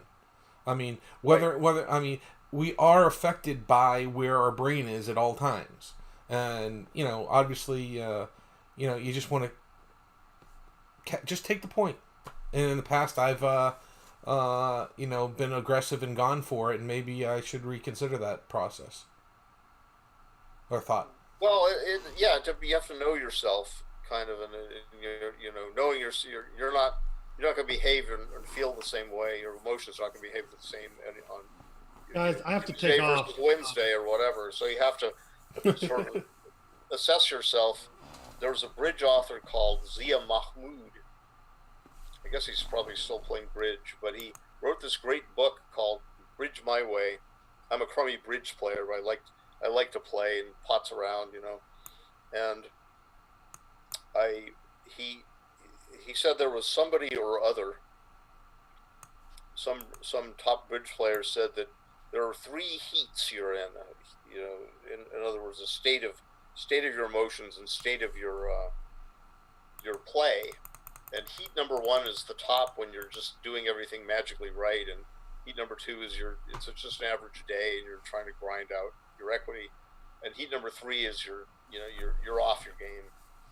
And he said you should play bridge differently. It's a partnership game. You play it differently. Let your partner take the lead when you're in heat 3, and then just play and roll a game if you think you're in heat 2, and then try to take over from your partner much more than if you're in heat 1. And in backgammon, if you're in heat 3, I haven't decided exactly what's optimal, but if I think I'm in heat 3, then I will sometimes get a bit more aggressive, because I figure if I'm starting to pout about stupid things like like this one, I beat myself up about a bad decision, even might have been a .02 or something, .002, whatever. I start to beat myself up about, then I'll tighten up, and I want to counter that by being looser than I'm inclined to be emotionally. So sure. I think that's the main effect. So it's the science of managing your own emotions and trying to figure out what your opponent's emotions are and things like that. It's all black art, and I don't claim I'm Okay, folks. I'm just aware of it. So I'm sorry about babbling like a. No, it's all good. I just want to say a little announcement, make a quick little announcement. I do have my weekly tournament starting tomorrow night, 5 p.m. Central. It's a more Swiss triple elimination. We'll play 4 rounds on Tuesday, 4 rounds on Wednesday. They are all 9-point matches. If we need a 9th round, we'll schedule it between the players and whoever else that might be doing commentary, potentially on a stream on Thursday for the last round. It's $50 entry fee, $50 side pool, and please come holler at me on Discord or send me an email and enjoy the my tournament. It's a lot of fun. I get 35 to 40 some players every week, and hopefully I'll see one of you guys, Roberto or Marty, on my tournament. Yeah, I don't think so. I'm working on the primetime backgammon issue. Gotcha. Okay. So I may not do it, but I will definitely one of these weeks. Certainly, I will. Absolutely, another time. Especially, I've got a working. I might get a working Gridgammon account somehow. I don't know. Well, we'll see what we can do about I got that. the leisure to call them up and see what I had to use one of Tara's to play tonight. Absolutely. But I was just wanted to say, game 2 my move 9, double 4s was. I figured that was critical. Now that I look at it, I just look at it in the dispassionate light. It's like, yeah, I made the wrong play with that double 4s. I made this sort of Swiss cheese play trying to race, and it wasn't very good. And anyway, okay, just a thought to leave people with if you're going to go. Absolutely. Game 2, move 9. Game 2, move 9. We'll have to check it out some other time. Yeah. You folks have a great night. Thanks a lot for congratulations, Marty, on your win. Thank you to Mochi and Roberto, Bill and Tara. Thank you for allowing us to host on your new APBG live stream. Hopefully I did you some justice. Looks like I got you to exactly 100 subscribers. I'm about to have dinner. You folks have a good night. Take care. Thanks, Rory. My pleasure. Thank you. Thanks, Bill and Tara, and Roberto, too. Yeah, thank you guys. See you. Take care. Take care. All right. Bye. Bye.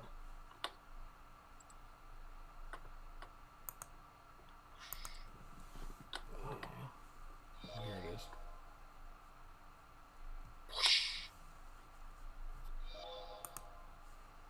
Where's that stop stream?